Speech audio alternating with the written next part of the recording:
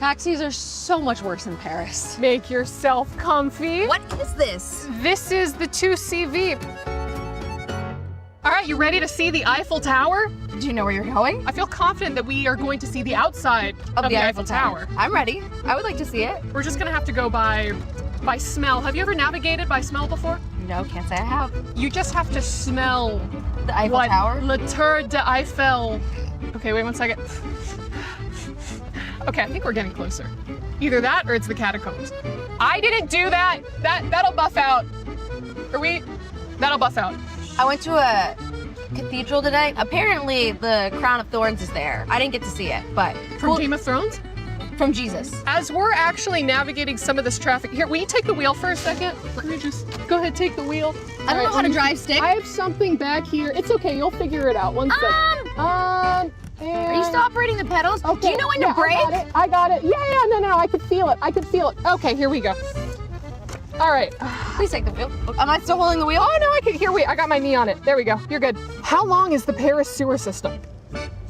I can't measure distance, so 20 miles. 20 miles? That's pretty far. 2 miles. It's actually over 1,304 miles long, and much of it is big enough to drive a train through. Whoa, it's a lot of It is. It's quite That's literally crazy. a lot of The Eiffel Tower is 330 meters tall, or 1,083 feet if you're American. How much does it grow or shrink based on the temperature? This thing's growing? I mean, we know that things tend to grow or shrink based on temperature.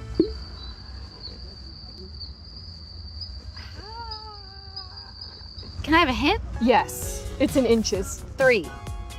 Double it. 6. 6 inches. First try, again. 6 inches? I mean, that's kind of crazy. That is crazy. Yes, I'm gonna- there's a band that did a JoJo opening. I'm gonna think that you don't know so much about Paris, so... I'm an expert in Paris. I've been here for like 2 weeks now at this point. Well, what can... Regardez la rue! That means watch the road. Ah, Mm-hmm. where's the part? There we go. Just that le. True or false? There are no stop signs in Paris. Haha, true, because I'm just going. That is so true. Actually true, the city uses yields, traffic lights, and right-of-way, all of which have been disregarded on this drive. Bonjour, bonjour. We, Oh, wait. She did not like. She Wait. did not like it. Oh, wait. oh wait, wait, Bonjour. Bonjour. excuse me, should we a gauche? Should we? Well, I think we're a droite. No, wait, I need to gauche this. We did a Let droite. me gauche this. Let me gauche this. Ah, so cute! Oh. Très belle, Sean. Hey, watch the road! What? Oh. Okay, that was their fault. We only need a couple more gauches and we're there. Maybe I should just take an Uber or like a taxi. Well, no. That's me. I am your Uber and taxi. I've got a Or lot of student loan debt. another one. No! Well, I feel like I'm the safest Uber or taxi that you could ask for. Sure. Check out my 5-star rating. Is that the Eiffel Tower? I think. That's not the Eiffel Tower. No, That's a crane. I think maybe you can't see the Eiffel Tower because it shrunk 6 inches. Ah, right. That must be it. But also because this freaking grandpa is on the road in front of me. Oh my God, he dropped his croissant. I have GPS built into my brain. You know, like those pigeons? Those pigeons that always know how to go home? Yes. I know how to Homing go to the pigeons. Eiffel Tower. Do you? We're still making the, what's the other one? A droite? A droite. We're droiting. That was pretty a gauche. We're droiting. We're droiting? We're droiting. We're droiting. You know, maybe I should walk. I'm just gonna get out here. You're just gonna, I'm just gonna get out. right here? Yeah, just What- I just it's not. I'm just gonna walk, stretch my legs, breathe the Parisian Paris, you know, the air, and just, you know, just. I can take you the rest of the way. No, it's, you know what? It's really nice out, and I just think I know that it'll be a great walk. it's just one more a gauche. Au revoir. Can I have 5 stars at least? Merci. Hello everyone, it's your favorite kind of tofu, Kin Dofu. I'm with Blacklist International today. We have our 4 players. Right now, we will play a game of who's most likely to. Let's start with the first question. Who takes the longest to get ready to go out? Oh, okay. Share me one. Why? Because I'm not decisive to when pick my outfits. He wants to look good in case of emergency. Who's the most likely to use a hero that is not from their lane to play in their lane? Okay, me. Give us the example first. Dharma support. Dharma support. Yeah. You guys did that, right? One of the In games? PKL. Yeah. Okay. Did you all win? Yeah. We win Dharma support? Begin. Next up, who is the most likely to buy a new skin when it's launched? That was pretty quick. Do you have like all the skins in the game? In my role, yes. But sometimes when I see a good skin, like it's definitely worth buying. Okay. I always buy it. Like even though I didn't use the hero. Okay, so favorite skin? Crimson Rider of Guan Yu. Oh, okay. We're gonna end it with the last one. Who's the most likely to oversleep and miss practice? Two of them. Two of you. Okay. So of them. give me the story. We start with Chemi first. There's time when screams, like he oversleep. How late was he for the practice? 20 minutes. Okay, 20 minutes. Okay, not bad. Okay, now we go to Chad. Typically, Chelsea's like sometimes he tend to forget that we have screams. So maybe that's the only time that That's even worse. That's even worse. Bad memory. So that's it for the short segment with Blacklist International. We'll be back with more.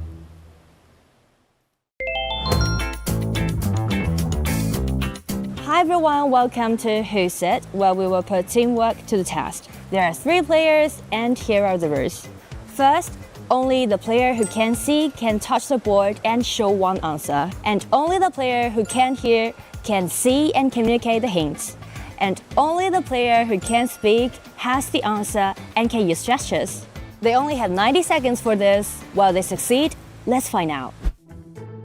ยากปะโอ้โหยากมากเฮียแล้ว ไม่รู้เลยเฮียแล้วเป็นยังไงถือดาบมีผ้าปิดตาไหมถือธนูไม่มีถือดาบมันต้องไม่ถือดาบหน้าต้องเป็นไฟเตอร์ชุดดำไหมชุดดำไม่ใช่ชุดดำด้วยไม่ใช่ชุดดำเอาแถวแรกออกไปก่อนเลยแถวแรกแถว4อะลงไปอีกแถวหนึ่งเนี่ย1เอาไป1 2 3อันนี้ผู้ชายอันนี้ผู้หญิงผู้ชายหรือผู้หญิงผู้ชายเอาตัวผู้หญิงออกไปก่อนเอาแถวหนึ่งลงไปเลยแถวหนึ่งลงให้หมดเลยแถว1 2 ตัวลงไปให้หมดเลยปึ๊บถือดาบข้างไหนซ้ายหรือขวานาฬิกาจะหมดแล้วเลือกแล้วว่าตัวนี้แถว2ตัวแรกที่เหลือหุบให้หมดเลยกูเดาแล้วแถว2ตัวแรกถือ ไม่ใช่ไม่ถือดาบเหรอ ไม่ถือดาบไม่รู้ผมนึกว่ามันถือดาบข้างเนี่ยไอ้แบบ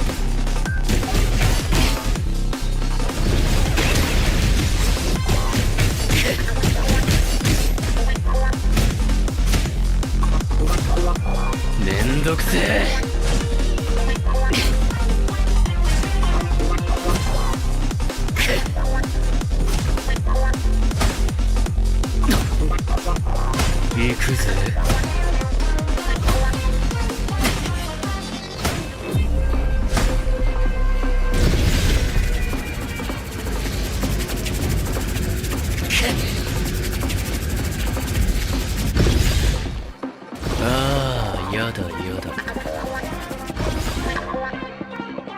これがターボババアの力かよなえるぜ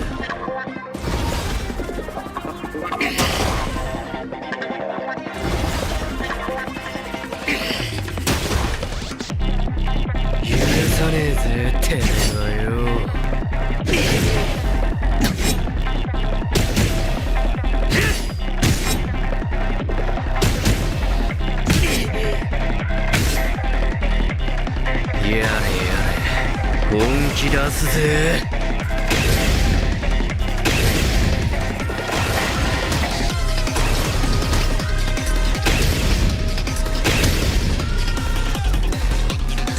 ももちゃん、会いたかったぜ。強くならなきゃ、もっと強く。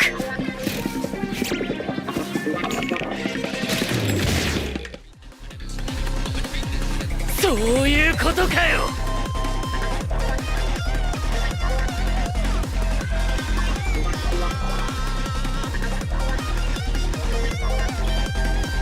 おっと悪い。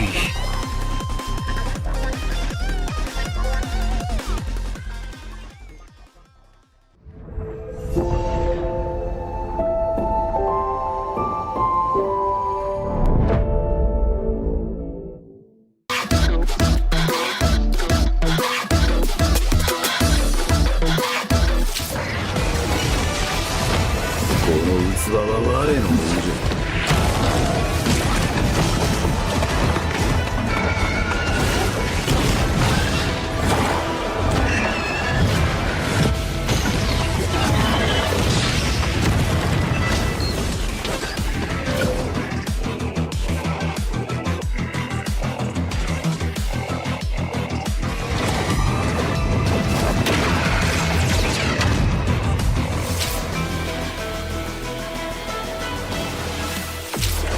わしのじゃ。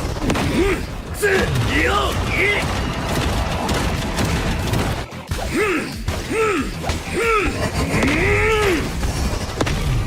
楽しいのう、呪いの家。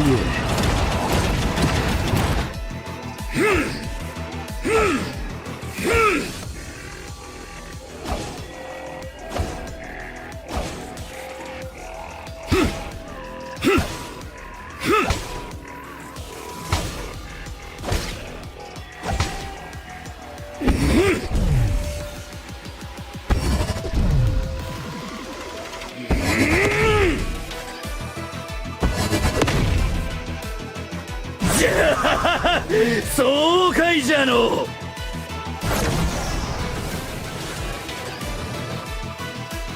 見つけた。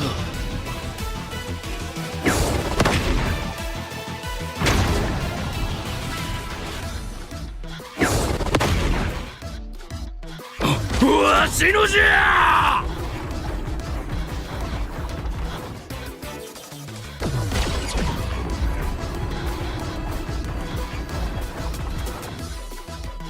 楽しいのう。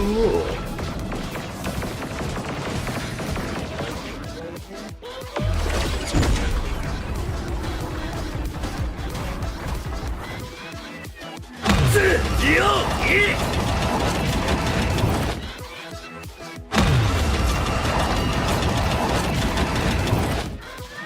い。呪いの家。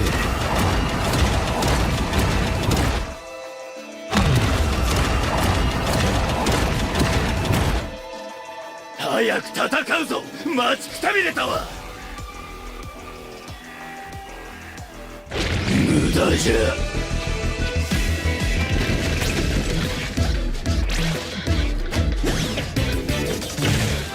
これから人間にとっての地獄を見せてやるからの。早くしろ。我は待たされるのが嫌いじゃ。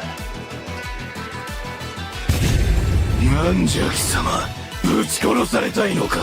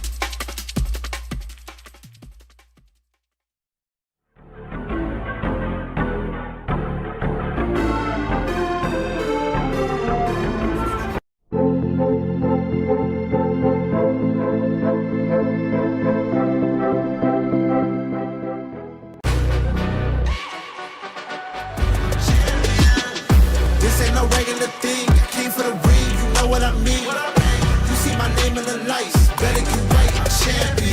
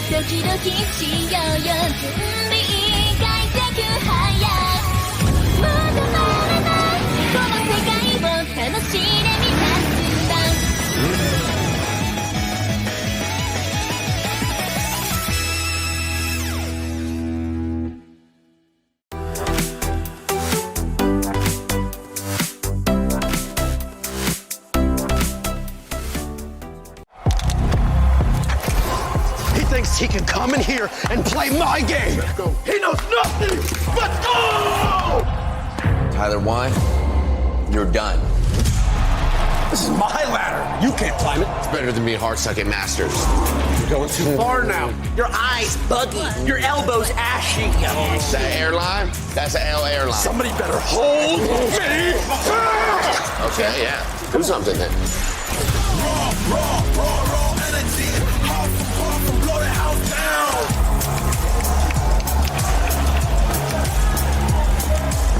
You look nervous. You look short. Everything's good? Mm-hmm. Fight.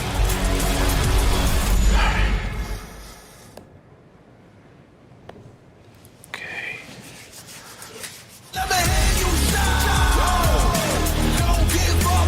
Do you really need the wraps? Yeah, this feels like overkill.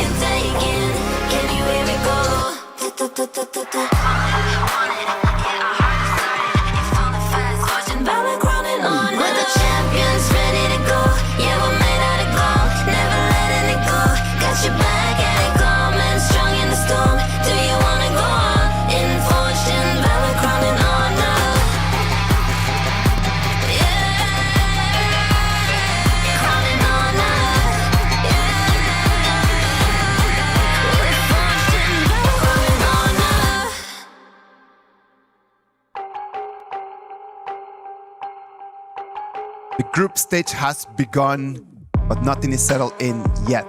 Some teams are building momentum, and some others are just fighting to keep their hopes to stay in the KWC 2026 for a little bit longer. We're live from Paris, France. I'm your host, Isaac Peña, and today is going to be day 2 of our group stage. Kin, Nora, how are you? Well, I would say I'm really thrilled today because, personally, for me, it's the debut for KPL team. So definitely, I'm really thrilled about today's matchup. Super excited as well. I think everyone has been waiting. In the comments for the past few days, everyone has been asking, where are the KPL teams? Well, they are here today. And this one is going to be an exciting one because we are going to have our first ever global against KPL team matchup. And of course, it has to be our new boys coming in from the side of Revenant X Spark. So I'm curious how to see whether this is going to be a good lesson learning experience and how strong will the KPL teams look. All right, Ken, I'm going to bring you back a little bit because you're actually running a little bit too fast for my taste. We need to talk a little bit about what happened yesterday. Yesterday, we had the group stage day 1. The highlights are right over here. We've had amazing performances. We got over there top of the top. Break it down for us. Well, yesterday's matchup, actually, we've seen several different players, especially I want to highlight this Luna player by Yulong, and he really showcased a lot. And also, we've got 2 teams, I guess, just got their spot into the playoff, which is ROC Esports and also GK Esports. Yes, it's a very important one because there were kind of some surprises, right? We were expecting, example, Aurora. When they first showed up, they were touted as the #1 MKL team. They were the champions. And it was supposed to be a stock standard result going up against Rock Esports. But Rock surprised every single person across the globe, getting a comeback and making their way into the top 8 slot. It's not easy, actually. It's definitely not easy for them to do so. But after they seal the deal, actually they got the priority to pick the opponents that they want to play against through a draw in the playoffs. So that's what we talk about, right? During this group stage, the most important part is not only to get the ticket into the playoffs, but also trying to vie for the first place. Yes, you definitely want to use all the advantages you have because this is a competition, right? So you want to have a strong team, but you also want to have strong benefits going into the later parts of this competition. And also during the group stage, you can see different teams have their different understanding towards the patch. So you can see, like, for example, this one, right? Nemesis CC, he played Devara as a farmling, which is quite a nice flex pick and unique one, actually. Yes, and one more thing we can expect today is I think we'll get even more creative drafts. The coaches have been through the boot camps. We have a lot of teams that have gone through the boot camps as well. They have learned quite a few things, so I'm curious to see what else they can offer in this second day of our group stages. That's also something I want to see about, and also like for KPL teams because the patch is slightly different, right? Yes. So a lot of composition which they are really good at playing with is absent in EWC. So definitely that's gonna be some problem for them to deal with. 20 teams began this journey, and right now as we move into the group stages, as you remember, we had the play-ins, then right now we're in group stages, best of 3s, best of 7s. This whole tournament has a very specific way how it's going to work out. So what about if we look at this video just to see how the trophy is going to fall? Welcome to the Honor of Kings World Cup, happening right here at the Esports World Cup 2026. Before we get into the action, here's how the tournament works. The global ban pick system will be implemented, and there will be 3 stages: the play-ins, the group stage, and the playoffs. The 8 qualified teams have been split into Group A and B and drawn their placements on the bracket. The play-ins will have best of 3 matches, where the top 2 of each group advance to the group stage. The 4 teams who advanced from play-ins will be joined by 12 teams that qualified from their respective leagues, forming a total of 16 teams for the group stage. The 16 teams are split into 4 pools based on their performance, with teams in Pool 1 being the top-seeded team in each group. The rest of the teams will be drawn into the groups, with each group having a team from each pool. The group stage will once again have best of 3 matches in a double elimination format, where the top 2 of each group advance to the playoffs. Teams that advance through the upper bracket will have an advantage, so placement matters. The playoffs is where things get interesting. The team who advanced through the upper bracket in the group stage will first draw their selection order. Then, they each get to pick one from the other 4 second-place teams to play against. When all teams are picked, the stage is set for the playoffs. The playoffs will have best of 7 matches, and where teams tie 3-3, the ultimate battle will be the deciding factor. No second chances, no room for mistakes, and only one team will be crowned the champion of KWC at EWC 2026.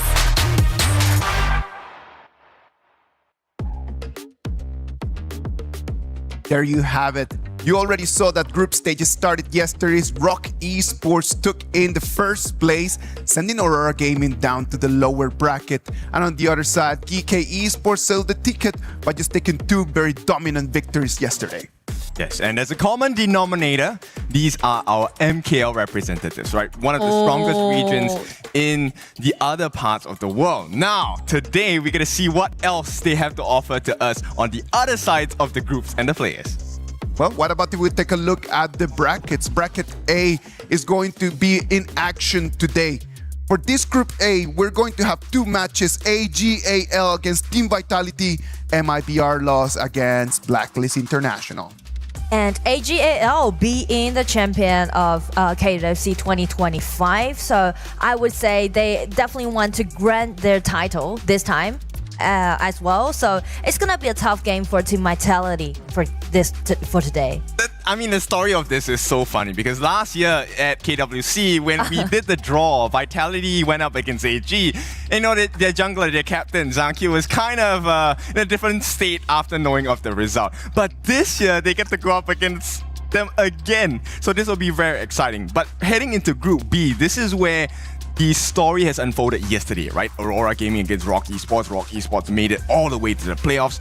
Titan Esports Club will have to go against Influence Rage. This one will define the history for the year because they will be going up against Aurora Gaming. And it's not going to be an easy one. It's a difficult journey, but this is what the tournament is supposed to be like. So Group C as well, we have our first matchup today. That's going to be Quasho Gaming going up against Revenant X Spark.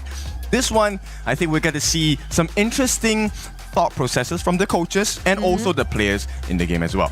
And because of the features that both teams share, which is their playstyle, is very aggressive. So I'm looking for a very head-to-head matchup for today's day one. Yeah, and following that, we have the Virtus Pro against Buriram United Esports. HOK and AOV once again share the stage. This one is another banger to watch out for as we progress throughout the games of the day. Now let's head over to Group D. This one, we already have our winners, which is going to be GK Esports heading to the playoffs from their performance yesterday, beating Team Nemesis. And if you voted, right, in-game, for the longest time of the game itself, more than 25 minutes, you won. High five, because it was 28 minutes. But here's one more thing that I want to highlight about our schedule, right? Because it's quite tight. And which also means if you can win game one, 2 wins in a row, then you can seal the spot into the playoff. So you can finish all your schedule in one day, which Rock and also DK did yesterday. So that's the thing. If you can save one more day for yourself, you can actually get well prepared for your playoffs. And then just standing there for a little bit longer not only is going to make their way in the KWC to have a lot more meaning, in the bigger picture, in the Esports World Cup, that club championship rankings keep moving and moving and moving. And then there's a lot of clubs that they're ranking and stacking up a lot more points. Yes, this one was so nice to watch. We were in the back room yesterday. Team Falcons got another trophy, meaning they got 1,000 points coming in. So this is going to be important for Team Falcons. But for the rest of us on the other side, if you take a look at the rest of the table, Nongshim as well as GK Esports, these are some of the teams that are in our roster of HOK. MIBR lost as well. So it will mean the world to them if they can win this entire segment of KWC. Exactly. I mean, overall, it's going to be a worldwide tournament. So, each game or each project matters a lot. Yes, there's a lot of money on the line. And there's something else that money rarely can buy. And that is the pride and the success, the satisfaction of having that #1 placement along with the huge prize money that you're going to get. And actually, speak of the money, there's a unique reward in KWC, which is when you're playing up against a team from KPO, you will get extra bonus, which is the King's Moment reward. So this is for example, Revenant today, right? Yes. If you want to play up against KSG and one match or one game for different bonus. Incentives, right? And that is important. It's not only about just being there and just the honor and the pride. Sometimes in life, you cannot just live out of honor and pride. You still need to put food on the table. And what a better way than just to keep packing up in there some of the prizes. So true. And also, just check the prize pool. It's dazzling for this project. So it's very a big achievement if you can do with this kind of prize pool. 7 figures, right? I don't think we will get to see that much money in our lives if we take it day to day. But one day, Talk about yourself. you might have 6 figures in your bank account. Top prize gets 600,000 USD. This is a lot of money. That's a lot. All right. What about if we start moving towards the games for today? Today we're going to have a packed schedule. We're going to have best of 3s. We're going to have the action of Group B and Group A and Group C. It's going to be 6 best of 3s. Yes, it is 6 a long day ahead. So we'll take a look. First up, we're going to be opening with the Quasho Gaming going up against Revenant X Spark. We're going to follow that with the Virtus Pro and Buriram United Esports games as well. This is going to be really interesting. Yes, and for the rest of the game, it's going to be AGAL play against Team Vitality and also MIBR Lost play against Blacklist International. And just like what we said, we still have 2 more upper brackets games to go at the rest of the day. So it's going to be in favor of teams who think that they can win upper hand. I want to see how the performance of the winner's bracket is going to be like, because this one defines the rest of your journey. If you win, you have a couple days rest. You also have time to prepare and take a look at the research you can do on your opponents moving towards the top 8 positions. This is very important, because the format actually had kind of like a gap between best of 3 and best of 7, because we're doing best of 7 in the playoff, right? So just think about it. If you can win the upper bracket and got your ticket, get into the playoff, you can save like at least one more day prepare for the best of 7. Yes, and 24 hours of research makes the world's difference down here. And you know what? There is more research to be done on your side, because if you want to figure out how do you play Princess Frost specifically, we have a beautiful skin for you to try her with. This is our EWC special, KWC special as well. Fortune Honor, crowned by Honor, the heaven beacon for Princess Frost. Already showcased in-game. Unfortunately, did not get the win in the series, but nonetheless, you will lose in style. I do like it. There's a saying about every player in HOK has their own destined hero, designated hero, and for me personally, it's Princess Frost. Wow, okay. I'm a big fan of Princess Frost. I'm gonna share the stage with you on that, because Princess Frost is also one of my favorite heroes. And it's something that the other talents know me as, because I like to play in the mid, but she can also operate as a roam. Maybe not for professional games, but in your ranked games, you can give it a try as well. Yes, and it's stunning skin. Love it. So moving on from this is gonna be an interesting day, because I think arguably our first series of the day, Kuaishou Gaming against Revenant X Spark. This is a monumentous challenge for Revenant X Spark, right? They have only been in the global space for roughly about 4 months. So this is going to be a huge lesson in HOK.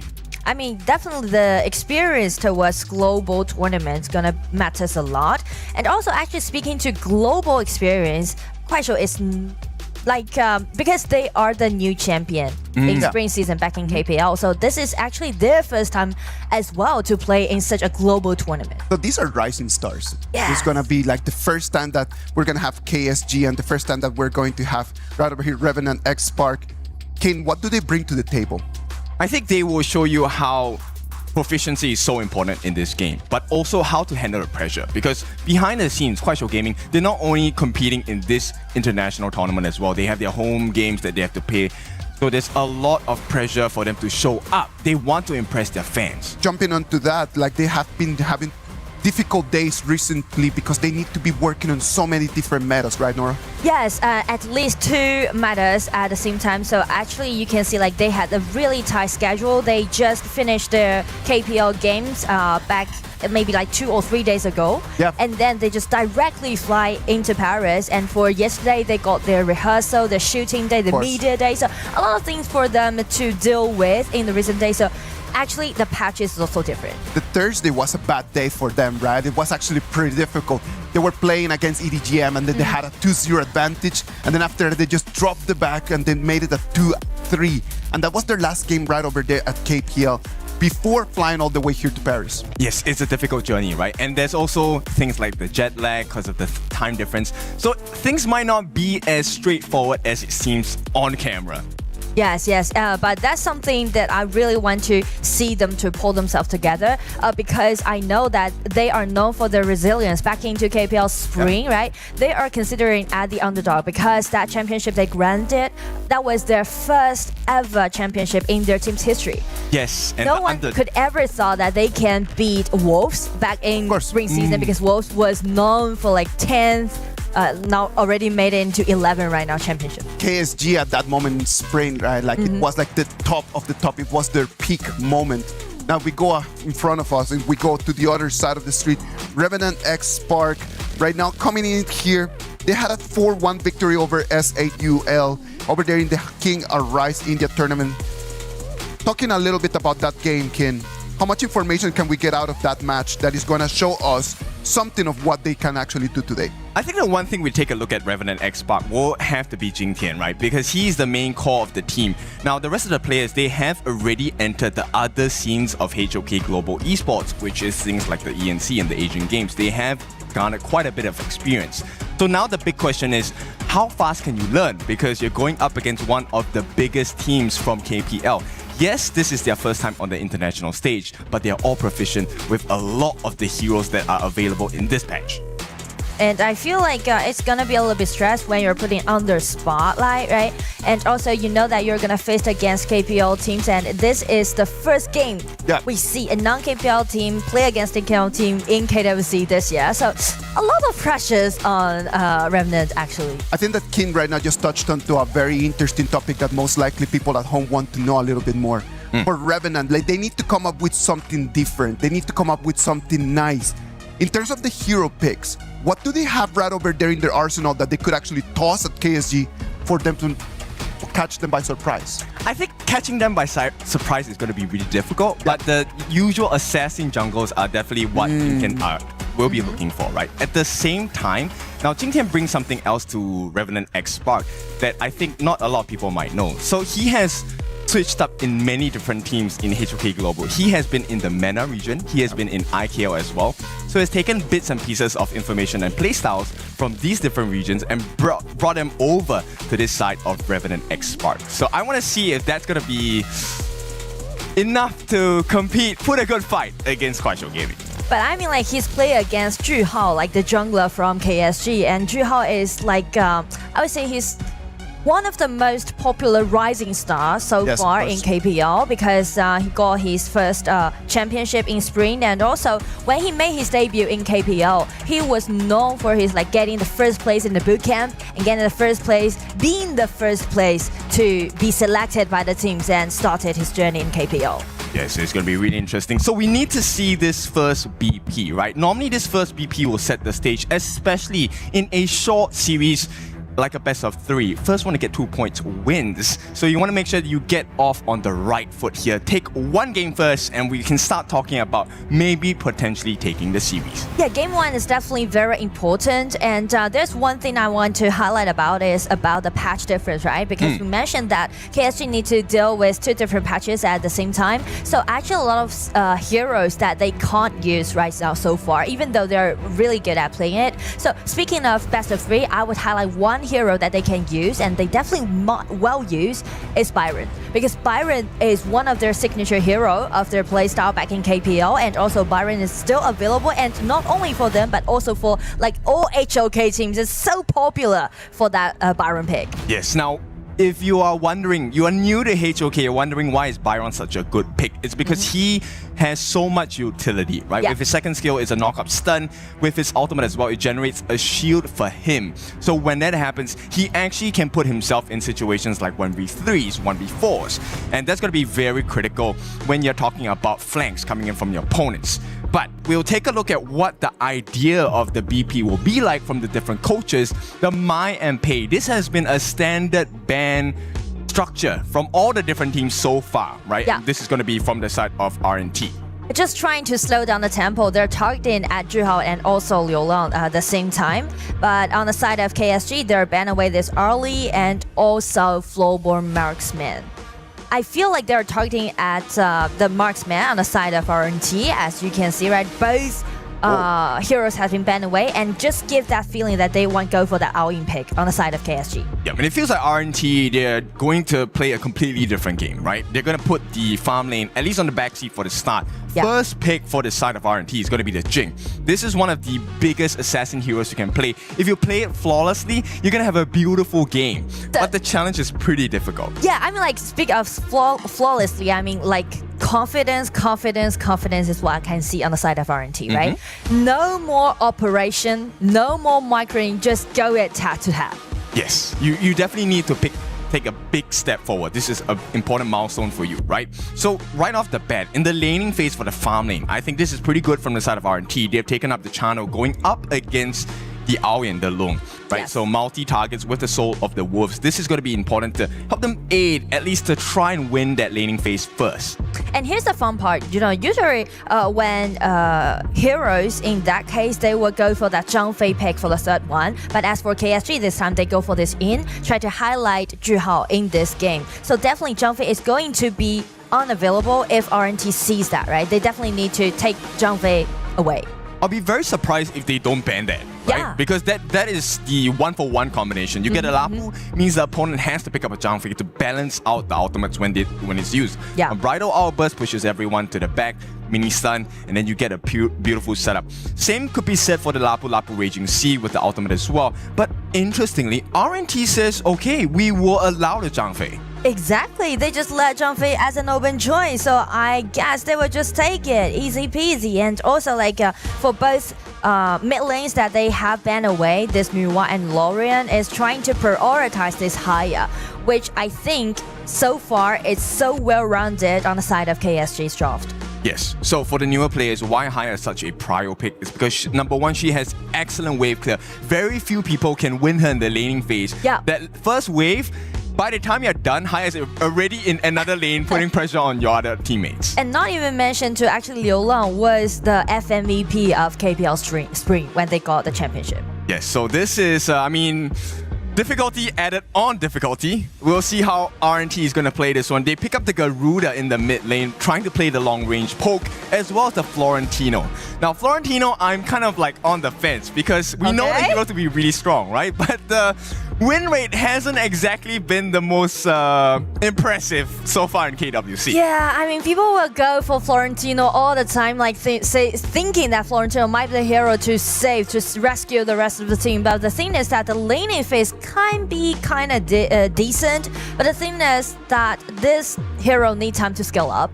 But the way that how they pick this Florentino with this Jing just show like pure mechanics and pure confidence on the top side of the map.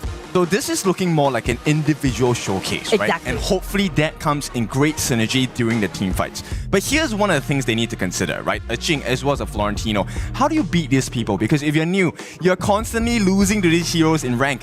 It's about the 2v1s, 3v1s. Just get more people, the numbers advantage, and you should be able to swing the fight in your favor. So actually you mentioned about the importance about 2-2 or 3-3 battles, right? And speaking of that, actually just check KSG's composition. You can see like all of the members or all of those heroes that they selected has the survivability, right? Yes. The ultis, the flash, or like some tiny skills that they can use just trying to dodge Jing's ulti or Florentino's chasing down. So that's the mechanics that we're talking about, and that's the mechanics we're looking forward to seeing in Game 1. Yeah, so Game 1 is very important. We need your help. We need you to do us a favor. We have a voting system going on, as you saw in the Overlord's pit as well. KSG currently leading in the votes for the Overlord pit. So when they take the Overlord, you will see a reward in the form of this sigil. Oh, Jingtian is doing something. Sneak into the red buff side, and Zhao just use his might. Oh no. So, not looking it's good. going to be a 1-1. Oh, he got it. He stole it. So Jingtian actually gets that initial one. But here comes the second part. Sure, you stole it. Can you survive though? Because 3 members on the side of KSG are here. And they're going to open up this first part of the game with the first blood onto Jingtian. And that's not what you want to see if you're an RNT fan. And like first blood goes over to Science. I mean, nice try by Jingtian. But the thing is that you can see the coordination on the top side of the map, on the side of KSG, right? They just rotate so fast and in close. That kind of thing. And I love this. Right on the dot, hyper roll. Silence always brings the confidence, and you absolutely shine on stage. Keep going for that championship.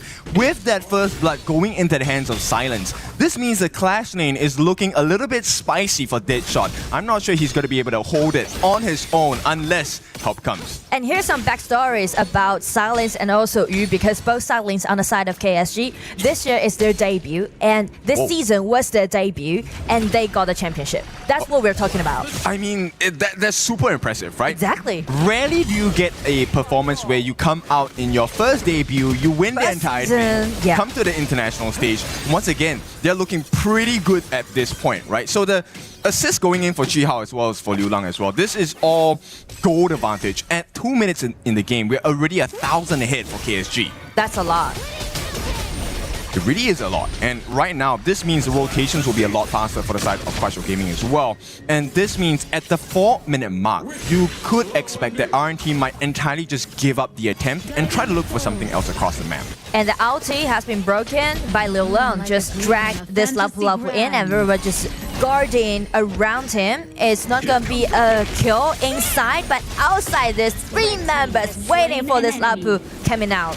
Yep, Crowley takes a fall here with the flash by Deadshot. He's gone as well, right? There's no way it's gonna happen. Jihao gets that finishing blow. It's 3 kills to nothing on the side of KSG. Nothing less to expect from the #1 team in KPL previously. And the way that how it goes so far is pretty much like RNTX is trying to make a lot of things happen, right? They make a lot of things move in groups, but KSG, they just guard there, just wait for it, and just doing those pushbacks. Yes, and the timing has been already super clean from KSG, right? So LFF actually giving vision to the side of KSG. It might not seem like much, but at this point, now they know what to do during their rotations. Crowley, he's gonna try and set up something on the side. The flash, the ulti already been broken, so KSG, they are on their way, getting down, try to rotate, and just force out the flash on the side of RNTX. So a lot of trades happening, and after that, it's up to 2,000 gold lead right now. And it will start to get more difficult, right? Because a flash at this stage means you don't have it for that 4-minute Tyrant fight.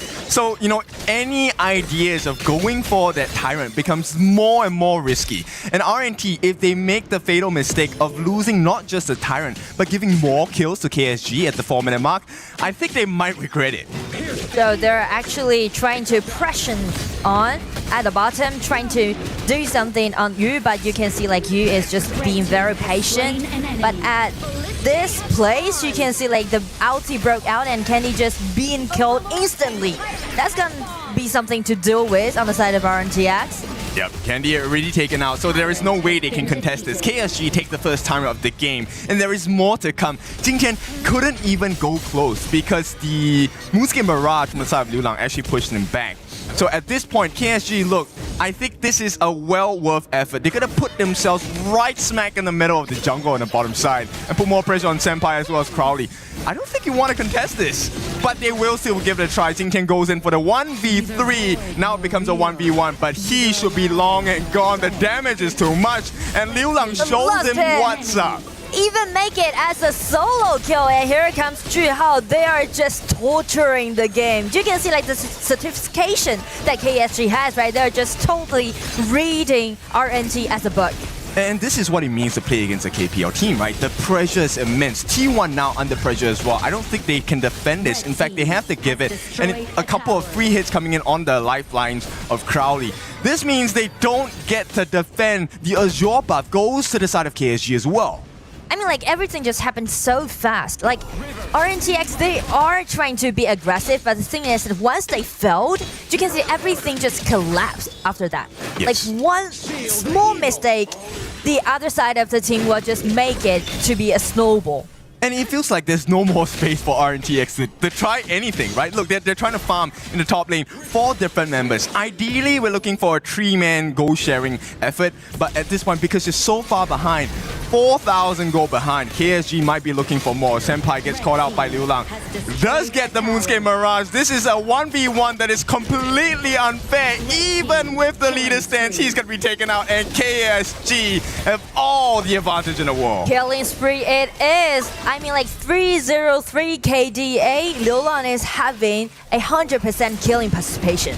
Yeah, we need to take a look step by step, right? RNT, can they get a kill over to their side? Right now, they have nothing to offer against KSG, and KSG knows that they have this advantage. They will start approaching the Crimson camp again. I feel like they are just being really dominating, and you can see like RNTX, they are too busy to guard all those resources that they have. Yep, and it's very difficult because ideally you want to isolate singular members on the side of KSG, but nobody can hold a 1v1 with any member on the side of Quasho Gaming at this point. So RNT, they have to figure something out in the sense of a 4v1, 3v1 numbers advantage. But to be honest, like with a 5,000 gold deficit, it can be really hard. The only thing that RNTX can do right now is just let Candy to guard all those waves and just trying to clear the waves and buy more time for Channel and also the Jing.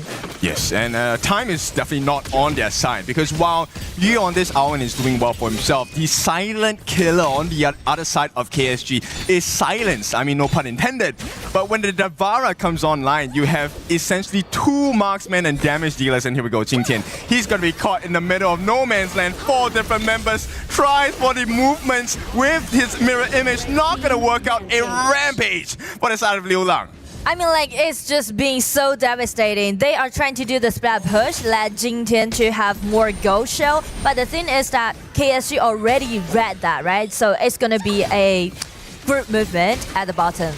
Yes, and you can see Liu Lang already at 403. What's scary is not the ocean, it's the undertow. And the currents by this guy are too strong. Now the 1v1 silence against Deadshot. He's going to give it a try.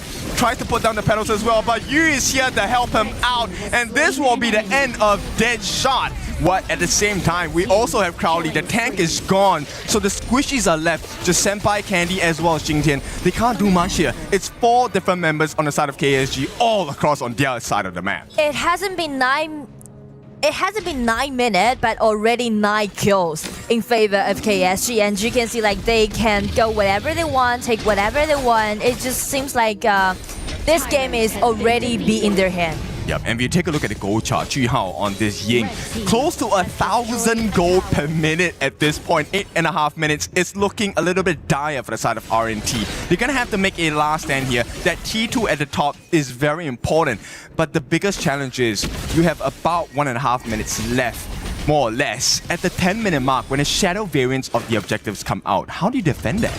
I mean, like, to be honest, it seems to be impossible for RNT to contest with this dragon at the 10 minutes mark against KSG in this kind of case. The only thing, I mean, they can do is trying to guide their high ground tower as long as possible.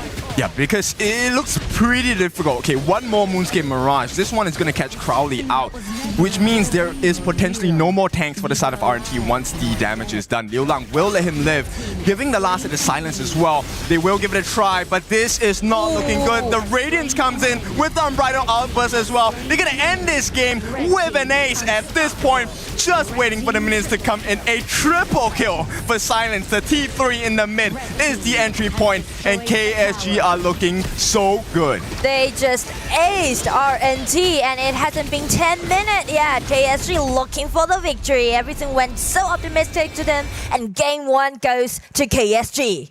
A very steady performance. This is what we expected. So what if there is jet lag? So what if there is 2 different patches?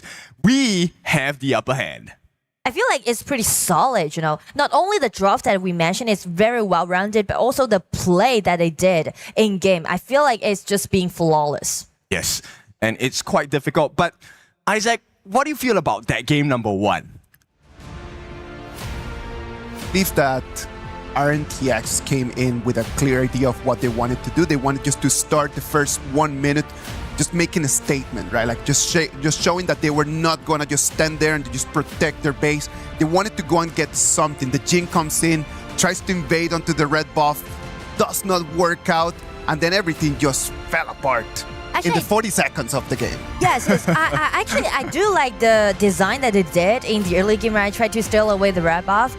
Because if you want to compete KSG, you can't just go for those operations. It's impossible, right? So you need to make something like out of your expectation, and that's something they're trying to do. It's a very big gamble, right? It's like you are actually, you're gonna win big, or it's gonna end up just exploding in your face, and for them, just ended up just exploding in their face. Yes, it is. Like you said, 40 seconds, right? That's not a lot of time. And you are forced to play this way because Quite Show Gaming, like you said before, Nora, they are a very aggressive team. Very, These are very young aggressive. and up-and-coming talents as well. Ji Hao down here, 306 with 9,000 gold in his pocket. He was far ahead on anyone else on the side of Revenant X Spark.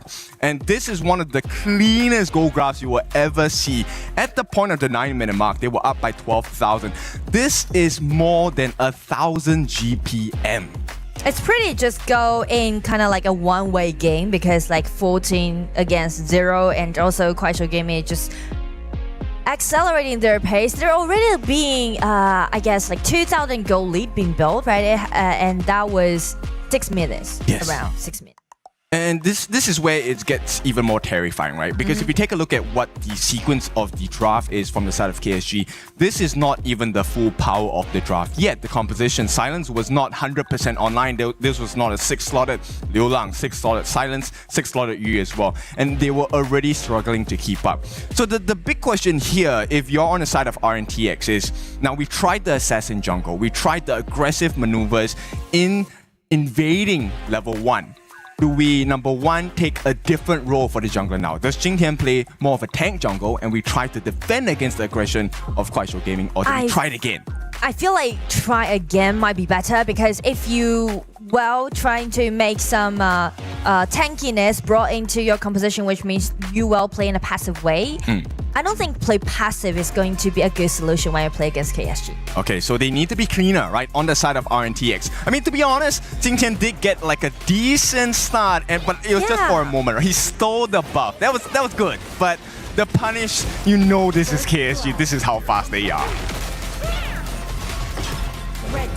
At the same time, following that, Crowley not being able to follow up, and one by one, they stepped into the jaws of KSG. This gave them the best possible scenario on the side of Kuaishou Gaming.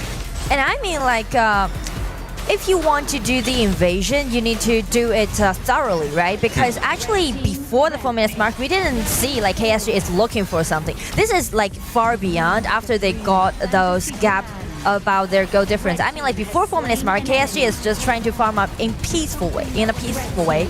But the thing is that they are just doing those pushing backs when the other team is doing the invasion.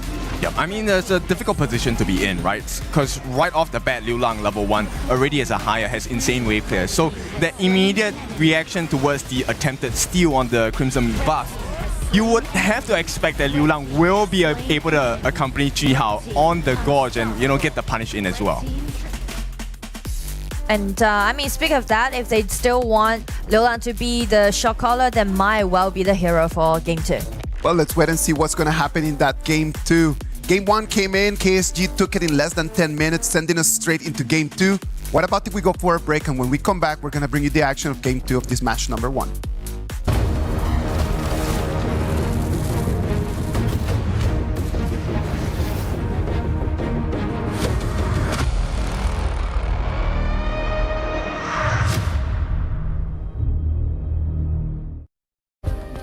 Play is in our DNA. Whenever we let it out, it becomes our superpower. Now imagine an entire city being built to supercharge it. Kadir City, powered by Play.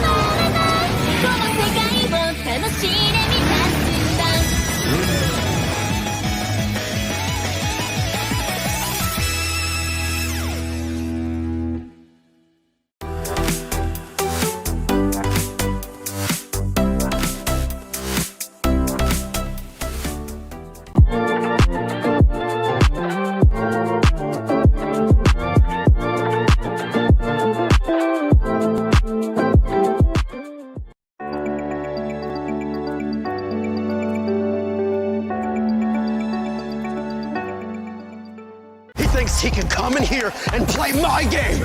He knows nothing. Let's go! Tyler Wine, you're done. Raw energy. House for pop and blow the house down.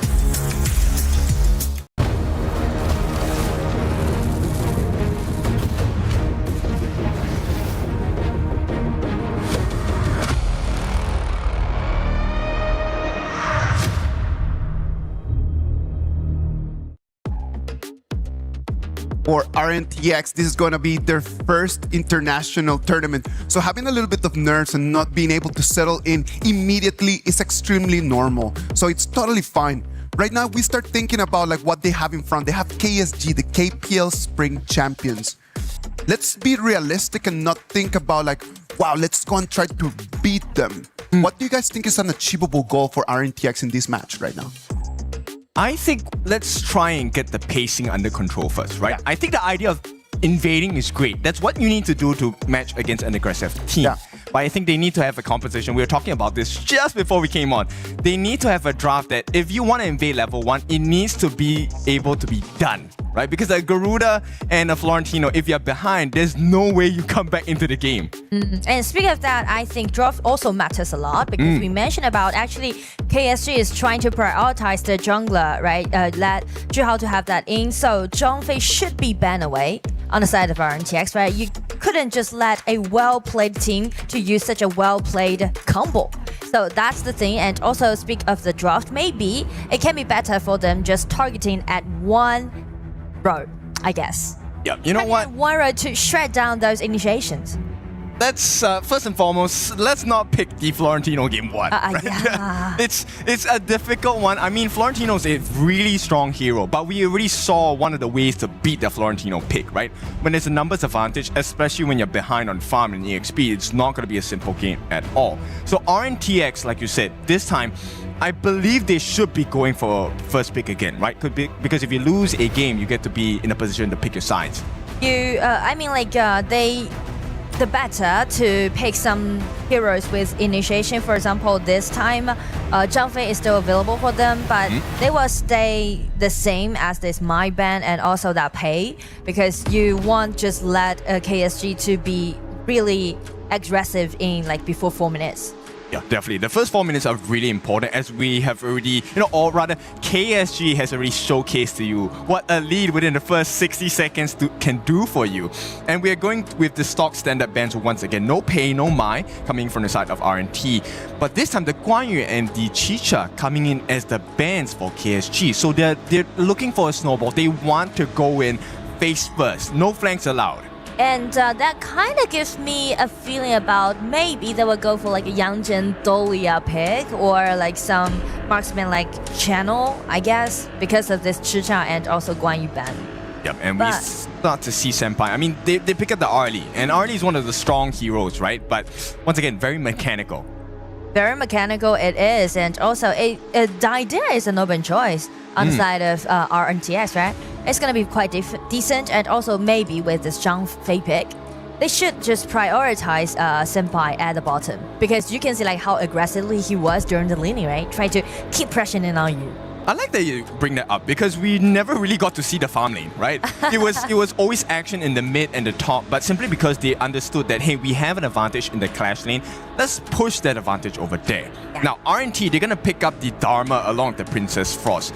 So maybe, you know what, they could even play the Liang as a roam and go for the traditional Frost Liang. Do you like that combo? Well, I mean, I do like the combo, especially I'm looking forward to seeing KSG or AGAL to play that combo. But as for RNTX, I feel like they might be better to go for a composition with more tolerance, because Zhang and Liang, you really need to use your ulti precisely, and it is very hard to execute it in game. Yes, high risk, high reward. And this risk is even higher now because they have Fatih in the hands of KSG. Fatih, if you didn't know, when he activates his ultimate, he cleanses himself of all crowd control, which means he might even say, you know what, Candy, if you want to use your second skill, Frigid Prison, freeze me, and I'll use my ulti, I'll come out, I'll start slashing. And it's not going to be a fun place to be at.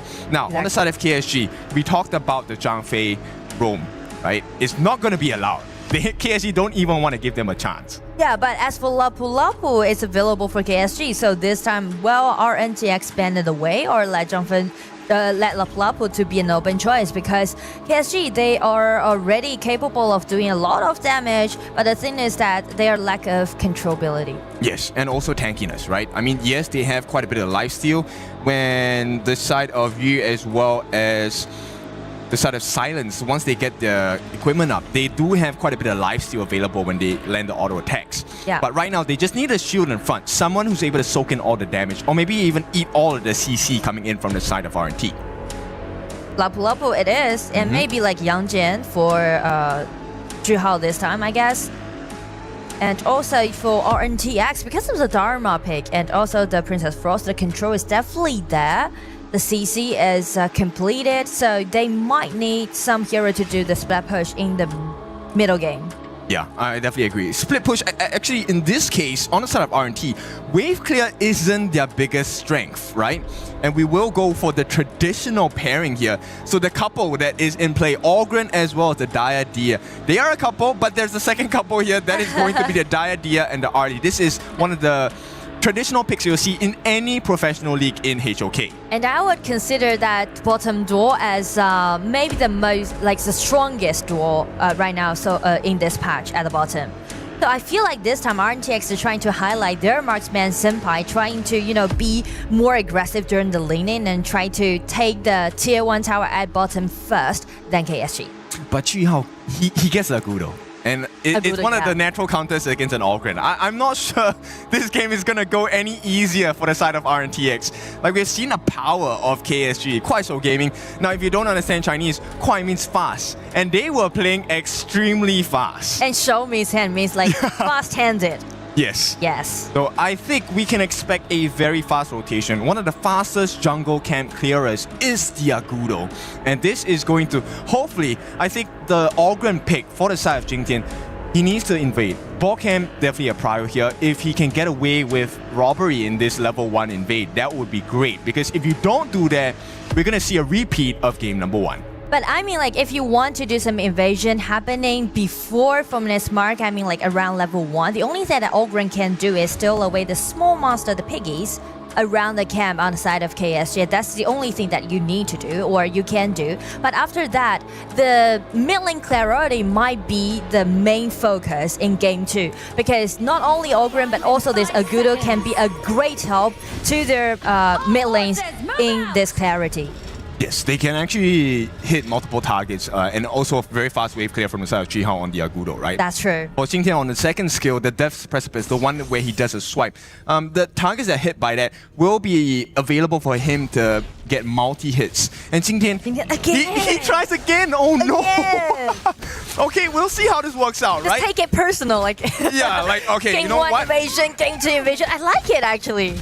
I like this because actually you can stop the passive of Chihao. He actually is successful. Now, the rest of the cavalry comes up. Straight away, it's a 3v2. The life bars are falling low on the side of KSG, but they don't have enough damage, and Liu Lang gets the first blood. Yes, it is onto Crowley, but here we go. Jingtian, your Ogren, the jungler, the core. He is down right from the get-go, right before the 60-second mark. I mean, like, same strategy, same tactics that RNTX trying to make, but the story just be remade again on the side of KSG. Like, it's like the deja vu of game 1. Almost.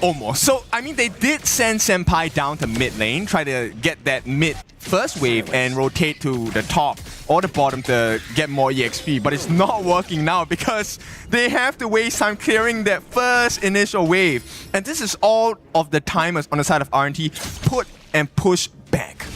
Just watch the replay, right?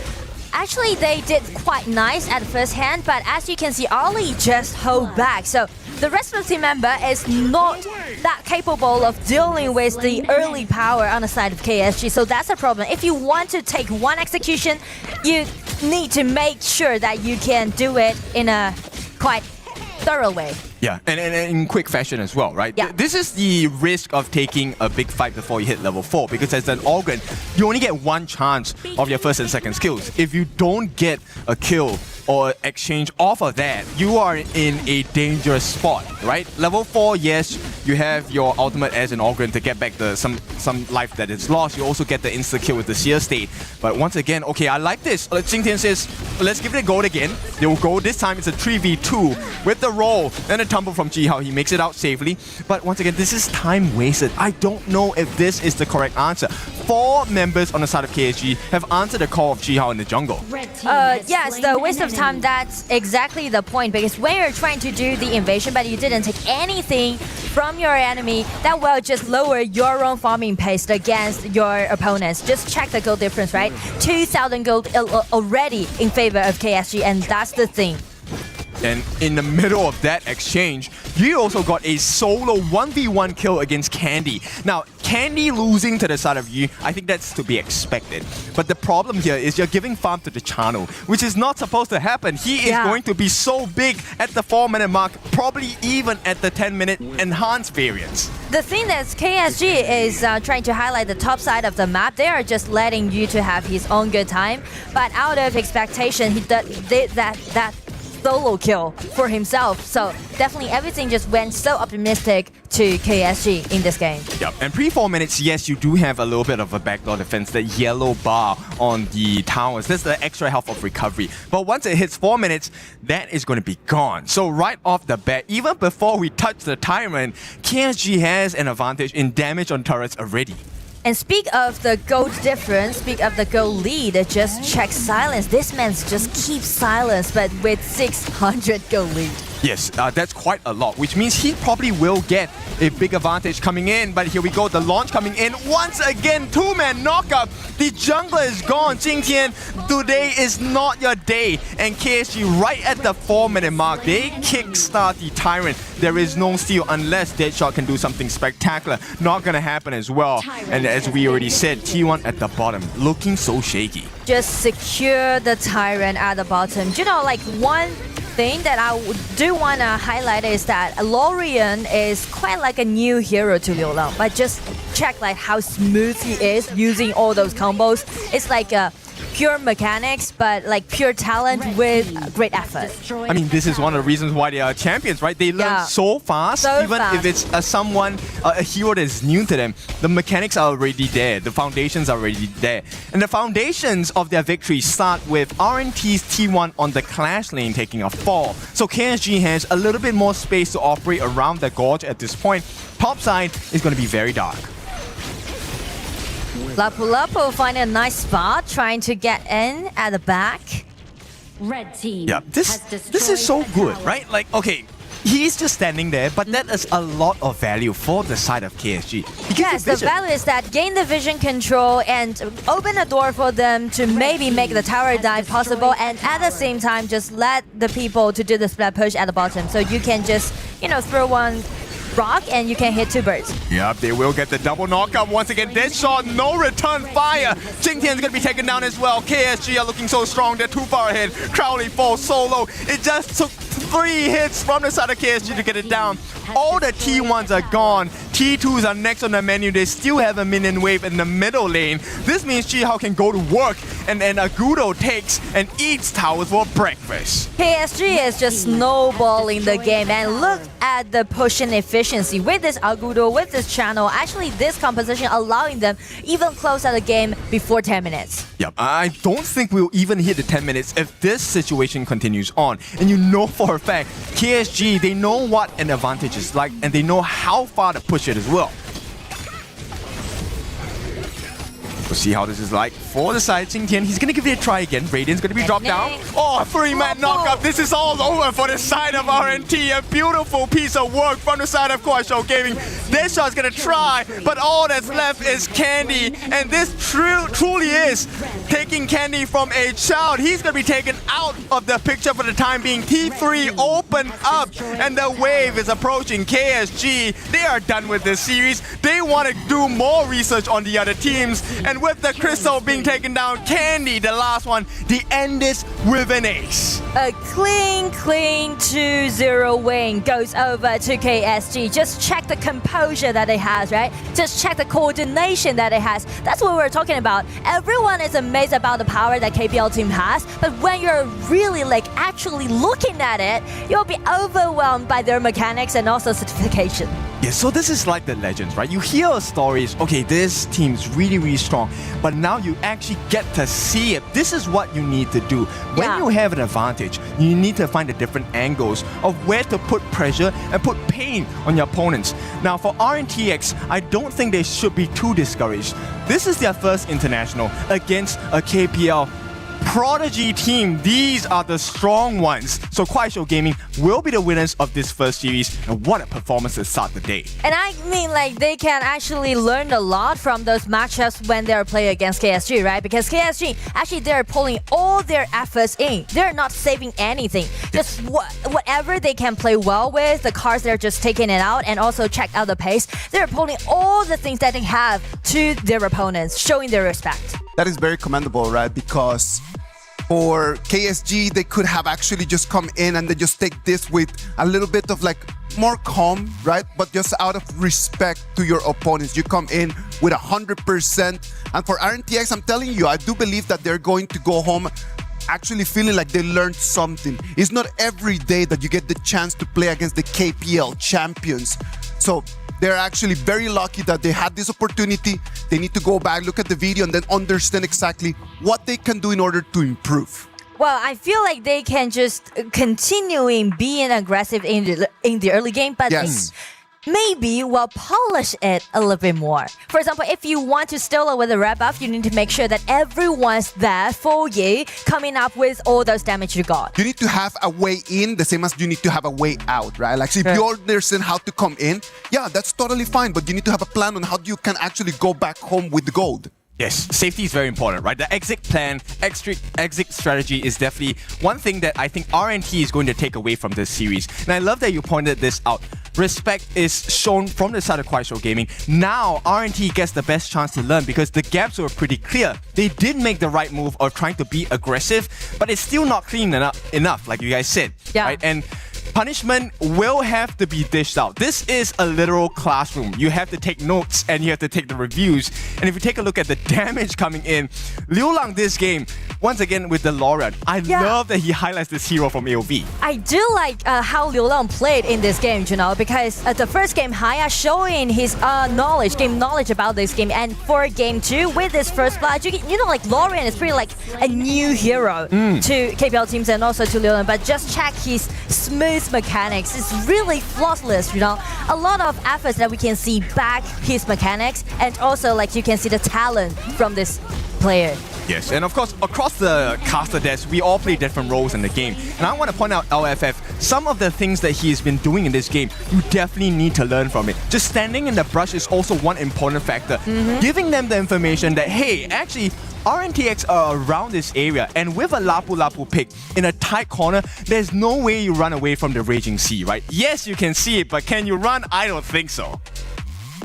I think that Kin made a very interesting and very smart comment saying that KWC is a classroom.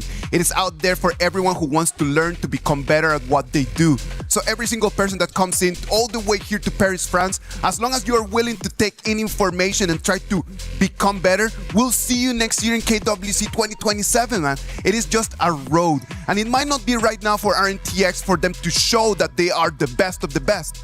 But if they take the notes in, I know that one day they're going to be able to really bring it in to KSG one more time. Well, let's go on stage and let's talk to Mara to see exactly what the players have to say about this match. Here we are with Liu Lang. Congratulations on this first matchup. You came in here as a champion of KPL spring season and you showed exactly why. You finished the game very fast. It was very clean that your opponent didn't have a chance against you, basically. Do you expect all matches here in KWC to be this one-sided? 流浪，你们作为 KPL 春季赛的冠军进入到这个比赛，感觉确实也证明了你们的实力。每一场都是像刚刚那场就是完全是2比0冲了对手。你认为就是这种实力差距，你们是否后面的几场可能都会是如此碾压性的去获得胜利吗？如果自己打得没啥问题的话，应该都是这样的，输退了。 As long as we can perform at this level, I think there's no issues with crushing everyone to 0, just like this. What you showed today would definitely scare everybody in your group. Now, the meta in the global is different from KPL, especially with the new AOV heroes. Earlier, we saw your team use the Lorian. What was the preparation like, especially because you're in the middle of your summer season right now in KPL? Was it a bit challenging for you? 在国际舞台上面，他们的主流打法可能跟国内的 KPL 也都非常的不一样因为这里也有那些像什么LV 的英雄，比方说你们刚才拿出那首那个 Lorian。那你们从 KPL 的夏季赛来到这个国际舞台上面，做出了哪些方面的调整呢？ 可能大家都是职业选手吧，都多花点时间练一下这边的英雄吧。可能国内都没有，就大家多花点时间练习一下。Well, we are professional players after all, so it came down to just practice. Like when there's a new hero, we gotta practice it. We gotta devote time learning the ins and outs of the hero and be able to deliver a performance with it at the highest level on the stage. And we're really excited to see what else you have to show. What about a message to the world, everyone that's watching right now? 那有没有什么话想跟现在所有在看的观众和粉丝呢？希望大家都能看得精彩吧，啊，看得尽兴。I hope everyone can enjoy the show and watch us win. Once again, congratulations. We're going to break that down a little bit more and head back to the casters. Lead the gorge. Thank you very much, Liu Lang, for coming in here, spreading the good word of top-level honor of Kings. I love that he came here. He has the confidence that they're going to make it all the way through as long as they perform as they should. Match 1 is done. Match 2 is waiting for us. Let's go to a break, and when we come back, we're going to bring you all the action.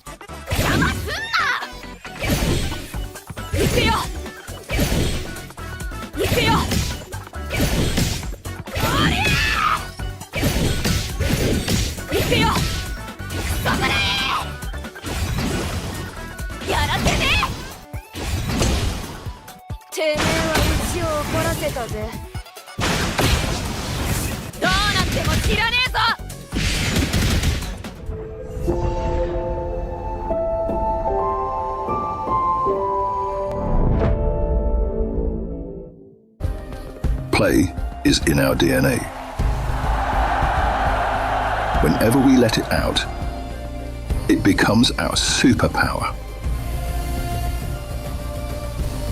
Now imagine an entire city being built to supercharge it. KWC, powered by play.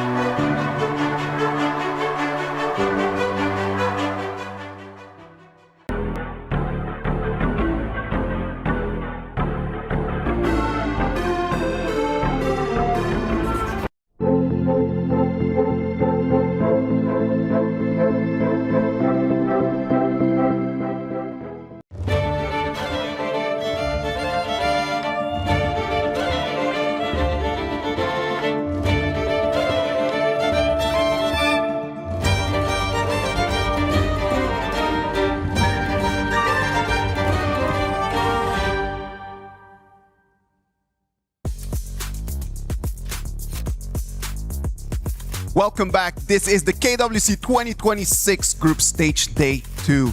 We just saw the performance from KSG taking a 2-0 victory and moving forward to today afternoon's performances. But then we need to see exactly who they're going to be playing against, and that is going to be our next match. To break it down to you, we have brought Kin and Blam for this match. Hello. One more time. I'm showing some homage to VP, you know, there we saw Clue with his lovely little... I'm assuming it's a Hue 1 impression, right? It's looking good, right? Because at this point, this is going to be a very important match.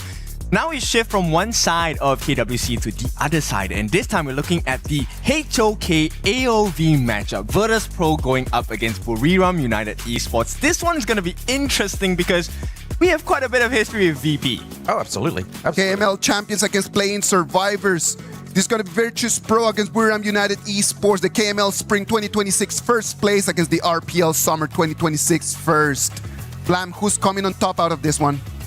Is that even a question? I mean, I'm a representative from the KML, man. Like, Virtus Pro has my vote all the way. I mean, Buriram United showed a very promising play-in stage, but Virtus Pro is that next notch in HOK. All right, so Virtus Pro makes it over here after winning their title. When looking at the way that they made it right over here, their destiny with Nongshim Red Force had been just intertwined in such an interesting way that they had to beat them multiple times in order to make it right over here. Blam, what happened in there?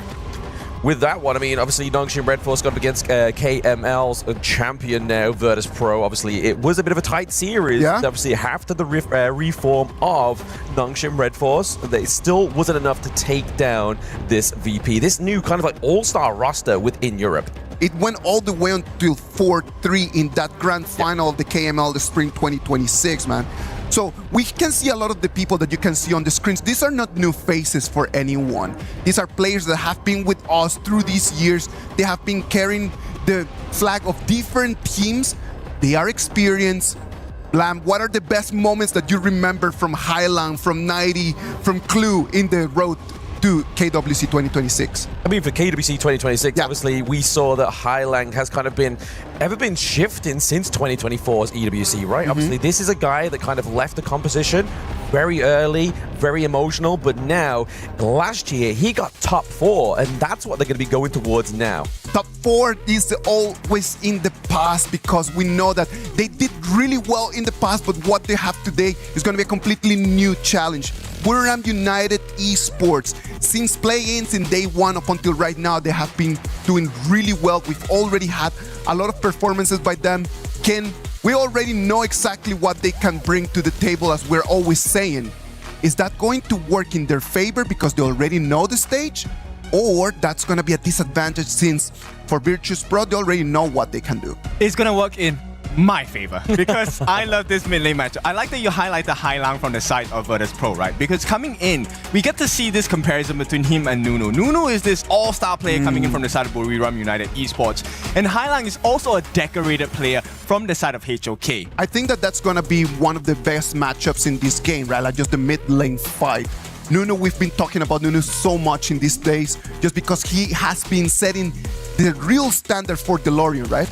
He is the gold star, right? If you think of Lorion, you think of Nunu right at this stage of KWC. And this is going to be a very interesting matchup because the wave clear ability from both sides is equivalent at this point before we start the performance, right? Hailang is also known as one of those very flashy mid lane players. We might see, I mean, we probably wouldn't see it today, but Shangguan and Mai, these are two of his favorite heroes in the mid lane as well. We haven't seen Nunu move away from too much from the Lorion pick because he has found so much success that, to be honest, I don't think Buriram United has been tested yet. But well, if he's already been given this option so many times and we already know that this is going to be one of his main picks, Blam, would you use one of the bans just to say like, okay, we're not allowing Nunu for that Lorian pick? No, you know what?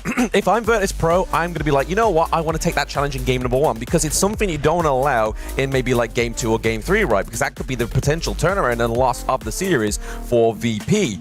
So for me, I feel like you test it in game number 1. If you beat it, that's even better for Virtus Pro. I like the idea of that, right? Because this is something that you can expect. This is something we have seen before, and this is something you might have done homework before, right? So if you are able to use that information to your advantage, get the win, right now that will kind of shake the confidence of Buriram United Esports. At the same time, it also opens up the questions, what more do you have? Exactly, I think that's the obviously question we're going to be seeing here as well, right? But I mean, I want to go and harp back onto that Lorian point as well. Like, I feel like with a team like Virtus Pro going up against Buriram United, you have to play, you have to be on the front foot, right? Like, you have to be leading that game for Lorian to have the impact that he needs. You can't play Lorian from behind. That's a very difficult hero to play when you are 2K, 3K gold. Okay, so I'm going to put you in the camp of Virtus Pro. I'm going to be on the side of Buriram United. And it's looking good, right? So the rotations are going to be very important. But we have to talk about the synergy of the teams as well. And the two players I want to add on in this scuffle are the roamers. Tao's going up against Clue. Yes. Clue's one of my favorite players. I mean, he is he is a lot of fun. And he is one of the most consistent players throughout the history of HOK. But going up against Taos has been really consistent so far. Very consistent, but I mean, Clue has home ground buff. Okay, true. You know, true. like, he is from France. He is here to be like, you know what, I can't lose at home. Like, any football team that loses at home, it's even a sorer loss here. So I feel like for Clue, he has something not only to prove to, obviously, his teammates, 90 in Highland that got to top 4, but he also needs to prove it at home that he is the top dog in that roam. Well, I like this struggle because both roamers, they play really well in the setup roam, right? The Changpeis, the Lapu Lapus, even the Lianpos. These are the heroes that we're very well versed with. On the other hand, if we are talking about the utility roams where the Diadias, the Sakias coming in, it might be a slightly different story because we have not explored that concept with either of these teams right yet. Correct. And then, that growth will then go into the goal lane. For you, T-Gold, for me, Licky, what do you think?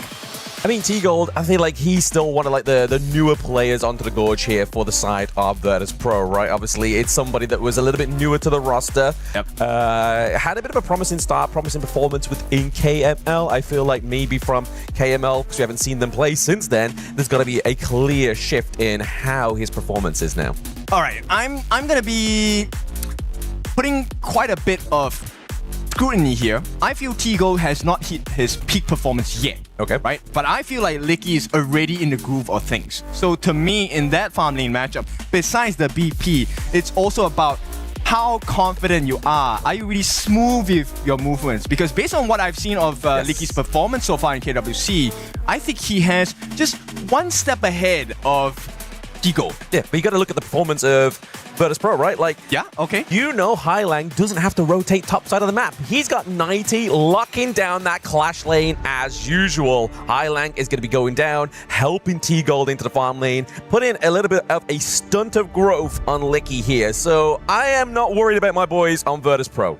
Okay, I like the confidence, and I hold the same confidence for the side of Buriram United Esports as well. I'm curious to see how this first exchange is going to be like, because normally in a best of 3, the first game sets the tone, right? Yes. If you get a win, there's a lot less pressure coming into the second game of the series. You could just potentially go for the killing blow there. Yeah, I mean, you always obviously want to, right? Obviously, game 1, what we saw yesterday, obviously, Chuck BR be able to get a victory from the MKL team, right? That shows that game 1 is a big motivator in that series. So if that is the case, it's brilliant. But you can't underestimate your opponent like the Chuck BR team did yesterday in Influence Rage. Okay, so we covered quite a few members on the side of both teams. Let's talk a little bit about the junglers, because that's another matchup that's going to be very important, right? In the previous series we were watching, we saw that a good jungler really defines a game, right? And the mistakes of a jungler could also define how the rest of the game goes from the get-go. But before we jump into that, I mean, we'll take a look at the BP. Jiabao is new. He is on your side, Virtus Pro. He's taking over Rock. Yes. And I don't know how I feel about it, because this guy, he is also decorated. This guy started from what do we call it? Started from the bottom. Yeah, this guy started from the bottom, right? He's went the Drake, you know? Yeah, National Championships, KGL, went to KPL. He's on loan from TTG. Exactly, yeah. So he has the accolades, but the thing is, you have like the clear accomplishments. But the problem is, does he have that bond? Because obviously we used to see from like Rock and Clue, they were very sort of like solid as a unit anyway. So it's going to be seen if that identity has been formed here for Virtus Pro. Because I think for me, if I was kind of like on the opposite side of this argument, it'd be like, what is the identity for Virtus Pro? Because it's not going to be the same as the one from KML. For sure. The synergy is definitely something that we need to talk about for both of these teams. And you know what? I was so surprised at the Buriram interview the other day, because they said they formed this team in, what, 5 days? They have like 5 days of experience together, but it doesn't feel like they're playing as though they've practiced for 5 days only. This guy seems pretty in sync with each other. So I'm curious to see if VP has this same formula in their bag.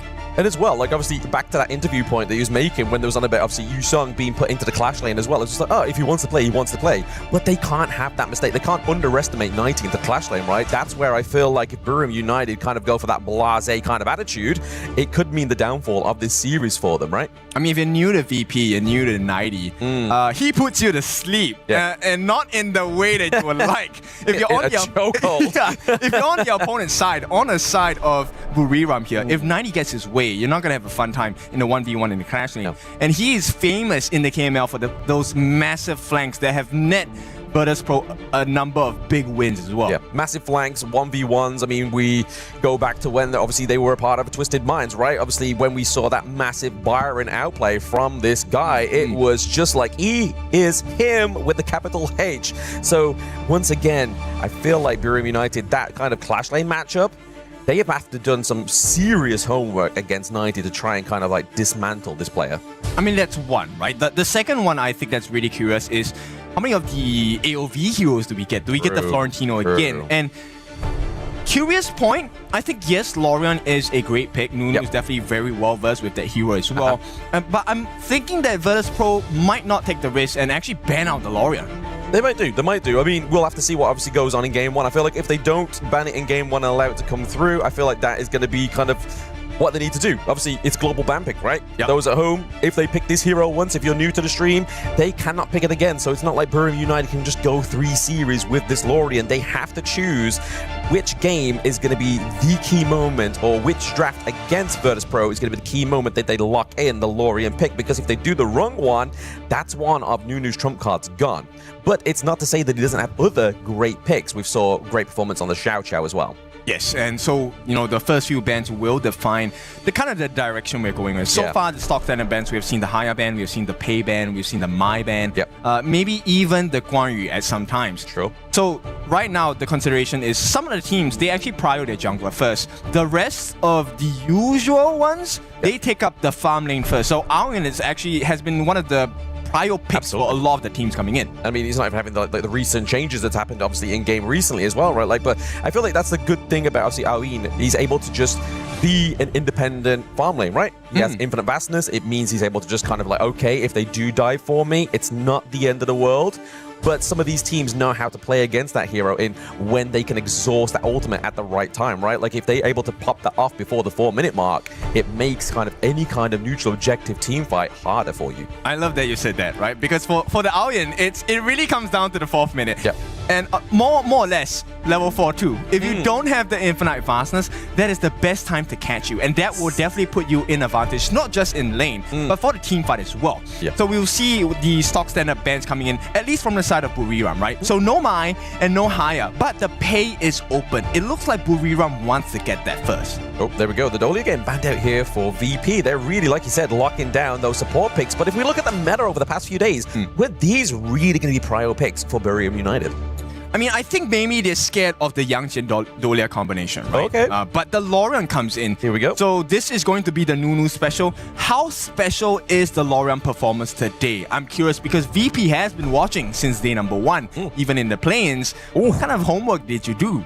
I don't know, but I mean, that's a meaty farm lane duo down there to the bottom side of the map. We have Aoyan, as we just recently speaking about there. T-Gold does get one of, obviously, like we're saying, one of the most prestigious farm lanes there as well. So, like Clue, we know is able to be free to roam the map, help mid lane, help jungle advance, or accelerate their farm. And he knows that it's going to be T-Gold after level 4. He's going to be fine. And if there's any hero that is synonymous with Clue, it's the Zhang Fei, right? Fei, yeah. He is one of the best, most consistent Zhang Fei players out there. But here comes the pain. You know what? We're not going to split the series to give you, one by one. We're going to have both of the AOV heroes coming in. And we're going to have the Florentino come in. This is going to be in the hands of Yishong. Now, Yishong is also the secondary class player for the side of Buriram. But here is the real pain. Valdez with the Pei. I mean, that's a crazy 3 like starter picks, right? Like, for the whole series, we were like, man, you got to watch out for Lorian. Man, you got to watch out for Pei. Florentino, I haven't seen the greatest performance on. No, but this team being from Arena of Valor, if there's anybody that's going to be able to pilot this, it's going to be Clash Laners from that game, you know? Whereas the Pei, that's also surprised me on teams like Buriram United. This is not a hero that has any kind of equivalent, right? It's different, but they are able to be precise with it. And we know Valdez. Valdez he loves those early to mid-game junglers, like his Pei is a Gudo. That's when he's had his best performance. Okay, so let's talk about their opponents at this point. But because we brought this up earlier, right? The Byron coming in. This is 90's bread and butter. So he has it now on the Byron. Good shields, and with the pick on the Zhang Fei, one of the immediate answers we see from teams is, okay, we're gonna pick up the Lapu Lapu for the Raging Sea, but that has been banned out. No Lianpo as well. So the big three in terms of tanks for the roam, that is gone. You are forced now to consider the utility roams. Diadea, Sakir, Tien. Oh no, Diadea's banned as well. Yeah, Oh exactly, no. So yeah. what are you left with, man? Left with, like you said, Sakir's banned. He can't be picked, you know? Like, so when we look down to the bot side of the map, is it going to be kind of forcing them to go for something like a Hue 1, right? Go something with a little bit more sustain there, able to obviously use him to use that AoE to obviously check rushes, do everything like that before you walk into it, but also kind of like try and stop these big engages. So obviously if Zhang Fei pops the Unbridled Outburst and you have your Unending Sorrow, you can kind of mitigate that CC at that moment in time. Okay, so they have picked up the pages from the textbook of Buriram here, right? So taking the Xiao Xiao in the mid lane for Hailang. Hailang hasn't really shown too many times at the Xiao Xiao, but you can be sure it's a guarantee that he will play well on this hero. How well though against Nunu on this Lauren? He is the gold star, gold standard of this mid lane hero. I'm just curious to see. They're leaving the jungler for the last counter pick against the side of Buriram. Yeah, it's going to be really interesting what these last two picks are going to be here, right? Obviously, we're looking for the jungle and we're looking for marksman. Obviously, we know that Ali has not been taken off of the Gorge here for them, but they're going to go and lock in the Chano here as well. Okay. And certain kind of flavor matchups. It is going to be the Hue 1, like I said earlier, just to give them a bit of sustainability. Because if you look at their draft, in terms of front line, it's only going to be Hue 1 that's really going to be like a pseudo. It's not the greatest kind of substitute for a tank roam. So we'll have to see how they do. Obviously, Chano is going to be a bit of a late game assurance here for the side of Buriram United, but the Xiao Xiao, I feel like, complements Aoyin, right? Obviously, Aoyin, mid-range hero. We know that we can get the poke potential here with Xiao Xiao. It's also a good counter, not lane counter, but for the Aoyin. So I think that's a good pick here for Virtus Pro to be taken. I mean, it's a risky draft if you're looking at it from a Honor of Kings perspective, because they're so squishy on the side of Buriram. But they know how to play these heroes to the absolute limit. At the same time, I like this understanding of the game from the side of VP. VP, they have a lot of control, and with the Nerza pick as the final one, not only do you dilute the heal values, you're also able to reposition yourself in the middle of fights. It's gonna get a lot messier for Nunu here. Yeah, it is going to get very, very, very messy, but like you were saying about the nerds as well, right? Like, you could be using that Skyfall to get rid of the Unending Sorrow before you go into a team fight, right? Because if you're able to force that out, there is no real mitigation of damage control. It's no longer a mitigation of it. It's a damage control point when you are trying to make sure that less of your players are getting CC'd, because once 3-4 men get CC'd by that Zhang Fei, Knight is going to be in the wing by, that Xiao Xiao is going to go in, use that AoE just to do a lot of damage, and then obviously burst potential here from Lung is going to be exponential if he gets the lead here. So T-Gold, I feel like if he gets focused, then that could be the means of victory here for Buriram United. So if you take a look at the draft, these are two completely flow states coming in. The draft on the side of Buriram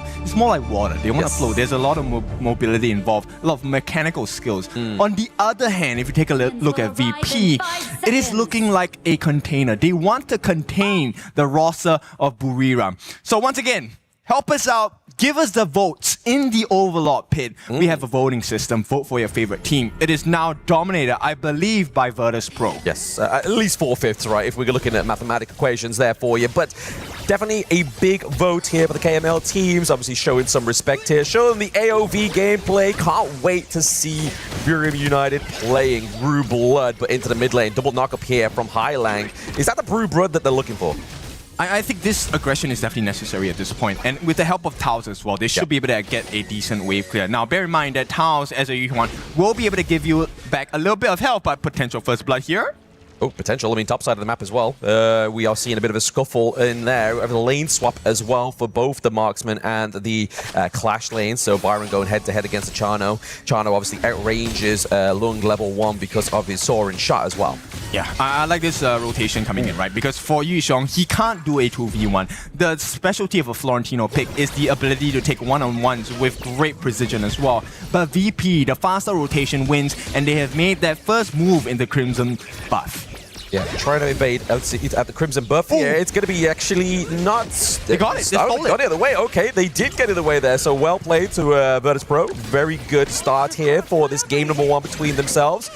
But they're just looking to dominate, obviously, the early game, right? They know, obviously, the way you kind of counter the Pei is you have to kind of invite yourself in, right? You have to slow him down. Yes.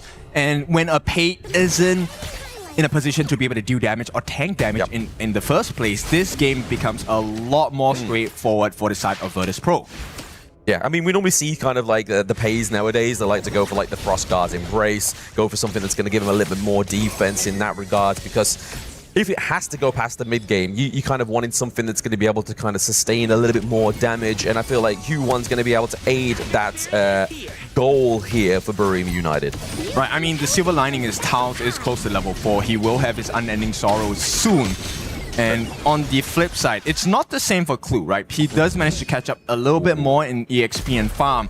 But T Gold, we're talking about this just now, he is not having a fun time. The moment Clue leaves him alone, he is at risk. Yes, and the fact is use the Infinite Vastus, right? You've seen Towers already rotate. He's like, guys, okay, ultimate's off the Gorge now.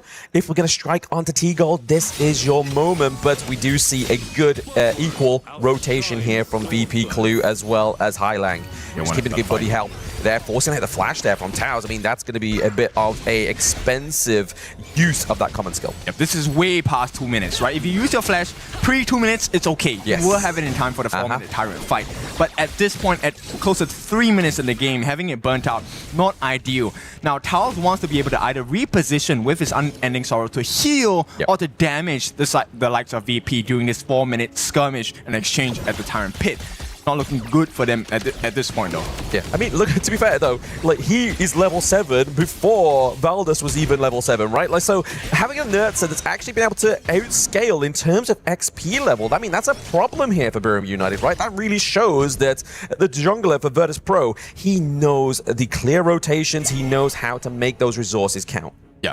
That's why junglers get angry when you take the camp, right? Because one camp, it was literally just the Crimson Golem going into the hands of Jiabao, and it made the world's difference. Now, a half a level EXP lead, he's also going to be able to jump on the backlines, and with the level difference, it's so hard to fight against him. Yep, and we all know, obviously, Nerds is a scaling hero as well, right? So if he's able to scale a little bit faster there, it's going to mean that it's going to be a little bit more frightful for the side of Burim United. Top side of the map here, we're looking for a potential takedown. It is going to be Yu Song who's going to be the first blood here, but it is going to be Burim United looking to try to be a bit of a cleanup Clue. There it is. We see jungle fall for Clash Lane, but Virtus Pro are not done yet. Unbridled outburst onto the back line. Takedown onto Nunu. 3-for-1 trade. Virtus Pro very clean. That's why we say it's a team game. Valdus here in the middle of a 2v1. They don't really have the resources to go and wrestle for the Tyrant, and they know it on the side of VP, so they will make life difficult for Valdus. He does secure his Azure Golem at this point, but the damage has been done. This is a T1 at the top. 1,000 gold going to the side of VP. And Clue, I mean, that last Unbridled outburst to finish up, make sure they get the finishing blow as well. In this particular exchange, I mean, it was the right decision for Valdus to not go in. But it was unfortunate. They had to spend a little bit more time to get Jiabao. They did get him in the end, but this is the value of the Nurtser. He buys time for you. Yeah, exactly. That's what, when we see that it's come through, buying time is the whole point of the game. But this vengeful Unbridled outburst, that was personal, right? It's like, you know what? I'm not going to get everybody, but I'm going to get one person in particular, and it's Nunu that I'm going to get the takedown onto as well. But you were saying it really good there, Kin. Obviously, it's starting to fall apart. The early game, T1 top side of the map has gone. The Tyrant now being procured by the side of Virtus Pro. And, I mean, I don't want Burim fans to kind of look top side of the scoreboard here as well. Obviously, the gold is definitely into the favor of Virtus Pro. The biggest challenge now is we haven't seen the 90 exchange yet, right? This Byron has yet to pull out any value for the team fights simply because he's not needed at this point. Now, it will start to jump on Valdus. He is low. Uh-oh. Yep, very low there. I mean, not too low, but he's able to pounce out that one there using his Tiger form. And then we see Yu Sung just kind of patching up the wound, saying, guys, I'm going to push him away. You can get safe. But at the same time, they're not even safe in their own jungle because that T1 takedown, top side of the map, means that it's easy access here for Virtus Pro. Has been replicated in bot side of the map there as well. The Lorien ult onto the backline is not going to get followed up there. The flash from Lecky is a problem. They know that Chano is a sitting duck at this point. Yo, Hailang, he's so good. That was a big save. Tigo got caught. He was open for the taking, but simply because of the knockup from Hailang, there was no other option. Now, they will try to go on 90, but he has a lot of shields to work with, and the team is backing him up. I don't think they want to do this. Buriram, this is a distraction play. They want to try and get the T1 at the bottom, but here comes a potential trade in mid. Looking for a potential trade here in mid. Obviously, shield potential, like you were saying there, are about 90. Not only does he have Byron's utility, the kit of that shield, he has the Stampede, the Leaping Savior from Clue as well.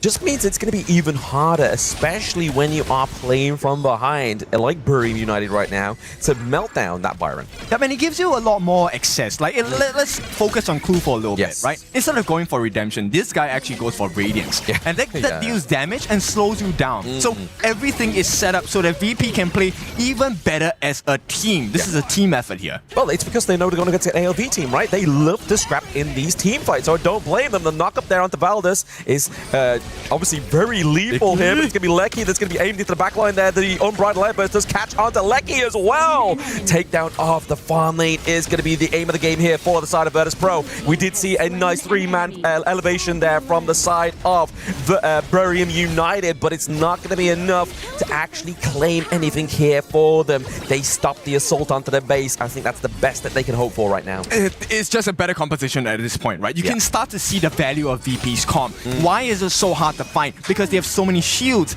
Just 90 alone has a one-man army shield, and this is aided on by Clue with his Leaping Savior as well. And with the gold lead, EXP differential, VP now is not the biggest. It's what, 1,500 gold. But every team fight is structured and goes in their direction because they get the knockups and they finish the job. Exactly, the knockup, as you just said there, on point. It's going to force out that ulti there from Taos. Now is the time for Virtus Pro to try and calculate some kind of strike here. They don't have a minion wave, so I can't imagine them going to aggress here unless the Nerds decides to fly in and put some pressure on.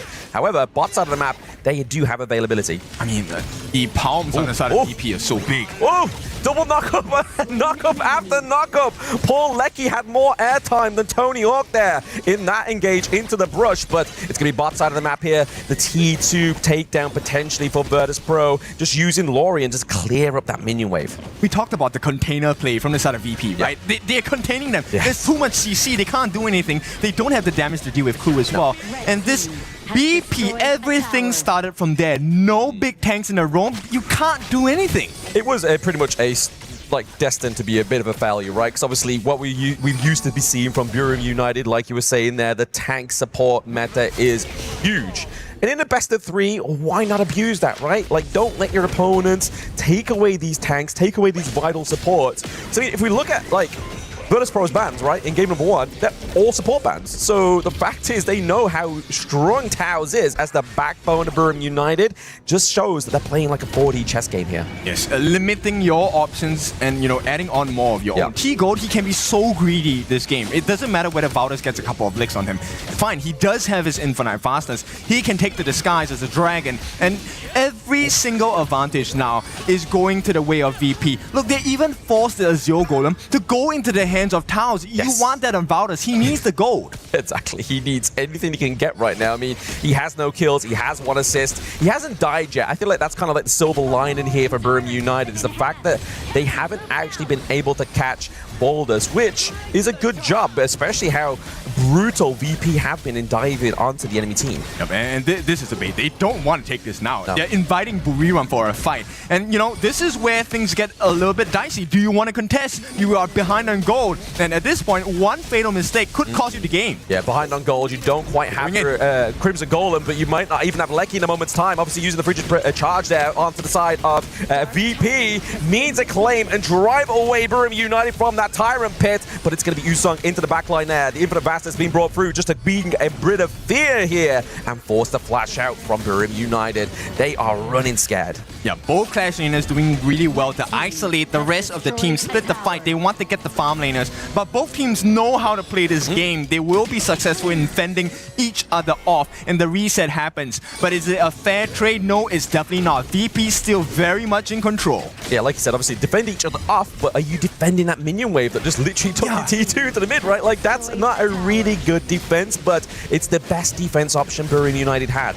Okay, I like the urgency. Oh, nice knockup. Nice double man knock up there. Beautiful access onto 90. But can they get a bit more? The Splendor has bought a bit of time, but in the wrong means. That is going to be an extra kill going up to Buriram United. They are looking for a little bit more here. T-Gold is going to be the only damage dealer here onto the side of VP, but it doesn't matter. He's into the back line. Lecky gets taken down. Triple kill from the DOT onto Nunu, and now they are looking for a bit of a brawl. 2v1. It's going to be Usong as well as Voldus. They are both on the run. They are scared. Oh, you can't do it. Oh, beautiful. Beautiful, beautiful. This guy is him.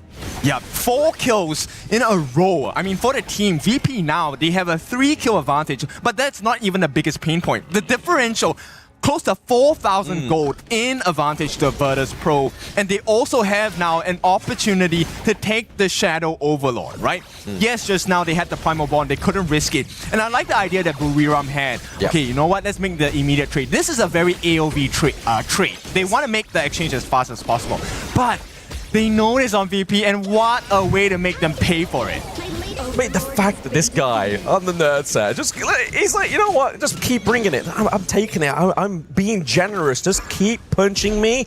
I'm going to keep getting back up.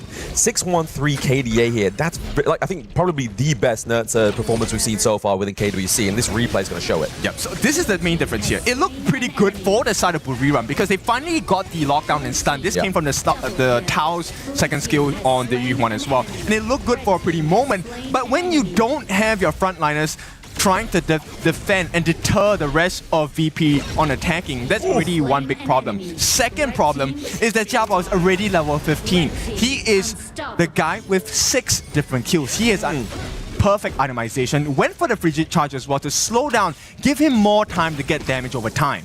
I mean, you look at here, right? Obviously, Bruce trying to be... He is levels of notches ahead of them, but what's the point having damage if you have no effect onto the enemy team fight, right? T3 down bot side of the map has been pressured and taken down here as well. We have the Vanguard slowly approaching. Buriram United trying to form some kind of defense. Yeah, they can flow like water. Water can cut through rocks, but you need a lot of time to do that. And time is something they don't have. VP already knocking on the door. They don't have to over-aggress. The Shadow Overlord has already done its job. They have opened up access into the T3 at the bottom. Mega Minions flash from Chaos. Oh my goodness, such an aggressive flash there, but Jiba was like, no, what? That's my green light onto the back line. You leave Lecky open when you flash in with 2 heroes. That is your problem. We are seeing trades across the gorge here, so this could be the saving grace for Buriram United into the back line. He's going to use Song with a triple kill, but now he has to run and hide. 90 is like the Shining. Here's Johnny. That could have been the game-saving play there. Yishong, if he did not wipe out the backline on the side of VP, this game definitely would have been over. And this is the value of the Florentino. CC immunity and huge dive. Now, Buriram, they don't really have a lot of time, but we'll take a look at this. Nice setup from the side of Nunu. But here's the big problem. Jiabao is already on your backlines. Licky, he's so used to having so much space in all the games he's played to get the free damage in. So what does VP do? They just go straight for the source of the problem. And on the backlines, very good work on the side of Yishong to try and deter the rest of the team from coming in. Successful. That is 1 point of success, but can he do it again? Exactly. I mean, like we were saying, Virtus Pro, best performance so far within KWC. I have to give it up to Usong here. That Florentino was a masterpiece, and it was the means that stopped them losing this game number 1, forcing it into around about a 15-minute game now. And obviously, that gold lead is still not too far behind, right? It's only 2k gold at this point, which isn't like any kind of means of like, oh, we can't come back in this one, but we are looking for the takedown to steal onto the side of Virtus Pro. Gets the Tyrant. It's going to be the triple man knockup onto the side of Buriram United, but that's not going to be enough. Not the stopping force here that they need. It's going to be T-Gold taken to the sky, crashing down. We see a 3-1 trade here for the side of Virtus Pro, and they're looking for an ace. Voldus has turned into a kitty cat. Meow. He has to get out. Yep. Clue as well as 90, all right? This is so hard to defend. You are a one-man. This is not even an army. This is a tiger against the Tamers at this point, and he will be tamed. Valdez tries to push them back, but here we go. Game number 1 should go to Virtus Pro. They push him back one more time, and VP are the winners in game 1. Very well played from Virtus Pro. Did I expect anything less from KML? Nah. I don't. Yeah, I mean, okay, it was a good effort, and this is where we start to see, right, the different styles when we clash. We want a more fluid movement from the side of Buriram. It does work, yes, but it's very hard to execute, especially when you don't have the goalie, you don't have the EXP. Yep. The jungle role is so important. You need to have success within the first 4 minutes. And especially the fact, like we saw with that last play of the base, right? Obviously, Taos flashes in, Nunu flashes in. Like, he's kind of like, guys, I've got no one to protect me. Like, what's going on? And obviously, the aggressive play really worked there. Able to obviously save off Virtus Pro, but unfortunately, it did spell the means to the end there for game 1. Virtus Pro takes 1-0 lead on top of Buriram United Esports. That was a very leveled match. It was not those one-sided. It was just coming and going. The beautiful thing about just having teams with different understanding of the patch, the Florentinos coming in, the Lorians coming in, that is the main idea about our KWC 2026, man. Just the variety. How can we make the ecosystem so much stronger, so much better by just having players that know these two heroes? I mean, this is why we're sharing the stage, right, with the two different games. Yep. And at this point, this shows the understanding of Virtus Pro for the draft of Buriram United, right? This is a very scary draft, by the way. This is 3 big monsters, the Pei, Florentino, and the Lorian. This is meant to create space for Licky so he can get the free hits in. But here's what's lacking, the stun. And Taos only can offer you that stun every couple seconds. So VP said, you know what, let me make life difficult for you. With the Nerza pick, I'm gonna split the fight in half. Who are you going to choose to defend? And I think that is the main idea of what Virtus Pro, why they're the champions of their whole region, right? Because they see these openings and they can really just capitalize from the hero picks. Yeah, make Buriram United choose what are you? Are you a top bun kind of guy or a bottom bun kind of guy? Because it was just completely split. The filling fell out the sandwich. What do you go for? It's literally carbs left on that one. But speaking of what's been left here onto the Gorge, there's so much damage here coming from the side of Virtus Pro. And even the fact that Jibao here on that 29% damage dealt on a tank, on a Nerza, like, this is really a good masterclass for teams watching this game to be like, right, okay, I need to up my Nerza game. This is exactly what you should be doing as a Nerza, right? Split the fight. Make sure that you have to be the focal point of the opponent team. And while that happens, if you're able to take down the farm lane on the side, which in this case for Buriram United Esports is Licky, then you give a lot more space for the side of Tigo. And I like the way that Hailang played this game as the Xiao Xiao. He wasn't looking for just engages. He was also a safety net, right? Every single time Buriram was able to allow Yushong to come in to the backlines, that was Hailang's responsibility. I will break your combo up. And once that momentum is stopped, this is where 90 shine, Clue shines, Tigo comes in, and suddenly you find yourselves in a horrendous situation 1v5. Yeah, I mean, to be fair, you have to give props over to Nunu, right? Like, I think like this is the most 3-man knockups I've ever seen on a Lorian this far, and it's very impressive, but it's also a good counter towards obviously the way that Virtus Pro is playing. When you've got so many players, so many heroes diving in on you, Lorian CC Ultimate is going to be the best means to kind of just drive them away. And I want to just highlight Tigo. This time, I've seen the growth. We've seen him in KML, and I think this is wonderful. But Isaac, I want to know what you want to think. You know what? I do believe that Hailang over there on that Xiao Xiao pick was actually, for me, the best player in the field. We saw him the last Tyrant fight. They already, like Buriram United already started the Tyrant. And it's Hailang, the one that through his stun allows his team to come in and just claim that one. We're going to give you more action of these two teams after this short break. Don't go anywhere. We'll be right back.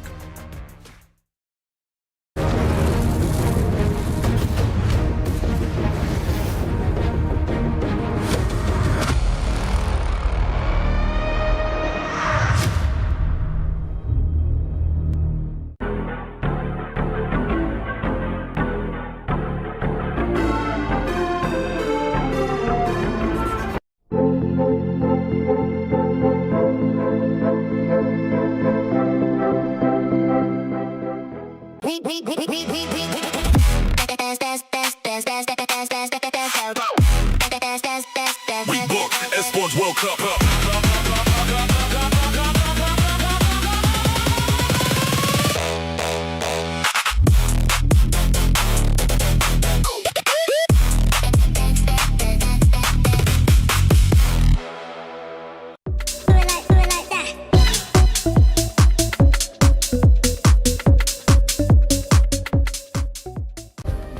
Play is in our DNA. Whenever we let it out, it becomes our superpower. Now imagine an entire city being built to supercharge it. Kadir City, powered by play.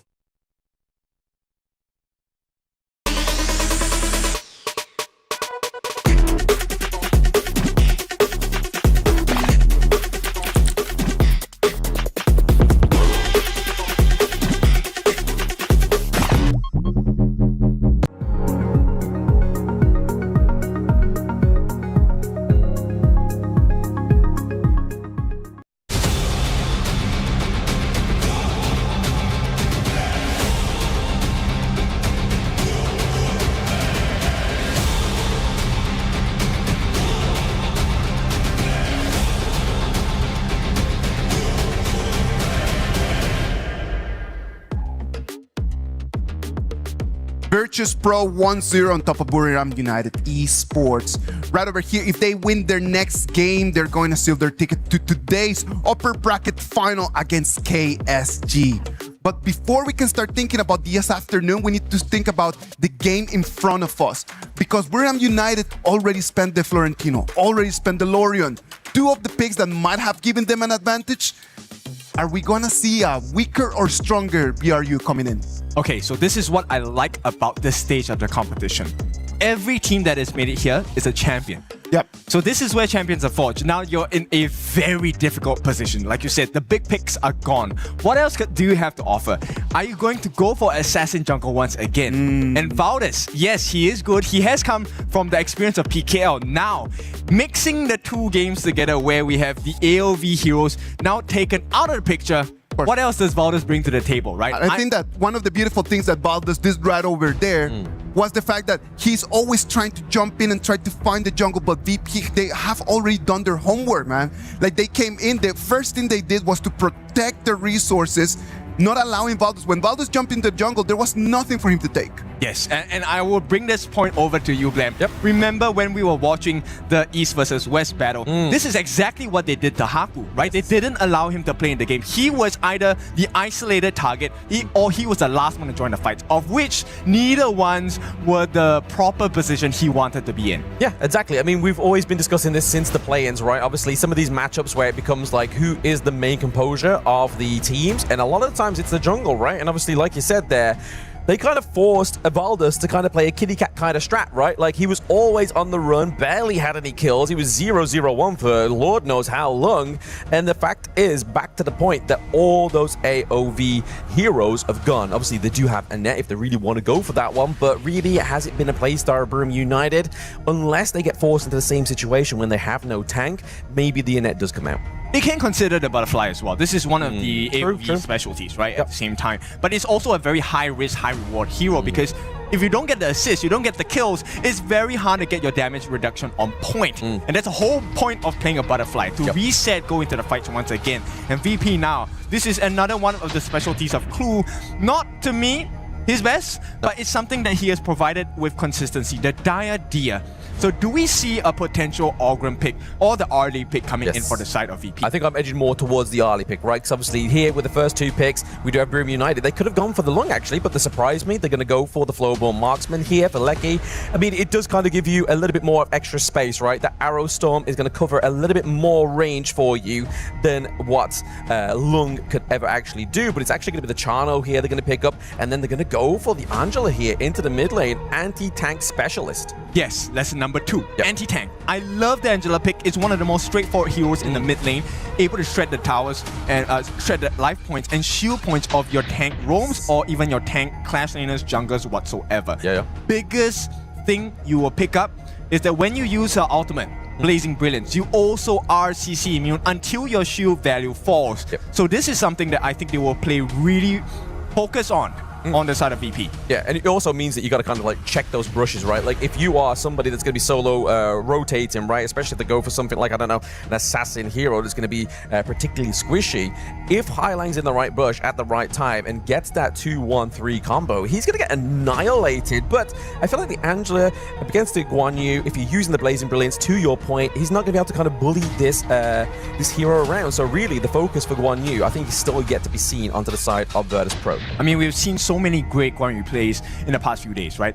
Players like Clean, all the different Clash names that have picked up this Guan Yu have been fantastic. The flanks have been spectacular, but it needs to be followed up. You can have that catch from the Guan Yu, but someone needs to finish the job. And right now, it's looking pretty good. Licky, this time with Flow-born Marksman, he's going to be able to position himself much further away, use the arrow shower to his advantage. And he also has that kind of like means of escape as well, right? The enhanced second skill, right? Use your puppy first, use your second skill, kind of like shove it away, but you're also doing damage. It's also a great bit of tool to actually get the takedowns onto some like weaker turrets, right? Like if you've already done the damage, use the Flow-born Marksman just to get that. But they're going to ban out the Xiao Xiao here as well, really kind of put in a homage onto Nunu and his hero pool thus far within KWC 2026. I think that's the biggest sign of respect, and also showing that they have done a lot of research on you, right? Knowing that Nunu, number one, he has shown you how to play Xiao Qiao, but not only that, but show you how to counter the Lorion. Yes. But Lorion, of course, has been banned in this game. In fact, no other AoV heroes aside from Annette, which is no longer an option for the side of Virtus Pro. I don't think you want to pick an Annette or the Butterfly down here. It's a little bit too risky. You're too squishy at this point. Oh, very, very squishy. We need some kind of front line, right? I feel like it's going to either come in the form of the jungle, Clash lane. It has to be, right?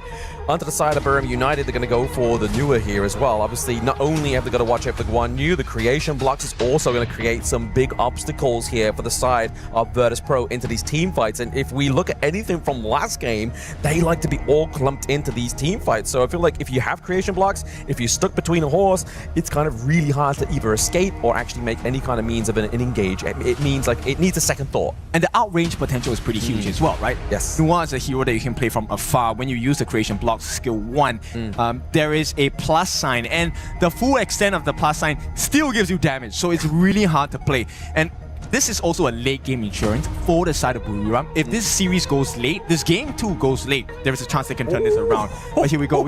I was thinking of this, right? Game 1, one of the reasons why they won so hard was because they had the dive potential from Nerza. What's the other hero that does this really well? It's the Jing. And obviously you could shove, right? Like if there's a hero in that Jing's ultimate, right? You shove them, you get a little bit of a CC. It's like only a second, but it's enough to do a lot of damage here. And it's going to be so nice to see Jiabao on this assassin pick. We saw him on the Nerza. He kind of played him like an assassin, just a bit of a tankier one, damage over time. Whereas this is going to be burst, burst, burst. I'm pretty concerned here because look, this is another one of 90 specials, right? In HOK, if you're new to us, the Dharma, this is one of the most potent heroes you will see. Because once he gets the catch on you, that slam against the wall of the truth mantra, essentially you might be out of the game for a very long time. But I like the response. BRU, they're going for the Ying pick. Good sustain, good damage as well, high mobility. Very high mobility. And as well, I feel like I made this point yesterday when we saw the Ying go up against the Chano counterpoint. You can kind of use those Spirit Wolves to kind of like amp up your combos, right? Like just get those hits off, use your combos, and then obviously you're able to get that setup for the team fight, that long range kind of like slam that we see from Ying as well from the ultimate. So does this Chano pick aid VP, or does it inevitably aid the Ying in the team fights? That's something that we need to really take a closer look at as we head into the second game. Now this, ladies and gentlemen, is series point. Who is it for? It's for Virtus Pro. Yep, it is for Virtus Pro, but it means this is the pinnacle point for, or especially the penultimate point for Buriram United to come back, right? Like, if they don't do it here, then sorry, you go to the lower bracket. You go and meet Revenant Esports, right? Like, that's going to be a potential matchup there. Well, I think for BRU, the concern isn't about the later parts of the stages of this tournament. Right now, it's in their face. They want to come back. They want to show the resilience. They are champions of their own league for a reason, and champions never shy away from a challenge. They never shy away, absolutely not. But the votes are definitely going over to the side of VP once again into that Overlord pit. The confidence of the online community is with the KML. Yeah, and I like this idea coming in from this side of Buriram. You know what? Let's not care about the mid lane. The wave clear is pretty slow. How though? Wow, that's a lot of damage right from the get-go. He's like, guys, you know what? I've missed playing a tank. Okay, nice takeaway there for Highlang into the mid lane. He's able to steer away those pits away from Buriram, but he's got to be careful. He doesn't quite have level 4 yet. He does have flash. He's able to get out of there. The creation blocks are a little bit too slow from Nunu. How important was that second skill stun coming in from the side of Highlang, man? If he did not, he was going to be first blood. I don't think VP would have been too happy with that. Neither would Highlang. Highlang, we know, is a very emotional player. Keeps himself to high standards. And I mean, that kind of pays off with the attitude that he has, because he has reached incredible heights within KWC alone, right? Yes, and this is going to be a very important portion, right? Yeah. Keeping calm, keeping your composure. Yes, this is an ideal situation for VP, where you're leading the series 1-0 in a best of 3, but you don't count out BRU. Now, they're going to start looking for an opening here. Valdez does have his fall, but this is a potential 2v3. I don't think they want to fight this yet. No, absolutely not. Using the space right there just to make the rotation a bit faster and a bit more safe here for Jiabao as well. Oh, okay, Barium is actually taking the lead in the votes here. It seems like their region's got online, and for we can't have that. We can't have that disrespect. Let's ball some points into that one. Let's give the boys a bit of influence with On the Gorge. They are not at home. They are in a different destination. Yeah, they definitely need all the support they can get, right? At this point, this is one of the more stressful situations to be in. Yes, you have the lower bracket as a safety net, but ideally you want to be in position 1. You want to be top of the group so that you get to choose your opponents in the next stage of this game. Now, with that being said, Buriram, I think they've been holding on well. They're keeping close in the gold department. About 300 gold that sets them apart. I think this will be the chance. First Blood is definitely going to be the one that swings things in favor. But they've got to really sort of like stop these takeovers of these little points, right? Obviously, Clue gets caught out there, has to pull the flash onto the Diadea. Usong is all over Clue. He's able to get escaped there. Once again, that second skill from Highlang is such a safety net. He's saving his support. It should be the other way around. Yeah, I mean, this is aided on the fact that there is a rare miss from Taos on the Unbridled Albus. So you definitely can tell the nerves are getting to the side of BRU. Absolutely. Because, I mean, realistically, this could be a matchup in the lower brackets finals, right? Like, we have KSG within this one. It's going to be a scary, hairy group to actually ride that upper bracket here for any team. But right now, Buriram United just using Nunu's emergence there just to see if there's anybody in the long brush, catch his eyes onto Clue there. They know that it's only one member. It's fine. It is very important because finally on this time, in this second game of the series, BRU actually have some decent CC. So they won't be able to be contained as they were in game number 1. But right now, Clue, he's going to be very important. They catch out Towns. It's not the biggest moment just yet. He does have the Unbridled Albus. Game plan probably is, can we get him to waste it? I love how they're playing the idea here, though, right? They're always going to have somebody nearby so we can use the heart link to get out. I feel like a lot of teams, they never really use that mechanic to the way it should be. Top side of the map here from Bruce, we have Usong as well as Valdez just trying to put pressure onto 90's lane, because we know if 90 gets a lead, he's able to be so free from that clash lane and create such gravitational plays. Well, but that's not the case right now. BRU are faster in the rotations, and clash laners are rushing, making their way into the Tyrant Pit. This is going to be a standoff at the moment because Valdez is looking at his Azure Golem. Falling low though. Oof. I mean, how can you outsmite a Jing? You basically have 2 smites into the backline. It's going to be the Mirror Domain as well. We see Valdez looking low. He gets taken down there. It's actually going to be Clue with the first blood there, helping Jiabao, as well as Highlang getting a takedown onto Towers, but it's going to be Usong trying to dictate the favor of Buriram United into this team fight 2 for 2. Can they get a little bit more here? The emergence does come through here from Nunu. We do see the creation blocks coming through as well. Oh! Forcing the flash was a lifeline for Buriram United. This one has been brewing for quite a little bit, but here's the biggest exchange. Both teams, the jungle and the roam fall. This 1v1 between Jiabao as well as Valdez, that was so exciting. But the heals coming in. Clue, obviously, he wanted to give that kill over to his jungler Jiabao, but he had to give the heals first. Unfortunately, they could not get the last hit from Jiabao, so he did not get that kill. This is not looking good, but Valdez is also in the same position. Yeah, I mean, it's not looking good even further, right? Obviously, yes, you trade both jungle and support for each other, but you lose the Tyrant, you lose that T1 down bot side of the map where that whole team fight was going for. But it's Pro. I love how they're playing. They're playing like some of the bigger teams within Honor of Kings, right? They're not just going for a team fight. They're making sure they're getting something more from it. Yeah, so it's up to BRU at this point, right? The pressure's on you. You're down behind by 1 game in the series, and I feel like Yusong is going to be very important, along with Taos. They need to have the perfect synergy in both of their catches. When you land the Unbridled Outburst, not just slam them against the wall. You need a fish for T-Go or Jiabao to be singular target so that the rest of BRU can get you. Exactly. It's going to be a little bit easier to kind of fish for T-Goal as well, right? He doesn't have the infinite vastness this time around. He's really going to be kind of like holding on to that flash, the common skill here. But at the same time, Highlang with these second skills is probably been the biggest denier of any access onto T-Cold thus far. And we need to get him to the late game for him to do some real damage. This is such a different Hailang from my memory, right? Hailang has always been very aggressive, flashy plays, one-on-ones, and this time he really has transitioned into an even stronger team player. The saves coming in, he's making sure that T-Go gets all of the space and the safety that he needs. Not only the safe and space safety, is literally gathering like all these extra little bit of resources as well, right? Like that's slowly forming into a 2k gold lead at this moment in time. The kills are even Steven right now between these two teams, but as we know within HOK, kills aren't always the biggest metric of success, right? It's not. It definitely is not, right? It's about what you do after it. Sure, you can get the kills, but if you don't get the turrets, you don't get the neutral objectives, then all of those kills are going to waste because you're not maximizing the value.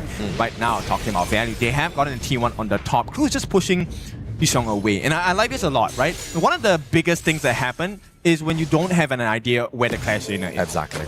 If you're not man-checking something like 1U, you're probably setting yourself for a bit of disaster there within those team fights, right? If it's not Clue, it's Job out here as well onto the Jing. We are seeing a bit of a TP from the side of Valdez just to make sure they're able to kind of just keep away this minion. So they're not going to get that T1 takedown potentially here. But VP's like, you know what? No, we're going to go for the T2 down bot side of the map here. We're opening that pressure. We're going to create more need for them to be apart from that mid lane. It's one simple decision, right? The choice from Jaffa to actually go onto Yishong forces out the sprint as well as the charge. They're going to try.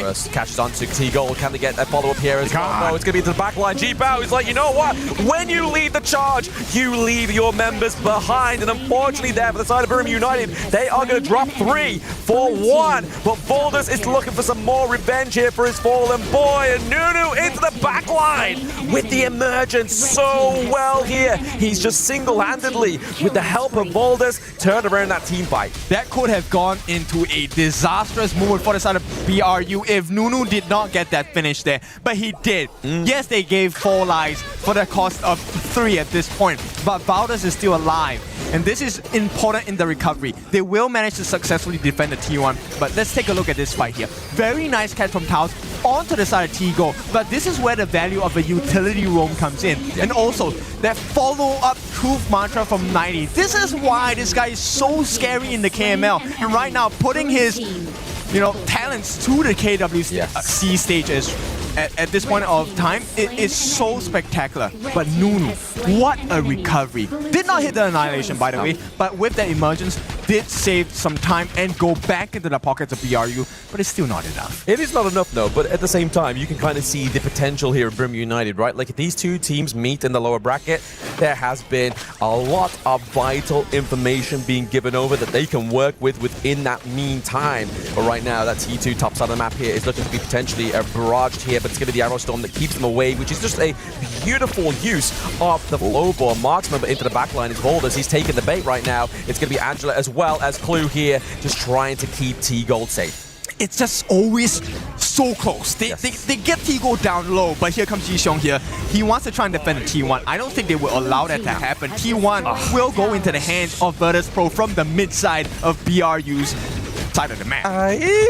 The mid lane game state is definitely not safe here for the side of Burma United, and obviously now this just means, obviously, yes, bot side was already opened up, but now it's a clear ownage of their enemy's jungle, right? That Azure Golem was deleted. Okay, silver lining though, Licky, yes, he did fall once, but T-Gold has also felt once in this game, and Licky has been consistently farming, right? So I think he's keeping pace, while he is like half a level behind T-Gold. This 10-minute mark is what defines it. Do we get the steal or not? Annihilation ready for the go? Yes, he obviously has the insight there that they're at the tyrant, but he's like, you know what? A little bit too late there. Just like British Transport, that is like, they always come up once. 2 come at once, but never do they hit the mark. You are late for work here for the side of Burma United for that comeback. 76 seconds left on the Tyrant here. They do have a steady hand in this one, not in terms of gold, but VP have the extra damage. Oh, Hailang, what a flash! Oh my goodness, that was almost a 2-hit combo. Yeah, I mean, he did force a flash from Licky. This means they can't really defend. Licky can't come into the fight without taking a huge risk. And this is a huge play. Did not get the kill, but it's not about the kills at this point. It's about getting the resources out of their hands. There is no more common spell available. And here we go. Another quick ultimate from Hailang. Yeah. You know, when you have the Angela, maximum cooldown, she takes about 20 seconds before her ultimate comes up again. Exactly. I mean, the amount of obviously aid and support you get from the ultimate as well, just the pure rate of interest is so crazy on that hero. I don't understand why many other people don't pick it, especially when we're seeing this kind of like tank meta come through within Honor of Kings lately. And there it is. We do try and land the combo there. It's going to be enough to slow down. He's gone. But he's taking too much damage. He gets taken down by T-Gold as well. Brew are a little bit slow with that rotation to help their buddy. You can't blame them. It's so hard. I mean, they expected Yusheng to be able to survive. He does have the second skill to cleanse himself, but there's too many members on the side of VP. Too many men right now. The T3 here for the side of Burma United. That's going to be the takedown of the bot side. Mid lane has a minion wave crashing through here as well. Baldus is going to have enough minion wave clear to get that one solid. How many lives do they get? VP, look at the damage. Licky is actually doing quite a bit of damage onto the lineup. Entirety of VP, but every time they fall low, one heal from Clue, one redemption from Clue as well. Yep. It's all back to Gold State. And with that, Xiaobao actually secures the Shadow Overlord and Taos. Oh, so he does get low. He has to force the unbridled outburst there as well just to get him to escape. And I feel like that's going to be another scary metric here for the side of Burma United, right? Like, they don't have that means of disengage for a very long time. We know that Virtus Pro has the Shadow Overlord as well. That just made securing these top two T3s left alone even harder. Yeah, I mean, if you take a look at Nunu, yes, he just got the Savant's Wrath. There is damage, there is wave clear available, and Licky actually does really well in the wave clear department as well. But right now, it's not about the wave clear, it's about the team fights, because that's what VP is fishing for. Right now, you know, 90, he's just looking for them to be close enough to the walls, but he wants as many BRU members as possible. He's looking greedy, right? He wants the full meal. He definitely doesn't want just a starter. He wants the whole course. He wants the dessert on top of that. The dessert being the crystal there at the enemy base of Burma United right now. We have the Vanguard rocking through here. Top side of the map. Is this going to be the Hail Mary play here for Brew? Yeah, last stand for them on the side of BRU. They will be able to successfully defend this, but 90, I think he's looking for a perfect angle. Right now, BRU is not allowing that. If you want to take that combination of Truth Mantra, it will have to be just two members. They will start to jump in. Baldus is looking for an opening. Yeah, Baldus is definitely looking for an opening. The Unbridled Outburst is actually going to catch on to T-Gold into the backline there. Yusuf as well with a nice flank, but it's going to be an opening of that backline for the side of Burma United. It looks like they may have to go into the back room and have a couple of brewskis. The quadra kill came through. Is it going to be the Penta here for the side of Virtus Pro to finish that game off and bring them to the upper brackets? If we're not wrong, this is the first ever Penta in KWC, and this one goes into the hands of Jiabao. What a play from Virtus Pro. Beautiful, beautiful play there. Obviously, game number one looked like it was going to be a little bit tighter, right? But this game number two, the way that VP's draft synergized there, the capture, the securing of T-Gold was beautifully done by Highlight. Virtus Pro is going to move into the upper bracket. That pentakill right over there. Beautiful, beautiful performance by Virtus Pro. Right now, we're going to be looking at the stage. Look at that. They are the winners, the players that came in. The first game, closer. Second game, it was just one-sided, I would say. I mean, we were looking and asking the question, synergy, right? Jiabao coming in. He comes from all the way at the bottom, reached the top of the stage with the team of TTG from KPL. Can he fit into the play style of Virtus Pro? And boy, did he fit. And he was leading the charge on the side of Virtus Pro. That last dive, getting Nunu out of the way. Nunu was a big problem, but once he was gone, there is no more fight back. No, and as the time would pass, like that Nunu would just keep going bigger and bigger and bigger. So they needed just to solve that problem. Yes, absolutely. I mean, like you were saying there, obviously with the KPL player coming into the roster, trying to find that identity. I feel like as well, you have to give props to the four of the members of the side of Virtus Pro. They rose to his expectations, you believe there, especially with that solid gameplay that we just saw. Yeah, I would give the props for teamwork. Like, they allowed the pentakill, right? In most cases, we would be like, no, 4-4 pentakill. No, I'm going to get your last one for your teamwork. I think that he wasn't really looking for that. Since game number one, in game number one, he was looking for it as well. I saw him a couple times, but then the second game, he really wanted it and he grabbed it. Grab it with both hands, absolutely. Take a look at the scoreboard. What points out to you at this point? I mean, it's this one right now, obviously. The Jing, Jing. My exactly. goodness. It's so beautiful. It was like we saw a masterclass on the Nerdser as well. And he kind of just played this one with just a bit more ferocity, right? Like he was like, okay, Brew made the same mistake as they did in the last game. They would always go in, commit so much of the front line, they'd leave open Nunu. Valdez would be left to the walls, as well as Lecky. Yeah, but VP shows you exactly what you need to do to beat BRU. Yeah. This is one of the series where Licky had no space. He was constantly under pressure, and this is why the big picks, Nerds are in game 1, Jing in game number 2. Look, they always were rising in value because they never allowed Licky to be comfortable farming. And if you wanted to farm, you had to take a risk of coming out. Yeah, exactly. I mean, you're in unknown territory regardless. Obviously, AOV team coming to the Gorge. Definitely have a little bit of an issue there in terms of obviously navigation. But it's also, like you were saying there, Ken, it's the deniers. It's the gatekeepers of the blue side, which is going to be Virtus Pro. So much damage coming from Hailang, Jaibao, as well as T-Gold.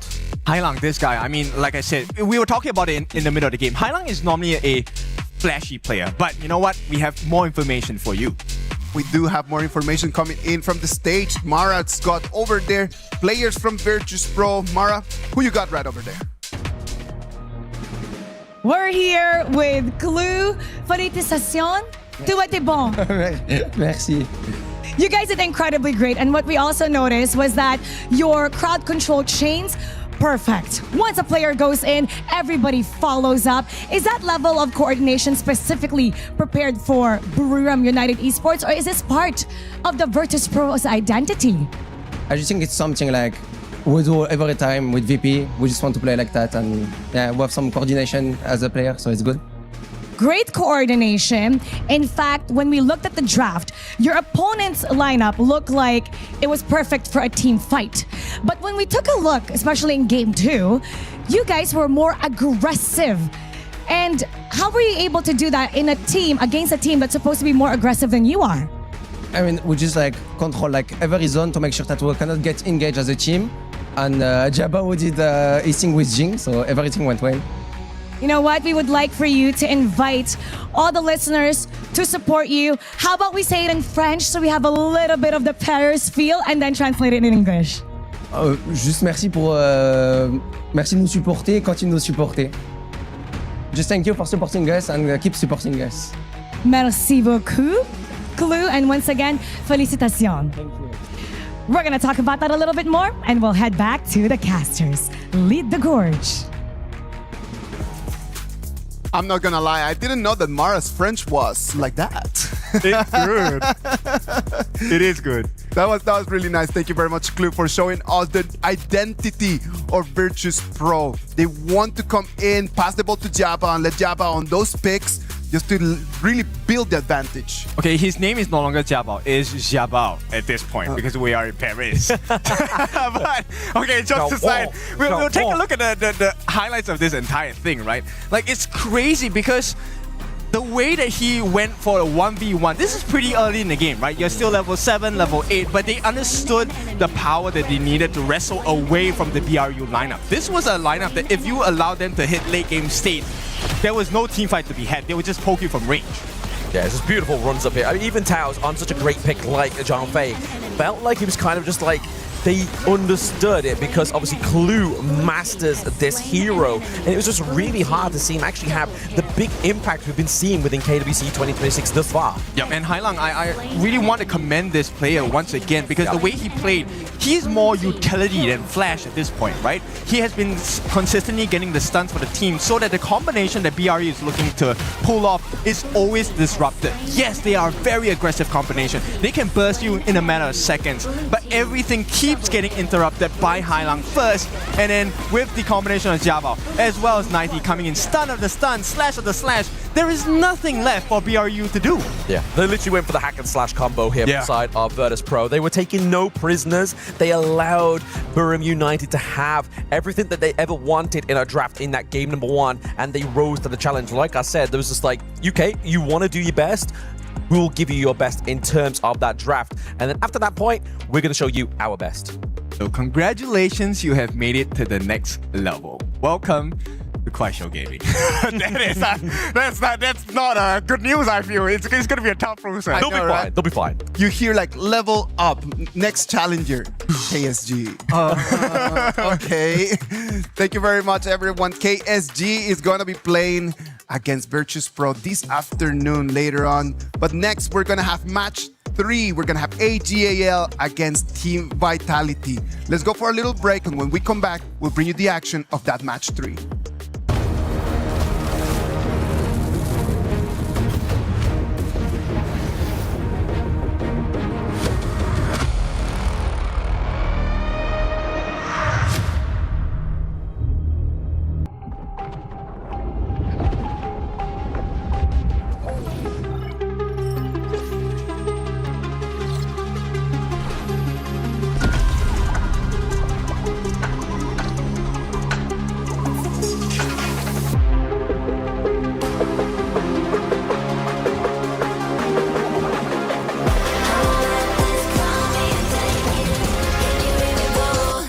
We're the champions, ready to go. Yeah, we're made out of gold, never letting it go. Got your back, yeah, it coming, strong in the storm. Do you wanna go up in fortune, valor, crown and honor? Yeah, crown and honor. Yeah, with fortune, valor, crown and honor.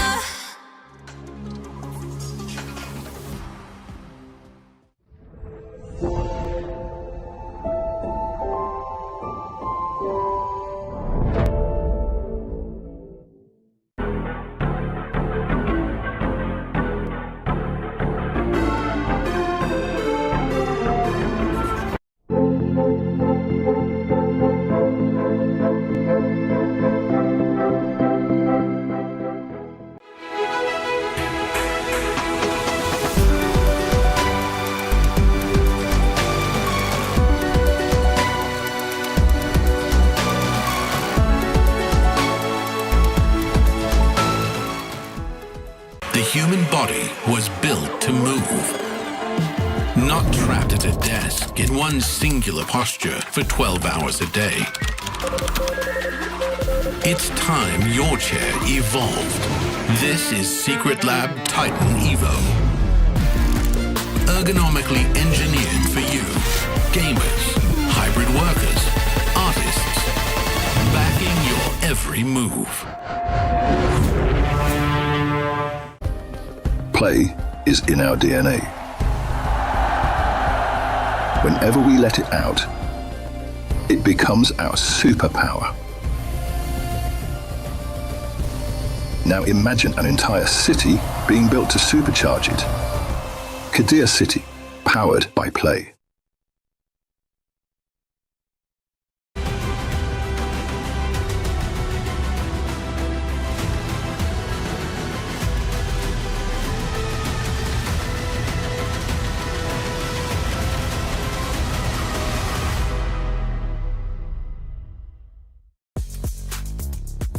Welcome back. This is the KWC 2026 live from Paris, France. We're gonna bring you the match number 3 of today. AGAL is going to do their debut against Team Vitality. The title defenders are gonna come here and then show us how this game is played. Sagi, Nora, what are we looking for in this match? A legendary team like AGAL. Yes. I would say that they are the defenders towards the title itself. And for the side of Team Vitality, they are the challengers here. But let's do deep dive more into AGAL here, Nora. Yeah, I mean, like, AGAL definitely gonna be the true titan. In KWC and KPL, like, all of those tournaments, you can see just AG just shining out on stage. When you think about AGAL, you need to think about Inuo. Inuo, the man who helped shape Honor of Kings. That's going to be our Crunchyroll story of the day. Sagi, when you came into Honor of Kings, Inuo was already there. How is Inuo in your eyes, man? So, Honor of Kings has been since the 2023-2024 era, Yeah. and as a global caster, and I speak on behalf of global players and fans. He's a legendary player. Like, you've seen him in different roles in the Clash, in the jungle, and converting himself in towards the farm lane. He's not just a player, he's an icon for these global players out there here. he has the mechanics, he has the leadership leading AGAL all the way to multiple title finishes. And I mean, this is his third time participating in KWC, right? He got the title in 2024 and then for 2025. So this time with AGAL again coming back at KWC while they defend their title this time. If he gets those 3 titles, that puts him godlike already in that kind of level. What do you think, Nora? Well, I feel like everyone thinks Ino is kind of like the god of the game, right? And the god of HOK. But to be honest, I think what made him so superb is not only about his pure mechanics, but also his perseverance, I mean. Of course. Because he's been played from 2018 to now and first rotated from the top laner to the farm laner, which allowing him to have such a deep hero pool. And at the same time, this year, they're trying to make comebacks. I'm telling you, when you think about Ino in the beginning of his career, right? Like, he was a Clash laner. And then just being able to rotate into a different role and still being able to perform puts a lot of tools inside of his tool bag that help the coaches to be able to solve problems. If you need the futsu, I can play the futsu. If you need the baitsi, I can play the baitsi. AGAL, not only Ino, all of these players that you can see right over there, top of the top side. Dashai, Zoe, Shenron, and also Kang Shen, all these specific 5-man lineup here, a legendary roster here. If you include the EWC run that they did last year in 2025, they had like what? A 7 championship in a row run, and I believe there was a specific number that they had that they won multiple BO7s without losing, right? Yes. And this time it's gonna be Team Vitality play up against AGAL, and this is actually their second time to play against him from KPL region. The 2 champions are going to set on stage the clue, the questions that we have that we need answers. Whose crown is going to shine brighter? Is it gonna be AGAL's? Is it gonna be Team Vitality? What does Team Vitality has in their arsenal? Now, before we deep dive into this specific topic here, it is represented by their specific roster here. F1, Lanfeng, Zanq, their Golden Boy in the jungle, Bao, and Gen Myth. This is a roster that has been reshaped around Zanq, the double FMVP jungler from the IKL region here. So, last year, they lost to TTG in quarterfinals 0-4 by a KPL team. This year, with the addition of the bounty on top of AGAL, what's the bounty? You win one game, not a series, one game from a KPL team, you get $10,000. You win a series, 100K in the bag, baby. 100K just for winning the whole series? That is some serious amount of money, I'm telling you. Zanq and the boys from Team Vitality, their luck in international stages, it is not the best. Last year, KPL team. They got to Challenger Cup this year, another KPL team. Nora, is it that they don't have the quality, or is it just that their luck is just not the best? That's really a good question to know, because actually I think they are capable enough to compete to a lot of teams actually, because they are the champion back in IKL Spring 2026, right? So this is, I think it's something to do with their fortune, I guess. It's always like throughout the draw, you're gonna play up against the team from KPL. I think it's much more of the things like you say about fortune. It's like, last year I faced TTG, and this year in the group stage specifically, yes, not knocked out yet. They have a second chance if they do lose, but it's another KPL team all around. I'm telling you, it is going to come down to Team Vitality being able to really clutch the moment. Because we know that AGAL in this 2026, it has not been as dominant as in the past. Spring, they did not make it to the finals. And then in Challengers Cup, they lose that tournament as well. Up until right now, AG has not won a title in this 2026, Nora. That's some stories that I really want to share with you guys, because we know that in 2024, that was actually the start of AG's journey, getting those consecutive championships, and that was their first time participating in KWC. And last year, that was their heyday, right? Including that title they granted in KWC 2025, they got like 7 consecutive championships. And that just has a toll on the players, right? Because then the players are going to be tired as well. You got to remember that at the beginning of the year, a lot of rotations happen over there at AGAL. And right now, as we come back with the top formation, does Team Vitality have a chance against the top AGAL right now? I think the only advantage that global teams or Team Vitality actually has is the patch knowledge, right? Yes, I understand certain patches that global team has already been played were the experiences before for some of these KPL teams, but due to the fact that they practice in a different environment, maybe this is the only chance that Team Vitality has in terms of advantage. I think that Sagi just really has a very good point right over there. Team Vitality plays the one patch, right? Correct. But then for AGAL, Nora, all of these players have to be jumping in between patches, here to there. Is that going to have a negative impact on them? Well, I feel like that might have some impact on them because they have such a tight schedule, right? They just finished their competitions back in KPL like 2 days ago, and they just directly fly here to the Paris. And yesterday they're busy with their shootings, their rehearsals, so like little time for them to get adapted to those new patches. And not even mentioned to actually for Eno and also Shy, they're trying to get adjusted to 3 different patches simultaneously. Wow. 3 different patches simultaneously. It doesn't matter how good you are. That's gonna have a negative impact on you, because then physically it's really hard for you to be able to work every day at a very high pace.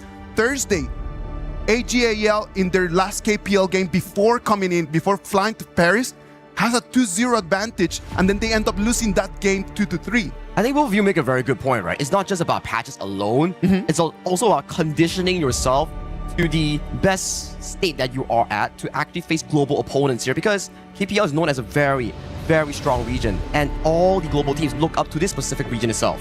And just take KSG as an example, right? Because they finished their matchup in today's first match, and they got a 2-0 clean win against Revenant. Yes. So I feel like if they just focus on themselves, they can actually do a great job. So actually this time, in 2026, I feel like KWC is pretty much more like a making comeback to AG. AGAL, as you can see on the screens, the title defender. Team Vitality in front of them, they're the challengers. And one more time against a KPL team.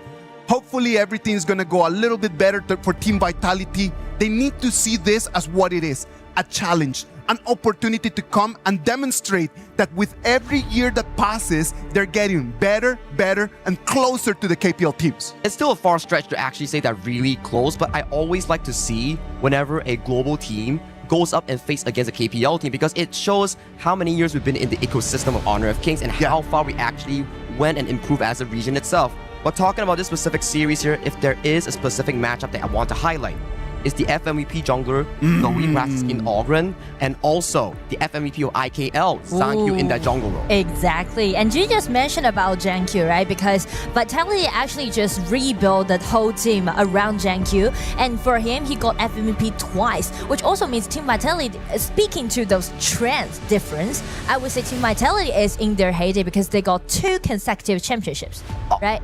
The fall last year and the spring this year in IKL. But then you build a team around Zankyu.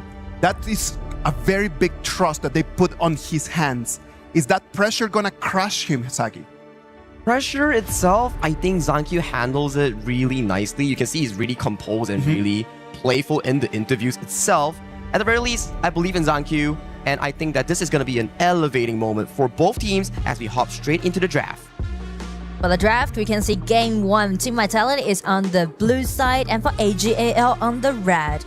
Well, definitely Assassin is going to be the priority, and also how they're gonna play around with their core players. Seems like Team Vitality already banned away the Xiangfei and also Aoyin, just trying to shred down the power at the bottom. Now, Nora, as a KPL caster, I have a question here. Can you introduce more on AGAL's playstyle for specifically their hero pool or their macro rotation? What do you have in mind? Well, you know, like a lot of teams prefer to play in a more aggressive way, but speak to AGAL, they just formed a pretty unique playstyle. They are more into microing, operation, and you know what?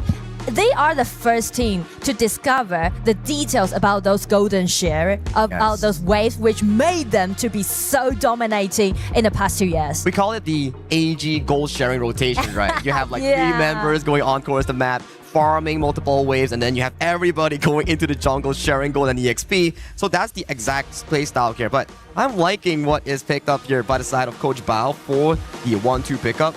It's Arlie. And who's also on Arlie?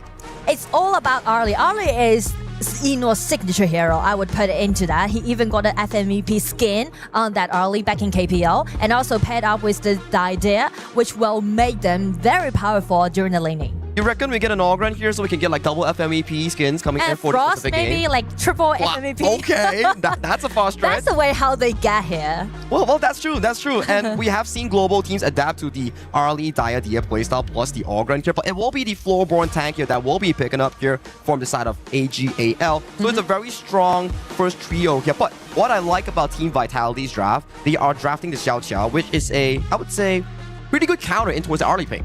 That's true, because of the ulti can just lock that Arlie down during this team fight, and also they're flexi picking this Zhicha, and also with this Lapu Lapu, which allowing them to do a lot of initiation during the game. That's true here. So for this specific second phase here, you will see more of these jungle picks that will be banned from the hands of Zhang Q. You don't want to give him a very smooth game. At the very least, you have to play with cautious here. If you give global teams a specific chance, yes, in terms of macro, lane swaps, gold sharing, global teams are not yet at the standard of AGAL or the KPL teams. But when it comes down to brawling and fighting, maybe sometimes global team might take it.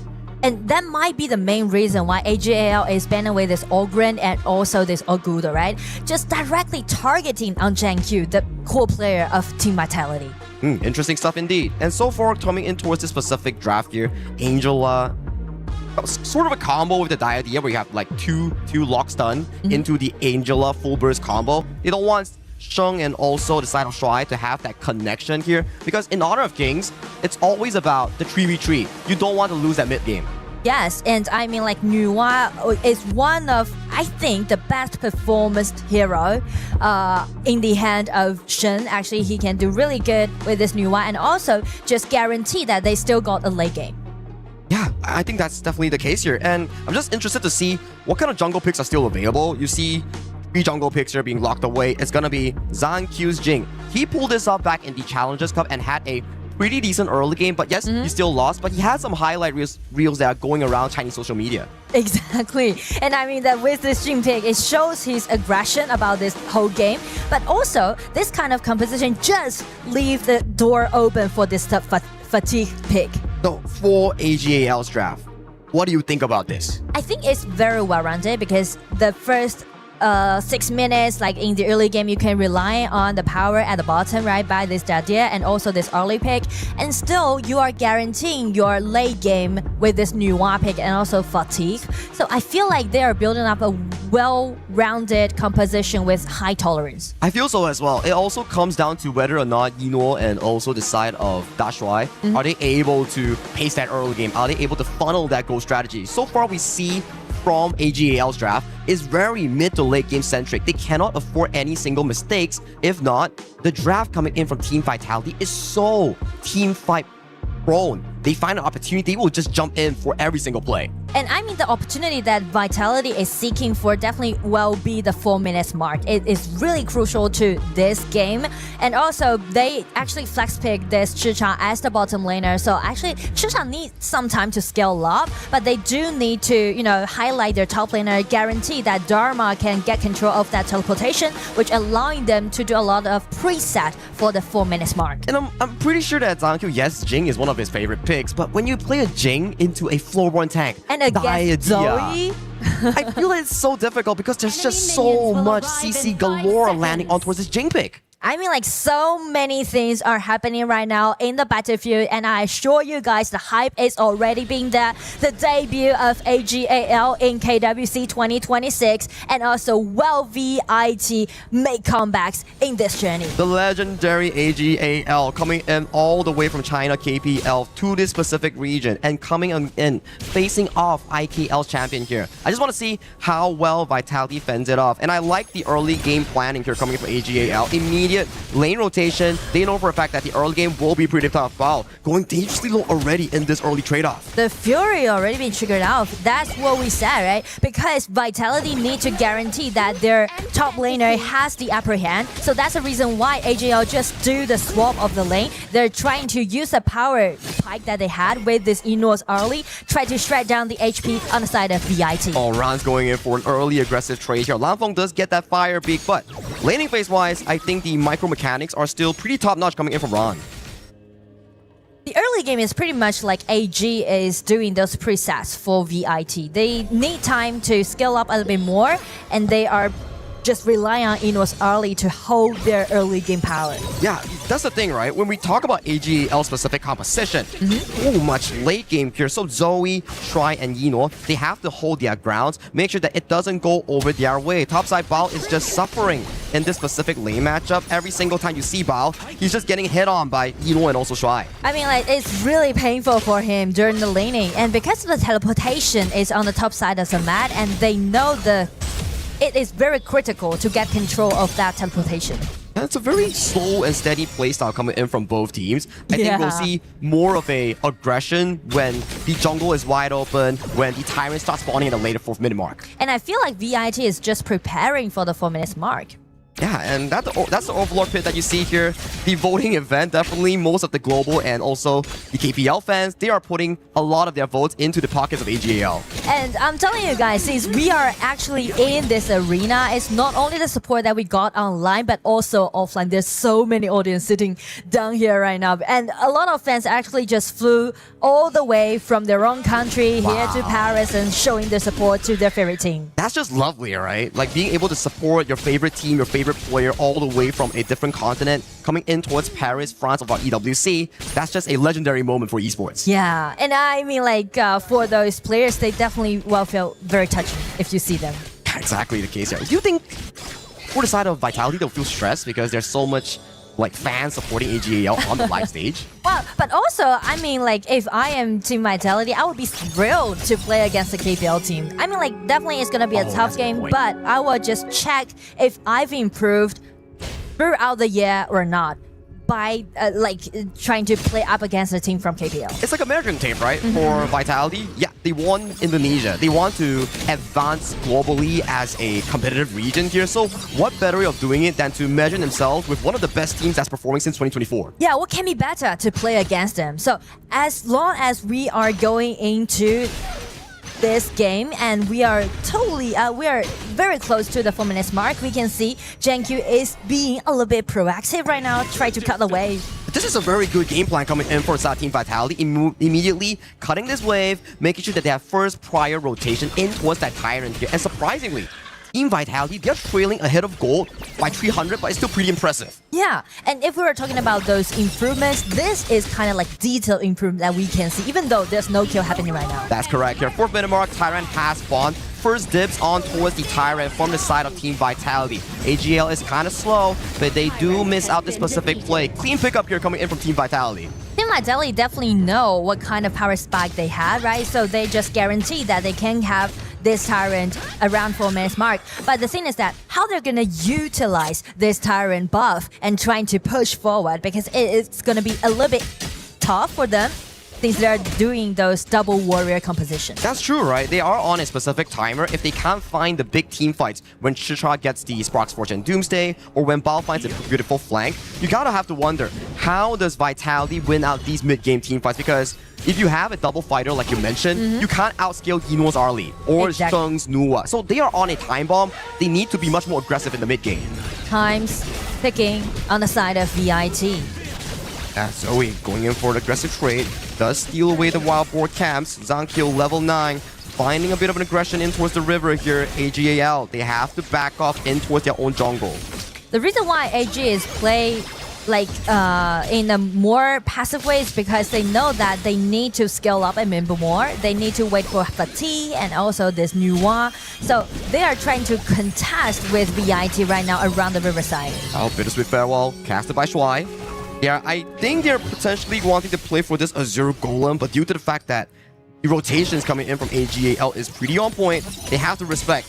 Ron is split pushing. You have to fetch that wave. Waves are expensive, you know. 200 gold. You don't want to miss that. And I do want to put JenQ on the spotlight because you can see the gold difference, right? He already got like 800 gold lead, which is very good for assassin players. I think that's what you need, right? We talk about how difficult this Jing will have to play, considering there's so much crowd control coming in from the Arlie, the Diadea, or the Flowborn tech. So for him, executing in team fights will be a large challenge here. Myth finds Zoe. Zoe goes in with the knockup. A bit of a damage onto her Zoe. That's a very tanky Flowborn tank. Oh, Zankyu, he's in the middle of everyone here. That's right, coming in with the 2-2. Finds a CC. Zoe finds a knockup again onto his Zankyu. Zankyu manages to cow control away, but he doesn't get away. First blood goes over the side of AGAL as they find more. Annihilation doesn't tag on towards the side of F1, but this jungle control immediately relinquished over to the side of AGAL as they find the first blood. It all happened in 1 second. It was Zankyu trying to sneak into his opponent's red buff and trying to steal away. I mean, nice try, nice movement. But the thing that's with Shuai's help, Shuai just flashed in and got an instant control upon that Jin, buying his teammates more time and do the backstab. And Lanfeng is in the middle of nowhere here, getting cornered by 5 members of AGL, and he does get taken down. Nice knockup coming in for Honey Sweet Breeze, but that's right, coming in with a beautiful heal to set them up with full health. And I mean, this is really like a typical AG's playstyle. Everything just went so smoothly and peacefully before the 6 minutes mark. I feel like, okay, nothing happened. It's really well balanced. But after one thing that you did, they just start snowballing. Yeah, it was off of a play on Zankyu in the red buff that he failed to steal. And then we talk about how difficult it is. Once you get latched on by the Diadia skill 2 combo, Zoe comes in, bounces Zankyu around. You can't execute Jin combos when you are knocked up. Exactly. And we know that Zoe is played this tank, Flowborn tank, right? So he is totally acceptable for him to suffer from the gold deficit because he's playing as a tank. The only thing that he need to do is keep his eyes upon Zankyu's Jin. I think that's also something that global teams have to worry about is the mastery of heroes across different class. Like for Zoe, he can play the tank, he can play the assassin, the fighters here. That's just what makes it so amazing here. But Zoe, not fear of whatsoever here, poking out F1. Zankyu is really low. Can he contest for this Azure Golem here? Bao, he's looking for a flank. He's in a good position here, but due to the HB bars, 3 Azure Golem going on the side of AGL. I mean, like with the 3,000 goal lead, AGL is trying to push him forward even more, gaining the vision control of the riverside and just force out Bao's flash. And since the Chihuahua Tower is still standing there, it's gonna be fine for VIT. But what about the silence? The minions going in. Oh, at the very least, they cleared it right in towards the mid lane. But still, in towards the side lane, they get a bit of a trade-off here. But good news with Vitality, at the very least, the most important mid lane tower is still available. Exactly. And I mean, like, this Tyrant goes over to AG. And you know, this is how we're gonna enjoy the games played by AG because it's totally different when you're seeing them play. Oh, Jamie flashes forward. He gets pushed out. He is the one that's getting out first one here. Zoe. Super tanky. That's the problem that you are having on Versailles Team Vitality. If Jemmy falls and Lampo is not around, you just don't have enough damage to take down this tanky Flowborn. I mean, like, Jemmy just vanished from that one punch. I think he got like pushed back by the creation blocks coming in from Changshen, and then he got sent up slightly abroad. Oh, Bao wants to find an engaged try. Nice flash to dodge away from the truth mantra here. Bao pays for his aggression with that play itself. 4 kills in favor for side of AGAL. They are dominating the map before the shadow objectives. We're coming to the 10 minutes mark, but just check the coordination that AGL had and just check the fearless play that Zoe is using, this piloting this Flowborn tank, right? His calculation is so perfect. The way that he's going in for specific plays, he knows for a fact that the redemption, the heal coming in from Shuai will always keep him healthy, so that when he goes in, he knows how much he can tank and knows when he has to retreat. He knows exactly where his limit is by using this Flowborn tank. Exactly. 10 minutes mark. 10 minutes mark. Shadow objective spawn. We do see Zankyu onto the top side, looking for a potential trade-off here on the Overlord. And actually, that is a really smart trade that they're gonna make because they are suffering from the gold deficit. By using this Dragon Trade action can buy them more time. Very clean stuff coming in from both teams here. Vitality know they can't fight. They go for the aggressive trade-off. At the very least, they get more time to scale into potential wombo combo plays here. AGAL wins the voting, gets the Overlord pit, and towards the bottom side, a very good combination here coming in for the side of AGAL. Gemmif goes dangerously low, but Zoe is in the middle of 3 members here. He's not taking any damage. I mean, like the HP trade, you can't even see like Zoe has been shredded down. Like, he's always pushing forward and just pressuring on the vision for VIT. I think this also comes into one thing where if we were to watch some KPL games, you will build Mass of Agony, the mass item, on specific mid lanes like Xiao Xiao, so you can actually get the burn damage on tanks like this. But for this specific game, I think Genmif went for potentially Venomous Staff as his first item. He's trying to, kind of restrict fatigue, but the thing is that Zoe is definitely on the spotlight for game 1. He's just doing everything here. Like, he's just tanking Zankyu's damage, forcing Bao's position. Every time Bao's wants to find a flank, wants to find a beautiful knockup, he gets spotted out. It's what we call vision clearing before you go for objective plays. And also awareness about the map control, Correct. so they're just easily pushing forward, utilizing the minions in the mid, and it's going to be the solo at the bottom, force out the ulti from Bao. They're doing some skill trades, and it seems like AG is snowballing the game. It's very clean, classic gameplay. Nothing wasted, all resource farm into specific heroes' pockets. Yino is 003, Sheng is 004, 75% kill participation here, but they're still getting a lot of item power spikes as we pace on in towards this game with a 7,000 goal lead. 4,000 goalie, that's actually too much for Vitality to eat up right now. And also, they're suffering from all those minions. I would say, like, the only way that they can push it back is relying on Jankyu's team. F1 finding the flash knockup on towards the backline here, but there's just no follow-up. The damage is just too crazy coming in from the side of AGAL, but they respect it. They have to back off. Meanwhile, that's happening. Ron gets a free tier 3 in towards that bottom side. I mean, like, Fatih is doing...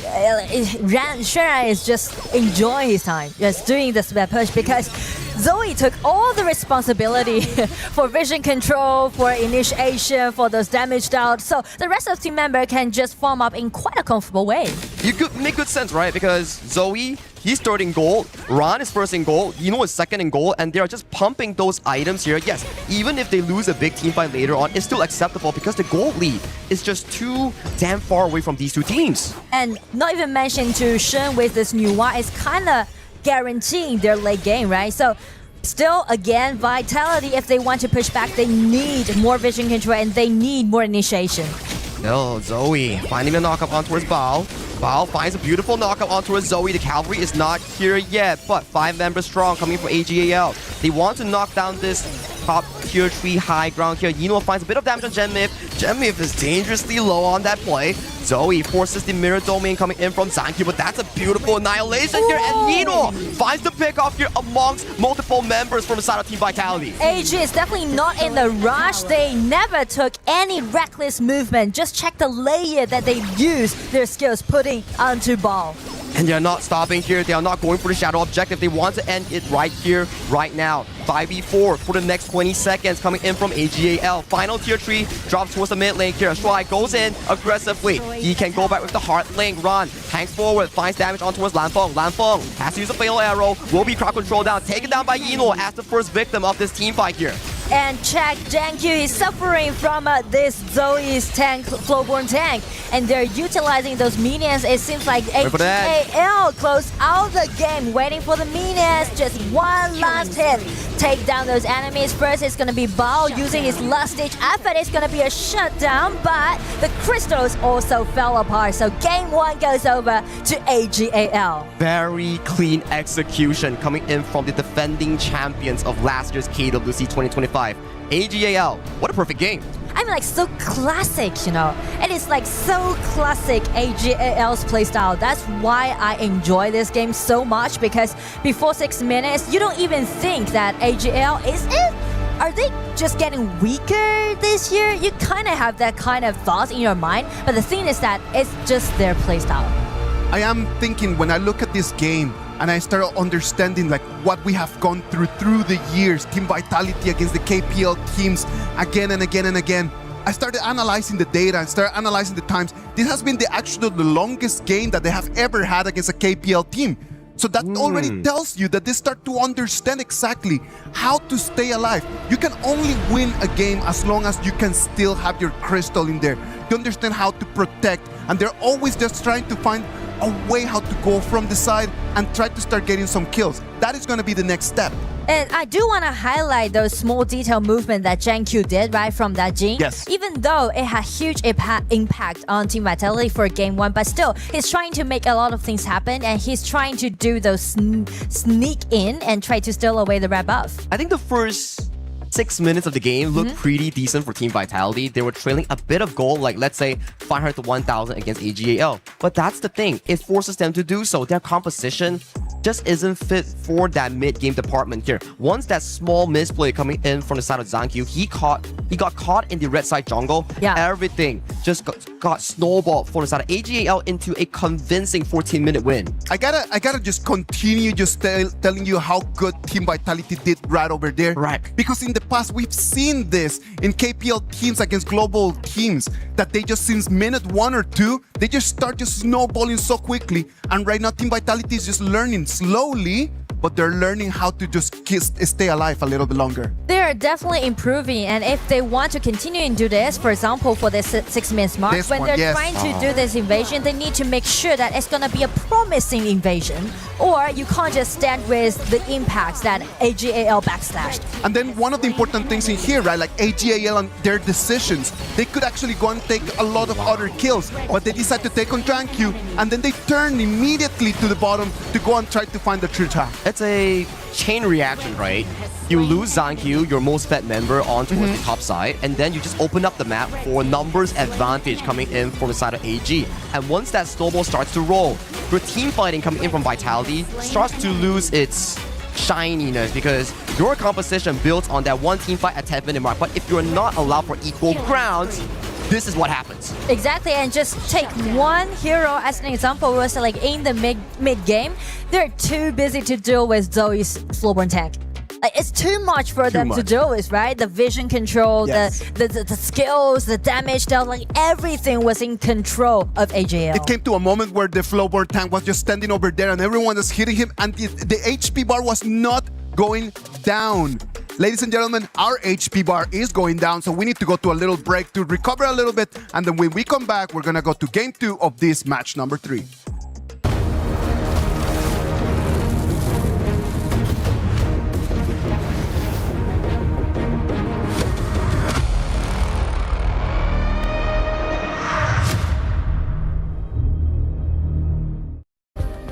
Play is in our DNA. Whenever we let it out, it becomes our superpower. Now imagine an entire city being built to supercharge it. KWC, powered by play. We were there. For every click, every clutch, every respawn. We were there for the years of grind, and we're here.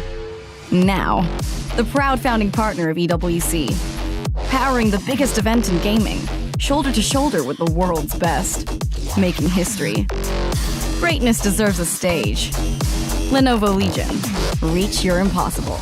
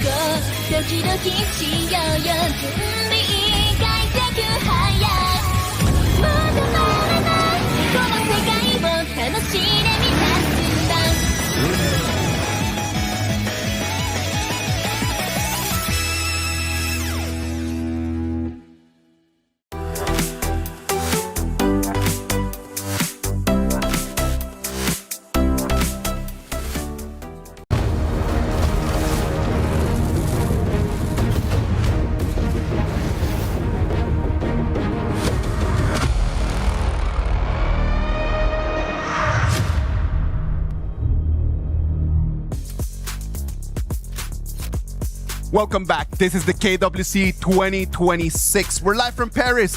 AGAL already 1-0 advantage on top of Team Vitality. I really want Team Vitality to do good in this game. I'm telling you, they're such a nice people. This April, I had the opportunity to go and watch them in Beijing, China for the Challengers Cup. They were playing against RNGM, and then just when they're on stage, the way that they enjoy the game is something that really, like for all of us as fans and casters and analysts, this is something that we love to see. Now, before we go into the game 2, right, I want to jump on that point. I've been to the 2025 KPL Grand Finals at the Birdnest, and that was electrifying moment where AG won against Wolves, and it still stuck to me because that was one of the best esports event I went to. The crowd was there because we were casting that tournament actually right there. And that's gonna be the moment for AGAL, because after they got the title in KWC 2025, they got two more consecutive championships. Insane. And just extended into 7 consecutive championship. Can you imagine that? Just to put everything in perspective for everyone that is at home just listening to us and watching these games, Team Vitality is facing one of the clubs in Honor of Kings that have won the most titles in the history.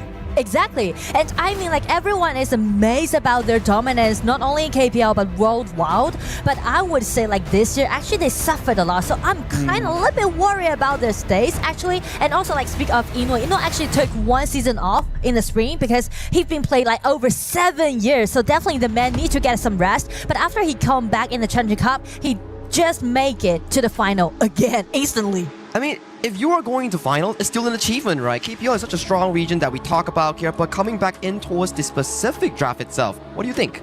Well, I would say this time, definitely AG with this pay pick, they are looking for some aggression. This time, they are trying to speed up because they spot that maybe Jankyu is favorable of doing those invasions early game. I think if Zankyu wants to match the FMVP jungler coming in from KPL and also last year's KWC, potentially you might see a Ukyu Tachibana, something like a Musashi that is a direct counter against the pay here. But that's the worrying part. When it comes down to fight, yes, maybe some global teams could put up a good fight in terms of team fight, in terms of skirmishes, but my worrying part is, in terms of rotation, our global teams are still not there yet at the KPL level. Sometimes we're slow in reacting to certain plays, but if we don't pick something that is more fight-centric for the side of Team Vitality, that could be a dangerous side for Vitality. I totally agree with you. So I would think about some composition that allowing them to have multiple initiations. For example, this Zhangfei pick and also Yukio that you just mentioned, right? Great counter-attack towards this pay. But to me personally, it's more about detail mechanics. Correct. Against a pay with this Yukio. But on the side of AG, they're picking out Garuda and also Mozi. Just showing this kind of sense that this time we're gonna pushing forward. Now let's deep dive into the Garuda and Mozi. I feel that this mid rotation, the 3v3, is really strong from the side of AGAL, but for the early game aggression, that Ukyo will be a strong one in countering the pace aggression. Plus, one more thing that I really like about this specific tournament patch is the combination of the Lorien plus Zhangfei. You get a Zhangfei ulti, immediately the ball comes through, lays you up, that's almost a 5 to 6 seconds crowd control stun. And speak of that, actually, I thought that they might try to empower their early game on the side of VIT, which Byron would be a nice choice, but actually they just banned away from themselves. So I'm wondering what kind of top laners they're going for, because just like you mentioned, they can actually do good in early games. Yeah, and there's a lot of top laners that's being banned off, like farm lanes, top lanes. I think it's a double ban coming in towards the side of AG because Yino can play all of them. Yeah. You think we get a Vici farm lane coming in from the side of AGAL? Because I see these picks, we might be getting one. Well, it's possible. It's possible. I mean, definitely he had such an abundant deep hero pool. But this time, if they go for a Baichi pick, it will make them to be a little bit slow in the early game, I guess, because you can see Garuda and Mods lack of controllability. Whereas the only thing that they can do is those poking damage. So I'm looking for some frontliness, tank frontliness on the top. On the top lane for a tank. We do have Baichi and Ata that are extremely valuable in the global patch. Fatih has been used, which is a common counter into the Charlotte here. Still trying to fix up my mind what picks are still available for the side of Ran or the side of Yino. Yeah, I feel like it's going to be Baichi. It's actually the Baichi family. You're asking for it, and here we go. I was scratching my head. It's yeah, that Shogun is bad. Frontliner, AG, Ino, Baichi it is. He's showing off all his cards, He's known for his early in the KPL, and he's also known for his Baichi farm lane, and he's just bringing it into the global scene. And it is still they are flexing it, right? Yeah, because Baichi can be played by Ran possibly, or Devourer by Ran. We don't know yet. It just depends on them. But the thing is that actually got a nickname, about a human Baichi, because no matter what kind of hero he play, you will get targeted. Yeah, exactly. I saw that meme before back online. It's that whatever he plays, whatever it is, there will be 4 people jumping on towards him. Yeah. And this is a specific matchup that I'm talking about here. We might see either Lanfeng or Bao flex that Umbrosa and also the Charlotte. I think recently we've been getting a lot more double fighter compositions with Davara in the mix. Yeah. And now coming in towards the specific matchup itself, even Vitality, they are removing the farm laners. It's like, okay guys, all the farm laners are banned. Let's just whip out double fighters. But the thing is that, yeah, we are okay about like flexing the Chicha or Davara, but Umbrosa, I'm not that sure about Umbrosa flexing into a farm lane actually. Well, if you are flexing it towards the farm lane, but you're fighting another fighter, is it still farm lane? But it's just like really interesting to see like a drop like this, you know, because it's kind of showing out that this time we will see a lot of big team fights happen in game 2. I feel so as well. Usually when we play like double fighters, it's more important when we see the 6 to 8 minute mark. That's where double fighters starts coming online for both of these teams. And to your question, where is Bao gonna go? Where is Lanfeng gonna go? We see the Charlotte going up against the Davara, and we see the Umbrosa going up against Yino on that Baiti. And we also see some comments right now down there because they are supporting for AG, supporting for Yino, and Yino is picking out this Baichi. So we're gonna see a Baichi play against Charlotte at bottom. Oh, what a rare occurrence here. And Zhangqiu, very sneaky. He's already going for the Crimson Invade, and I think for the side of AG, they spot it already. They give up the mid priority here, so it's gonna be a Crimson Tree coming in for both junglers. You can see like the tempo is accelerating compared to game 1. Yeah, I think like game 1, it was a bit of like a back and forth coming from both teams. Are they diving the top side right now? They're trying to do the tower dive. Flash out, and everyone is aiming at this line for 1 versus 4. That's too much for him. Shen got the first bout and even got it in. Take F1 down. It's gonna be a 2-0, and we haven't even reaching to the 2 minutes mark. You were talking about like accelerating the game, and there you have it here. You pick the pick, you pick the Mozi, 2 of the most aggressive pickoffs here coming in for this draft, and they make it work flawlessly. And it was planned from start to finish. Ran gets the push, stacks the minion waves, bring up the mid priority that you want into jungle invasion, and then you come in with 4 players here. First cannon blast forces Lanfeng to flash away, and Lanfeng coming in with splash gradation here, wants to run. By the time that F1 is here, gets caught by Stride's flash knockup into death. I mean, like, the coordination is definitely out there. And also, because of the Charlotte pick at the farm lane, you can see, like, he suffered a little bit because VIT actually just swapped the lane, right? Umbrosa is at the bottom, and that's what we're talking about. Charlotte play against the Vara, actually, while like facing deficit in the laning. Yeah, because Charlotte, yes, you're really strong in the mid to late game with those resets, with those spells fresh, and then those passive sacks. But if you can't get on laning phase, you can't achieve that. But you know, it's very interesting to see game in this way that we talk about AG's classic playstyle is kind of like operating, microwaving, but this time AG is showing their diversity about how they're gonna use their composition. It's like totally like an extreme way going into it. It's not only just about draft, right? It's like, oh, this is the classic one. Pei is like half a marksman, then you have Davara, half a marksman too. Then you know it's like, okay guys, you need a tank, copy. I play that tank really well. And even if they play these sort of specific matchups here, the way that they do it is very, very interesting. You have the strong side, top side, and Yino takes on the defensive side towards the bottom lane here. So it doesn't go into this balance where you need both sides, but Yino going in for a flash engage onto the side of Bao into the thing inside the box. Beautiful disengage coming from F1, but Bao goes dangerously low. Gets picked off by Sheng in that exchange.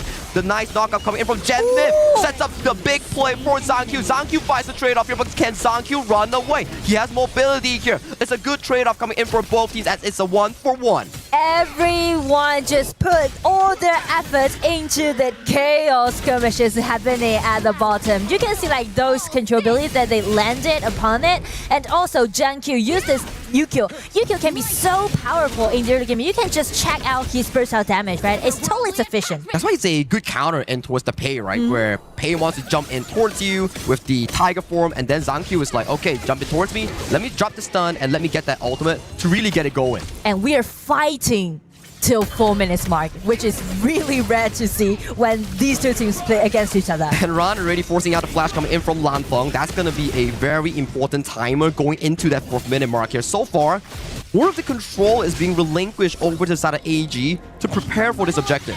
And speaking of the preparation, they actually force out the flash and also the HP on the side of VIT, on the side of Lanfeng. So they got numbers advantage. AG is preparing for the Tyrant, they're testing it, but GenQ just secured the Tyrant. I think it makes sense. You don't want to fight so early on from the side of AG. You need the item power spikes first, especially on the side of Devara, the pay on towards Zoe. Then at 8-minute mark is where both teams start to shine as a whole. Wings of Judgment tagging on towards the bottom lane. Genmid finds a good engage into the Unbridled Outburst, but where's the follow-up coming in from the team? It's still really far away for ZanQ to actually follow that up. Yes, the distance is a little bit longer, and upside of the map, the solo is still going on. Ron is having a fantastic time. He knows for a fact that no one can catch him. It's like, oh, you guys like to play bottom side? Lanfeng, take this punch. And also, there's a waning link between this Devara and Charlotte, so definitely Ran is doing it on himself, trying to build up a really nice top side of the map for AG.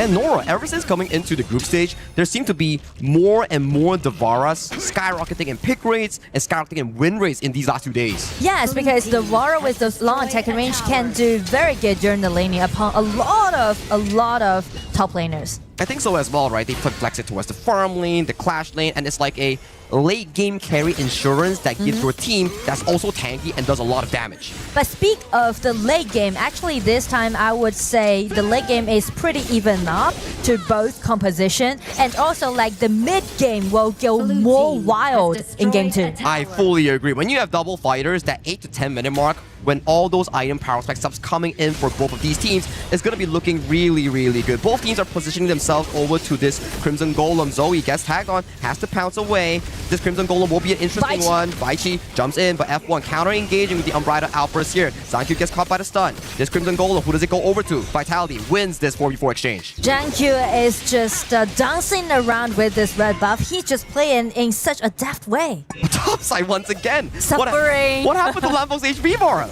He lost a tower and he's about to lose another one right now. I mean, it's really painful for Lanfeng to play so, on the top side of the map. And right now, with Zoe's help, they're trying to make the power dive a possible movement. Oh, Zoe managed to escape, but the top side is gonna be an issue here. No one has been disturbing Ron's farming tempo, and when Ron starts picking up the Crimson Golem in the next few minutes here, it's gonna be a big headache for Vitality to actually figure it out. And just check the gold difference, right? Zoe got like 1,000 gold lead against GenQ. I mean, like, Yukio is doing great about those invasions, but at the same time, Zoe is farming up fastly. And Zoe is not going to be very easily to be taken down. You have the Frostguard Embrace coming in from this little Tiger pick. And if he gets even bursted down, that 300 armor, fully sufficient for this Tiger pick. And also, we can see a lot of 4-4 team fight happening at the bottom side of the map. But I'm a little bit worried about the top, because actually VIT suffered a lot on the top side of the map. I mean, Lanfeng just didn't get any help. He's 0-2. We find an Unbridled Outburst onto the side of Zoe here. Zoe managed to limp away towards safety here, but ZanQ dangerously low. He's finding Zoe. Zoe is going down. It's a 1-for-1 trade between the jungles coming in from both teams. Devara coming in from Ron is landing on towards the backline here. Genmid with a beautiful CC removal gets out towards safety, but still gets caught by Ron. Ron is not finished yet. He's still punching. He's still going. Meanwhile, try 1v1 against Bao. Bao still has the Undying. Has to pop it to trade, but it's not looking good so far for Team Vitality as they're losing too much. Wings of Judgment snipes down Bao, and Bao gets taken down. Make it more as F1. It will be the last sacrifice coming in from Vitality. It ended up with the double kill goes over to AG, and definitely they want the upper hand from this skirmish. You can see like AG just fights fearlessly, and I do like the way how GenQ find a nice spot getting in and make that 1-1 trade directly targeting on Zoe. That was really beautiful. Now, if game 1 was about AGAL respecting the map, playing towards power spikes, game 2 is about, you want to fight? Let's fight. Yes, and speak of the fight, because of after this 1-1 trade, right, both junglers are down, and it's gonna be the stage setting for Ran. This Devara just coming in, ulti in, and getting immunity, and you can see they actually waste all of their skills upon that Zoe, try to take Zoe down, so which make Ran to be just unstoppable during the whole team fight. I think this is the problem coming in from the side of Vitality's draft. There's just not enough sufficient DPS to take down the Devara. Once he pops in ultimate and you waste your burst, no one can mark this Devara coming in from Ron. Yeah, and from that team fight, you can see Ran is going to be unstoppable from now on. And that's another thing that I want to talk about AGAL, because if you want to be dominating, we are not talking about only one person who's going to carry a team. It's about no matter what time is it, no matter what hero they're picking, there's always gonna be one player who's gonna standing out. Now, it goes to that point, right? Yes, drafting is really important, but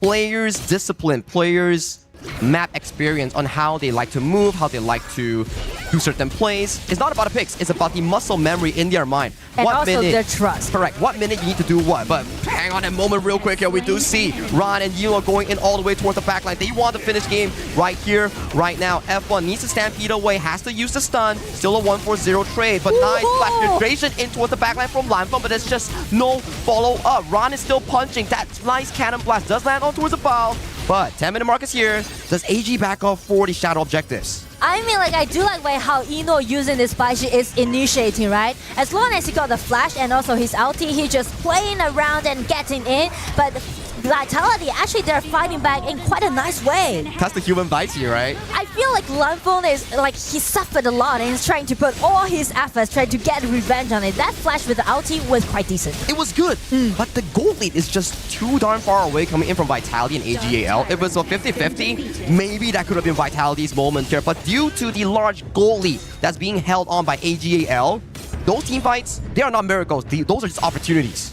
Not even mention to the Dark Tyrant goes over to AGAL. So I feel like it's gonna be the time for AG to slow down a bit more. They will just let Shen and Eno to be at the front line and trying to strike down the HP bar as much as they can. Just check the ulti right, really decent, and try to find out Jankyu sneaking at the back, trying to find that Shen because he know that with that 401 KDA and that kind of gold lead, Shen can just easily shred down all those HP for his teammate. He needs to find some pickoff, right? If he can find a pickoff, maybe he can push the game further, get that Shadow Overlord, extend the game. But for the side of AGL, they are not allowing a nice ultimate flash coming in for the side of Eno on towards Zankyu. Zankyu first to fall. Ron unmarked, untouched, utilizing the Millennium Echo and Taurus, the most members here, taking them down one after another, and F1. He's gone, and with that final play, 0-5, only Sheng falls. This will be a clean, easy win for AGAL, a dominating one in this game number 2. Triple goes over to Ran. It's gonna be the end of the game, of the matchup. It's gonna be a clean victory. Goes over to AGAL. It's a statement match for their debut coming in for the side of AGAL. They showcase they can play the traditional farm lane marksman style with Eno's Arlie, and then they bring over a different style. Eno goes back in towards the Bai Chi that he has so much experience with, play the weak side, allow Ron to carry, and in the end, Ron showed up with that Devara, just punching every single member towards that game. And the story keeps writing it again and again and again. AGAL are going to win 2-0 on top of Team Vitality, moving to this afternoon's upper bracket final. I mean, like, yeah, it's 8-2-0, right? Only 2 games has been played, but so much thing that we've seen from these 2 games. We see the experience from the team, we see the history, and also we see the capable enough, the capacity of all 5 members, all 5 players. I think that one of the beautiful things in here is just how different people can just carry the team at different moments. Everyone is just looking at the junglers and everything. If you look at Sheng with the Garuda, just to be able to have the reach, the poke, he actually ends up with a very beautiful KDA, and not only that, he was the key damage dealer in all of these fights before Ran just pop off at the end. And the early game planning coming in from the side of AGAL is fantastic, where, yes, when you lock in the draft, you need to have an early game plan in mind. They cleared up mid with the side of Zoe on that play, then convert it into jungle invasion. Then that's where Devara pushing the wave. They go for that dive, and ever since that, the Charlotte coming in from Lanfeng, he's just suffering. He suffered a lot during the laning, and poor Lanfeng, also, like he was just on his own the whole day, and he's just taking this 1v1 against Ran, and then Ran is just bullying him again and again and again, like almost sending him back home. Exactly, and it's kind of just restricted the invasion that Vitality did at the bottom, right? Because you need to take care of your top lane. So that's a problem. And also, like in this game, we can see it was a 14 versus 3 of the kills. AG this time, actually, they're playing in a more aggressive way. Of course, like at the beginning of the game, like the invasion immediately just told you that they were not going to push the game to the 15-minute, almost like the same as the game 1. Like this time, they just wanted to finish everything extremely early. Yeah, the game plan is what makes it so important. If you have a game plan like that, it's not like, okay guys, we're gonna do this when we are in the game. The coaches are like, okay guys, this is the picks, this is the game plan. The VAR is gonna do this to shove in the wave, and then when everybody comes towards the top side, we make it work. So these are pre-planned, not only from the draft, but also experience from these players. I totally agree with you. And that's something I really like about this matchup. Even though it closed out with a 2-0, but we see all those experience pull out by AJL, and From also there, we see look at the that. improvements done by VIT. I mean, VIT did some pretty good plays coming in for the specific early game where Zankyu stole with the Crimson Golem, but just due to the fact that the mid 2v2 matchup coming in for Sheng and Shuai, they can outpush them. That's why every single play they can move faster compared to Gen Myth and also F1. And actually, they did really good job, right? Like triple knock up at the bottom. This time, actually, the team fight that we just saw was VIT won the upper hand. But after this 1-1 trade, you can see like the Vara run is just putting on the spotlight. No one can mark him, right? There's no consistent DPS coming in for the side of Vitality's draft. When Ram pops to Frenzy, when Ram pops to Ultimate, it's just free damage galore towards the backline. And when you think about the compositions right over here, okay, yeah, let's go with both warriors, right? But then AG has the pay, and the pay can just destroy turrets, so that already gives them an advantage. Who's supposed to be taking down the turrets for Team Vitality, though? Good point. That's really good point. And also, I do admire the accuracy that Eno has using his ulti and just drag Gen back for the last team fight. I think the ultimate flash has been really consistent coming in from Eno. Yes, you're a Baiti, you don't have carry probabilities, but the way that you set up team fights coming in for this TAM pick is exactly what AG needs in this specific hero lineup. All right. What about if we go and hear it from Eno? Mara has Eno over there on stage. Let's go and hear exactly what Eno wants to share to us in this KWC 2026. Here with the legend, Eno, congratulations. Masterful performance as expected. But you know, there is a challenge happening right now with an incredible reward. If any of the team beats a KPL team, they will get 100,000 USD. Now, in terms of percentages, how possible do you think that the other teams can claim this?首先恭喜你们在这一场当中获胜，你们的发挥也非常非常亮眼。你知道现在在比赛当中有这么一个大挑战吧，就是说如果有任何一支战队能打败一个 KPL 的战队的话，他们能立马获得一个10万美元的奖金。那你觉得这件事情能发生的概率会是多少呢？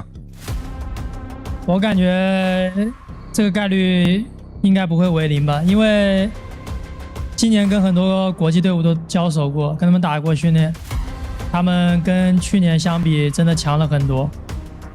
我们还是会有机会输的。I'll say that the chance is definitely not going to be 0% because I've been practicing and playing against a lot of the other teams, a lot of international teams and scrims, and I have to say that overall they definitely feel a lot stronger compared to last year.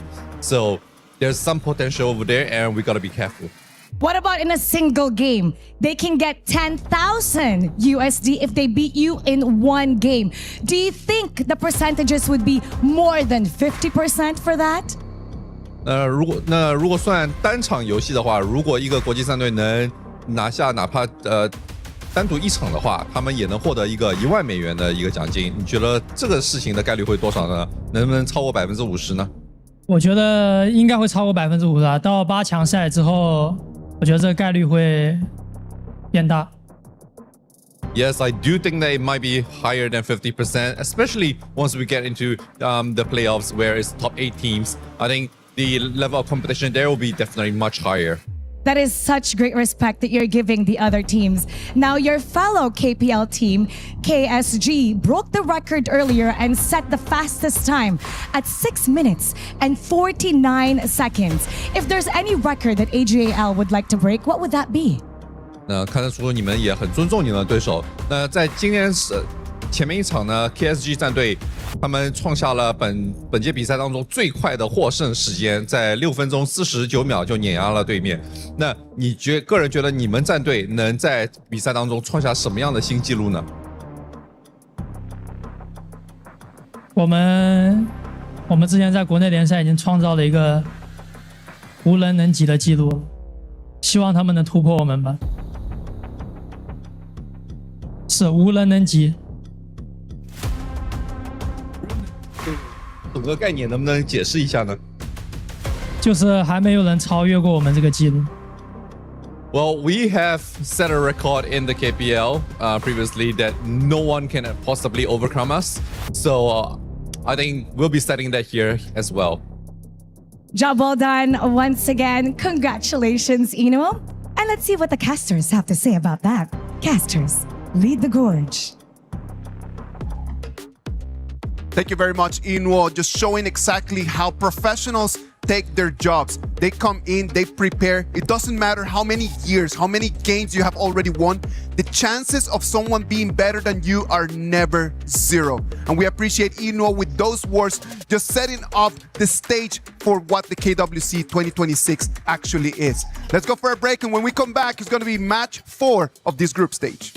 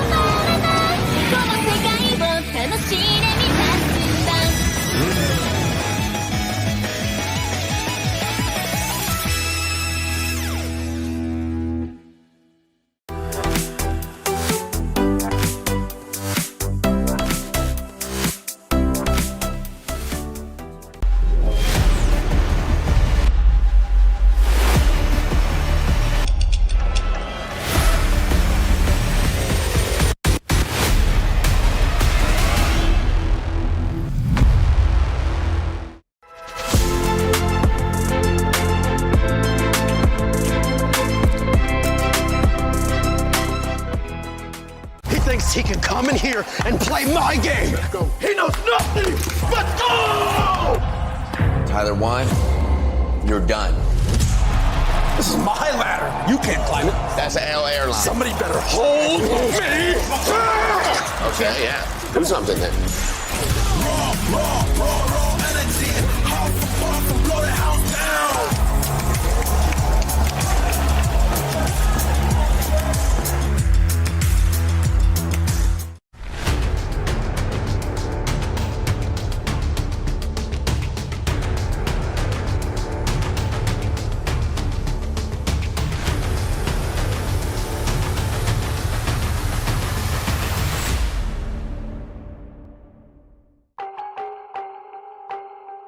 Welcome back. This is the KWC 2026 live from Paris, France. Right now, we're going to move into our match 4 of today.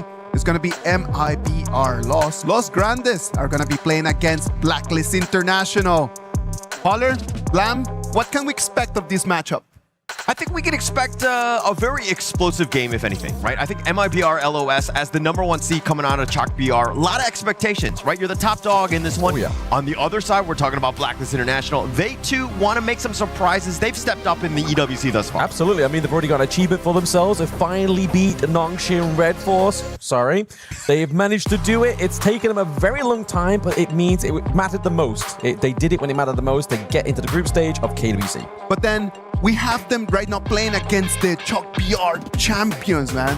What are some similarities that they have in terms of game style? Yeah, and I feel like Blacklist has kind of taken it to another level. There were definitely some questions, but then they were able to be aggressive, and then they fit to their play style, and it's kind of riding on Chammy1's play. There was a little bit of an interview, and they were saying, hey, Chammy1, you're making all of these plays. Why are you not rubbing it in? Why are you not celebrating and just like trash talking the other ones? And he was just like, actually, it's because we're all kind of family. Yeah. At the end of the day, I'm very sad for all my teammates. I want to make sure that we win, but unfortunately, that's not always the case where we can all just like be that #1 guy. Exactly that. Like obviously at the end of the day, we see obviously only the conflict that happens onto the gorge, but on that, everybody is literally so tight-knit. They basically talk to each other, they scrim with each other, they spend a lot of time with each other. So I feel like those relationships and those bonds that these players share, it's hard to sever that and separate that when you're on the gorge. Yeah, we're all brothers at the end of the day, right? It's all about the Honor of Kings, excuse me, and it's all about just like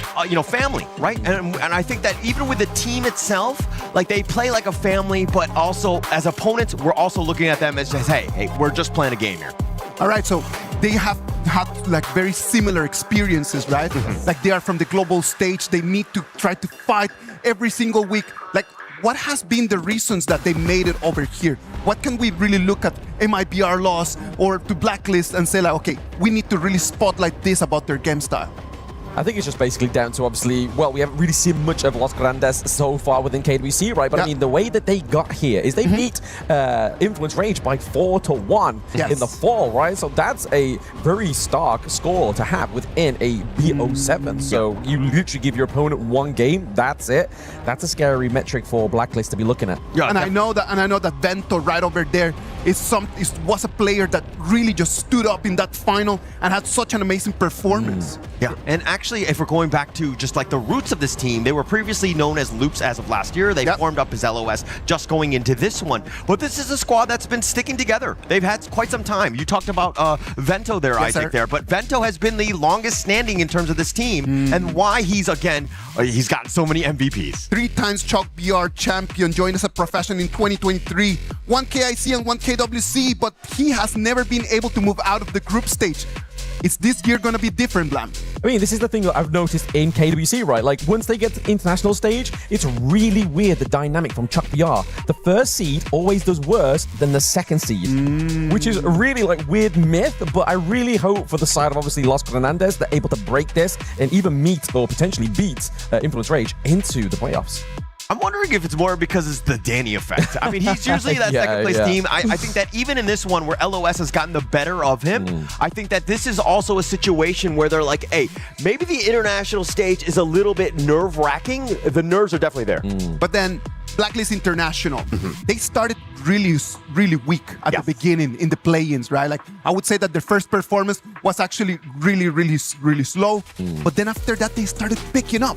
They really started picking up. The way that they played in the last match makes me feel like they might be able to make it out of group stage. I think that that's going to be the momentum that we've been talking about, right? I think that there were questions, and at the same time, they're like, actually, we've got all the answers for this one. We just need to play within ourselves. And when they do, they are really top level. They are top level, and they've already beaten, obviously, past KWC experience and the way their journey so far, right? Obviously, Blacklist International finally actually getting a series win for themselves, and even in from the play-ins into the group stage. So they've already kind of like beat their last year's selves, but now they've got to kind of aim for further. You can't just be like, right, okay, I'm done, I'm tapped out, we've won, right? We won ourselves. We need to go further. Of course.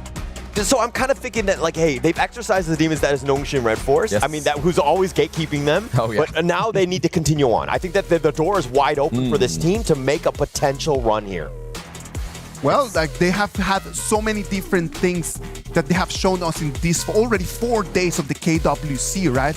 Like when we think about the heroes that they can actually play in here against MIBR.Lost, do you think that they have an advantage since they've already shown to us some of those hero picks in the group stage? I mean, I think that both teams are at a bit of an advantage, right? Obviously, Los Granandes is able to actually be seen and know what Blacklist is like, whereas Blacklist have had their moments within Paris so far, a little bit more to adapt to local kind of time, anything like that, you know, get back onto the sleep schedule, and they've been playing as well. So they're warmed up, they're fired up, and they're going to be bringing everything they've learned in their relative group in playing stage to this moment. Yeah, and I think they've kind of ironed out some of those kinks, some of those issues that they've had, and they've had some losses that were a little bit in terms of their own mistakes here. But this is also a time when you can kind of see, like, hey, maybe the reps really helped us as opposed to kind of just standing and watching and being a little rusty in this game one here. Yeah, and I mean, to be honest, I feel like it's probably a good thing for Blacklist not to keep swapping out the subs, right? You want to make sure you're building that synergy and only really playing the sub when you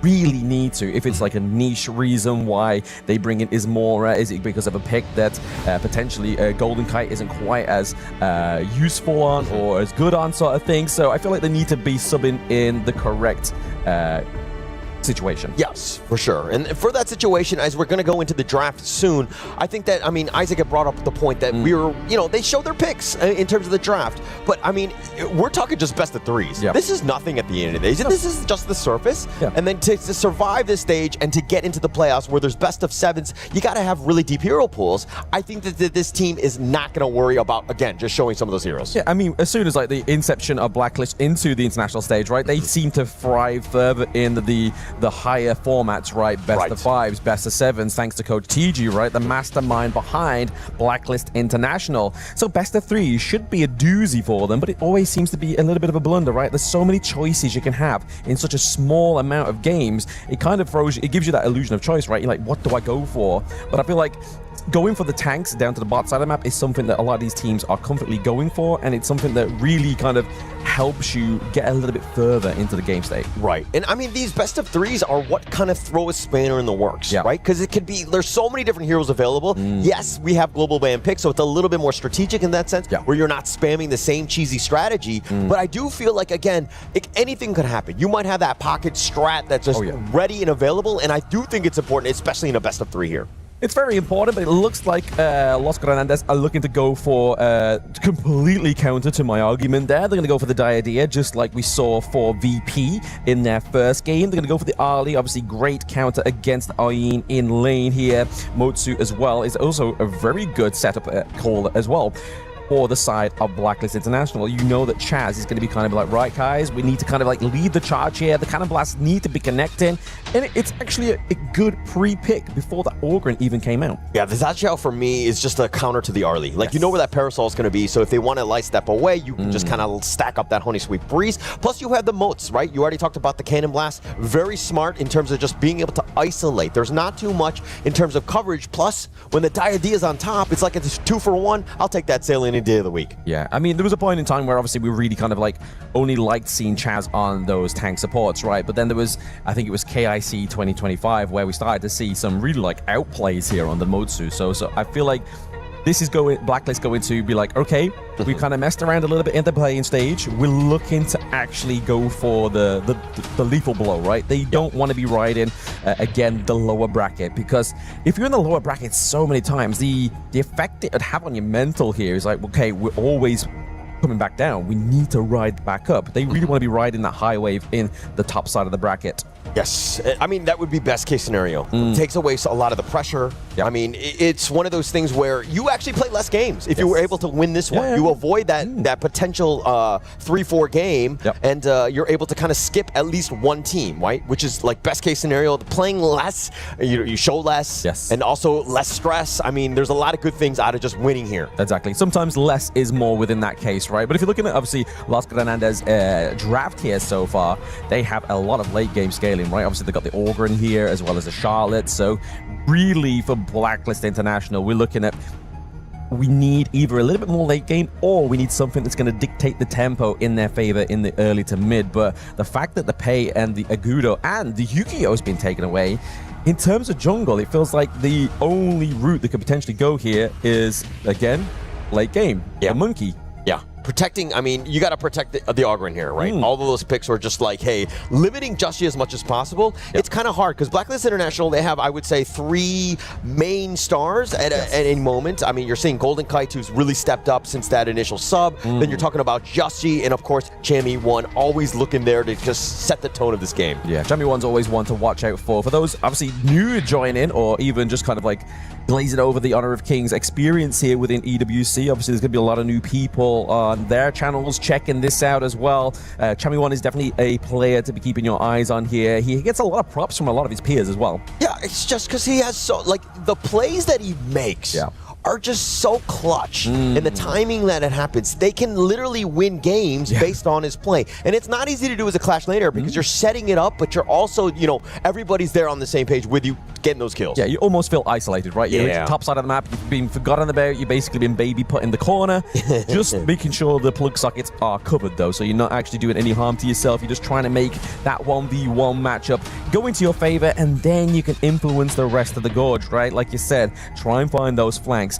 When he's playing a hero like the Vati here, you know he's going to be trying to dive on top of that Ali. Yeah, so this is a really nice pick in terms of the Fatih, the last pick. The Menki, very tanky. He's going to be obviously stoking a lot of damage, but you need more damage. The Loom was the only one, and adding this, the Fatih there, you can rely on old Chami1 to ensure that he's got that farm to be essentially a carry late game. Yeah, I mean, to be honest, they got Angela into the mid lane, right? Obviously, Xiao Qiao, she's going to be able to get a lot of poke damage in the early game as well. That's going to only naturally scale into the late game. So you are right, and obviously pointing out Golden Kite there being the mage denominator in terms of damage. Yeah. But it's all going to be coming down to how tanky they can get this monkey, right? Obviously, early game, you generally go for a bit of attack speed boost just to make you clear a little bit faster into the jungle. But after that point, you need to be really prioritizing those kind of like tankier items, like obviously your plate mail and stuff like that. Yeah, and going into this draft where, again, game 1 is so key in a best of 3, right? Winning that tempo dictates like everything in terms of how this series will go out. Put a lot of pressure on, of course, the opposing teams.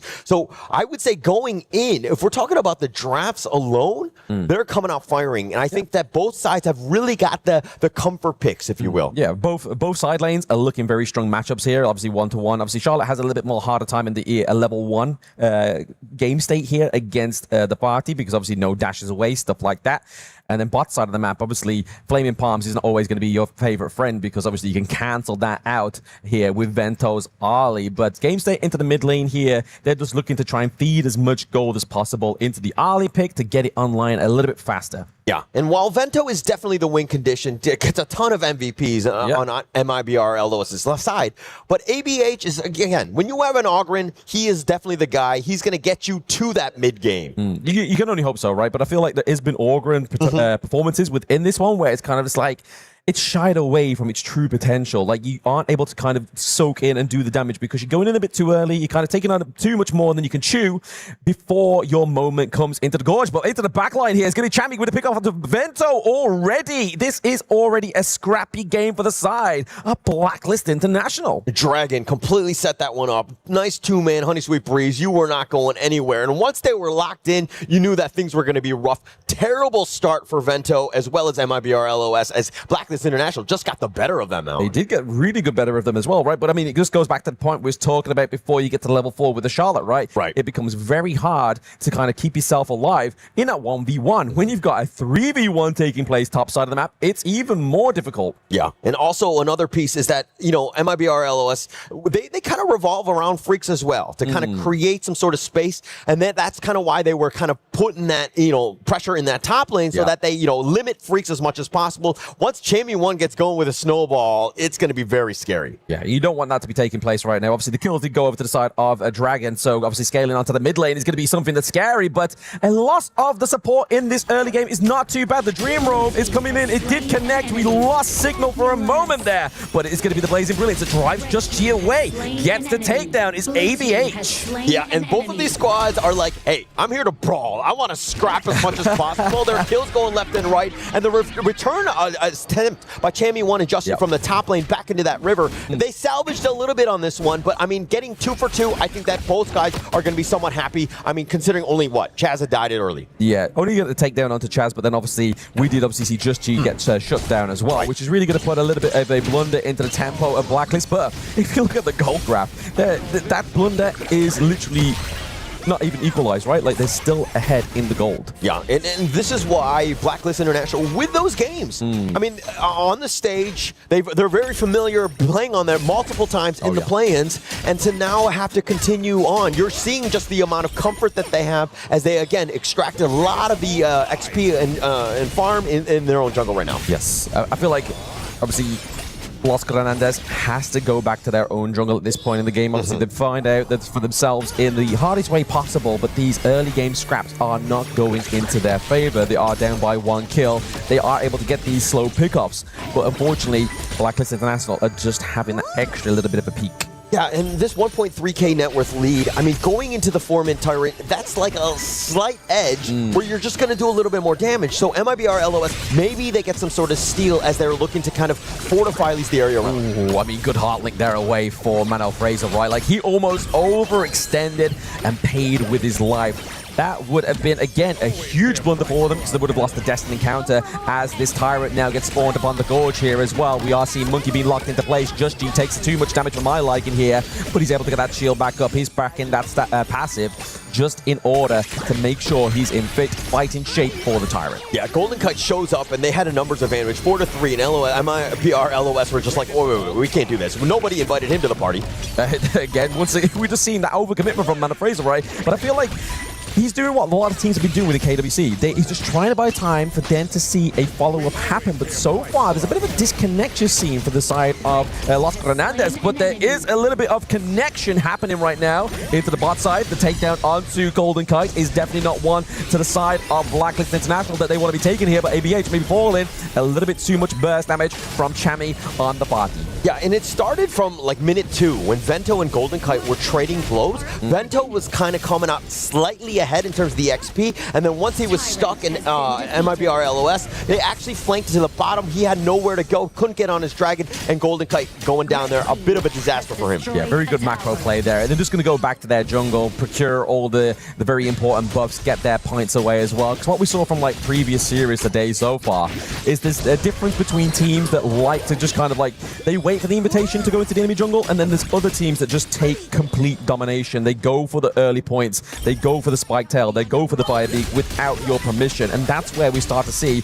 early games pretty much a loss already. But we are seeing 4 men on the top side of the map. Freaks ABH as well. Just Chi on the wrong end of this one, but he's just looking to try and hold on to the backline here, trying to make sure Angela's not having free reign. There it is. Manuel Fraser falls down. They're going to trade Dragon as well, but it's a think inside the box that lands them in an uncomfortable position here for Los Granandes. Yeah, I mean, Joshi actually had the dream roll. He went right past them, and you were thinking he was in a bad spot, but the rest of the reinforcements were on the way, and they were like, we cannot take this tanky, Mankey down in time, so that we had to just deal with whatever we could. So, I mean, they kind of salvaged that on that top line. Yeah, I felt that was like Peter Pan picked up apples, you know? That was very hard there, but Vento even getting takedown is definitely not what they want to be doing here. We do see, obviously, irreparable damage being done into the mid lane there for the side of Los Granandes, which is obviously a great place for them to be here after they're losing so many scraps, after this, they're still behind with that goal lead. Yeah, so Vento actually getting the kill on the Golden Kite in the bottom lane. That's a little bit of confidence, and it was a little overconfidence as they were pushing into that mid lane. He was trying to make a play, but the tower just shoots you, man. You got to be careful about that aggro. Yeah, they do hurt. They do hurt indeed. Just Chi here, just playing around the Azure Gold as well, taking too much damage. It gets the execution there. It's going to be ABH with the pick-off. Can they get a little bit more? I feel like without their commander-in-chief here, Just Chi, they're just going to go back to the game state into those lanes. Yeah, you need to play a little bit more that was safer in that sense. But let's talk a little bit about one here. On this Angela pick, the Blazing Brilliance, absolutely amazing in terms of taking down that Mankey. Yeah, he's tanky, but I'm just going to burn you to a crisp, and that's what they did. Joshi had no outs on that one. Yeah, I mean, I've been loving this Angela pick all day, right? Obviously, we have Highlight. Now we have one piloting this mid lane that generally doesn't get actually a time of day within the draft, but because, like I was saying, when Kim was on broadcast, there's so much tank meta in place. We need anti-tank potential. I feel like she he is definitely one of the best heroes to be doing that. And I mean, if you're able to do that with some sort of other stuns, I mean, it's so much. And plus, she can tank a little bit on her own, so it's not the worst thing in the world here. But it looks like MIBR are going to just head on out and take the mid lane instead. Yeah, I think this is going to be the part of the stemming the bleeding, right, for the side of Blacklist International. They've got to make sure they're playing the macro a little bit better here and making sure they're not taking just so much unnecessary damage. The brush checks here from the side of Los Fernandez is definitely a problem for Blacklist International. And just like that, MIBR, they're back into this one. I mean, if we're talking about net worth, it's about 800 or so gold. Yeah. Nothing at this point. ABH, though, has been carrying them. They have done a great job because of the fact that he's getting his space and farm, and now looking to contest. Oh no, they don't get the invite, but it's going to be Mana Freezer. He is looking low. He's able to just chunk that damage in the early part of the team fight, so ABH is not going to take the brunt of it, but it's going to be Freaks into the backline, getting a bit freaking naughty. He goes down, though. It is a 1-to-1 trade. Clash lane for mid. That is going to be all that's said. He's going to be freaking dead. That's going to happen. He went way too far. ABH was like, hey, we got to get out.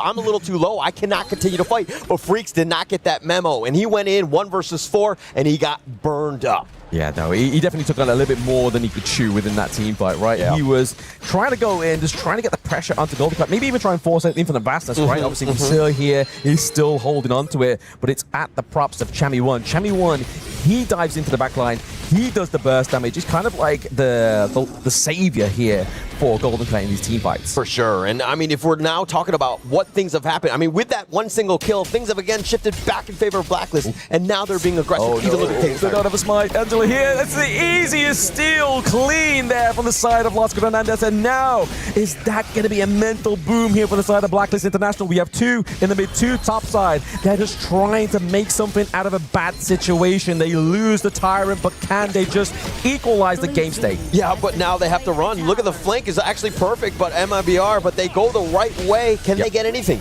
They are trying. The path of passing being used here as well. They try to got Monkey into the pit there. Just Chi would definitely be free food in that scenario, but I feel like good rotation for the side of Blacklist. Obviously, we did see top side there. Golden Kite was ready. They were leading them to Golden Kite, the main proprietor of damage. Yeah, and going back to that last one, Chami1, they're going to go back to the drawing board, but like, hey, why were you trying to solo it all by yourself? Nobody was there. He was literally trying to sneak it under. It was not going to happen. And I mean, Chami1, again, a big mistake by him. Yeah, leading the charge here. ABH, obviously, he has the Destiny counter as well. For a brief moment, the Blade Brilliance does come through once again, but the Tyrant is not low enough for that to get that seal now. Freaks is into the back line just to try and kind of keep Chami1 in place here before he tries to go in. The Dream Roam with the think inside the box. Huge setup here for the Blacklist International boys. They look to team and take that Tyrant as well as Freaks and look to go for the mid lane. A perfect play there by Blacklist International. The 1-2 timing in terms of the stunts, stacking them up. And you know why Chaz loves this mode. Even in the Ultimate Battles, if we're talking about the KIC 2025, he will pick that hero even in an Ultimate Battle. He is so comfortable with it. Absolutely. I mean, when you've got something like, obviously, Angela, before she pops that ultimate, she can still get hit with that CC.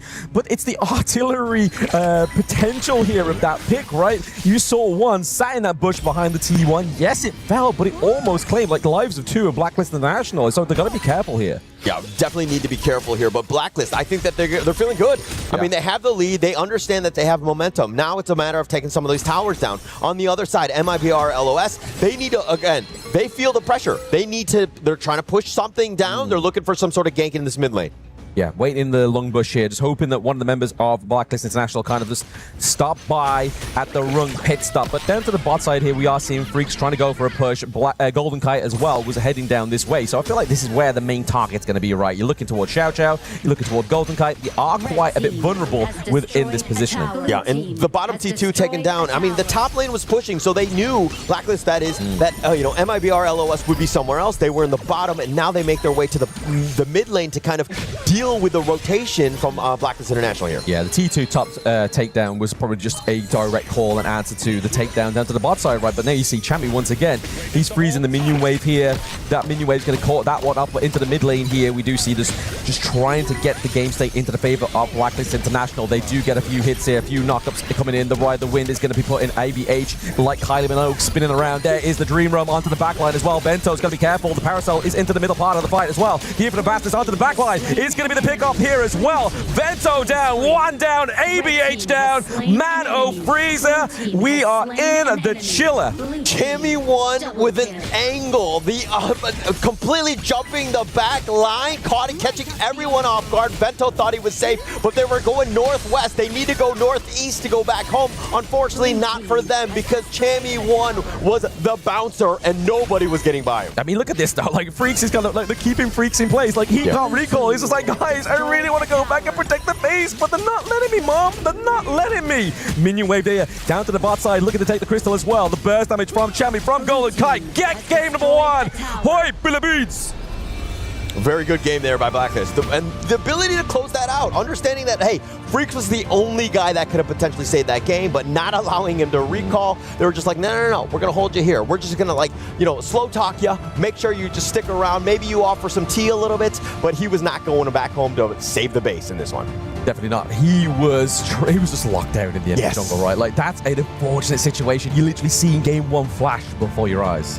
I think that it was such a very level game. It was never just one-sided. Blacklist International, they end up taking the victory, but it was not because just MIBR just played badly. It was just like in that one fight, Chammy 1 was just superior in the 1 against 4. Chammy 1 will always find that angle. That's just why as a clash laner, he's so good. When you're playing against him, you always have to be, you know, keep your head on a swivel, if you will, and make sure that you don't get flanked, because that's what can happen. You could just lose a team fight and the game that instantly. Yeah, I feel like all players just need to be an owl at the point when they're playing against everyone, right? Just like 360 peripheral view, man. Like, it's hard to actually achieve. But we're going to look at, obviously, the post-game analytics. Because like Isaac was saying, right, it wasn't like a night and day difference, right? Like, this was very close. It was all about the correct pickups into the team fight.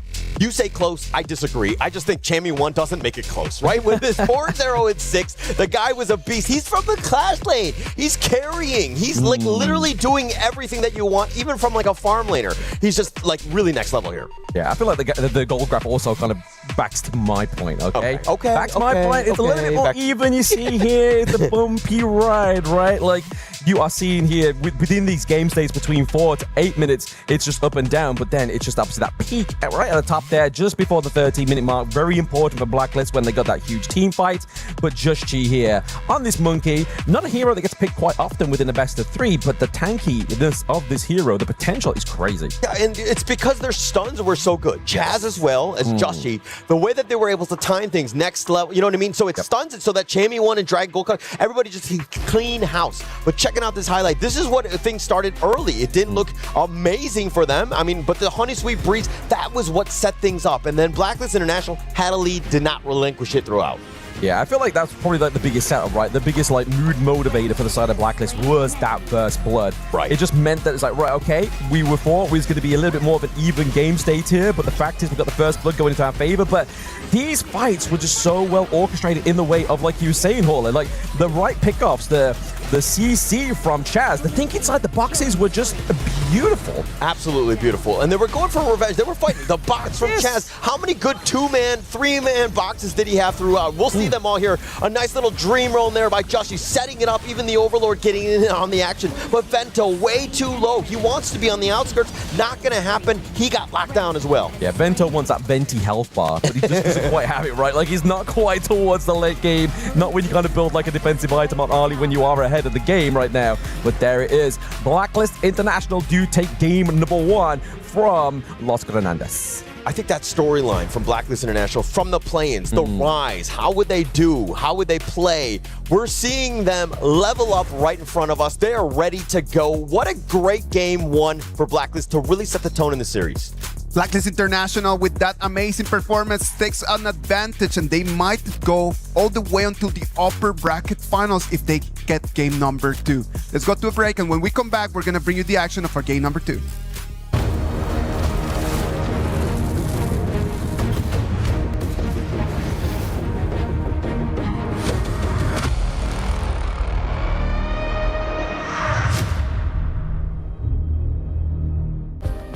Play is in our DNA. Whenever we let it out, it becomes our superpower. Now imagine an entire city being built to supercharge it. Kadir City, powered by play. We were there. For every click, every clutch, every respawn. We were there for the years of grind. And we're here. Now. The proud founding partner of EWC. Powering the biggest event in gaming. Shoulder to shoulder with the world's best. Making history. Greatness deserves a stage. Lenovo Legion. Reach your impossible.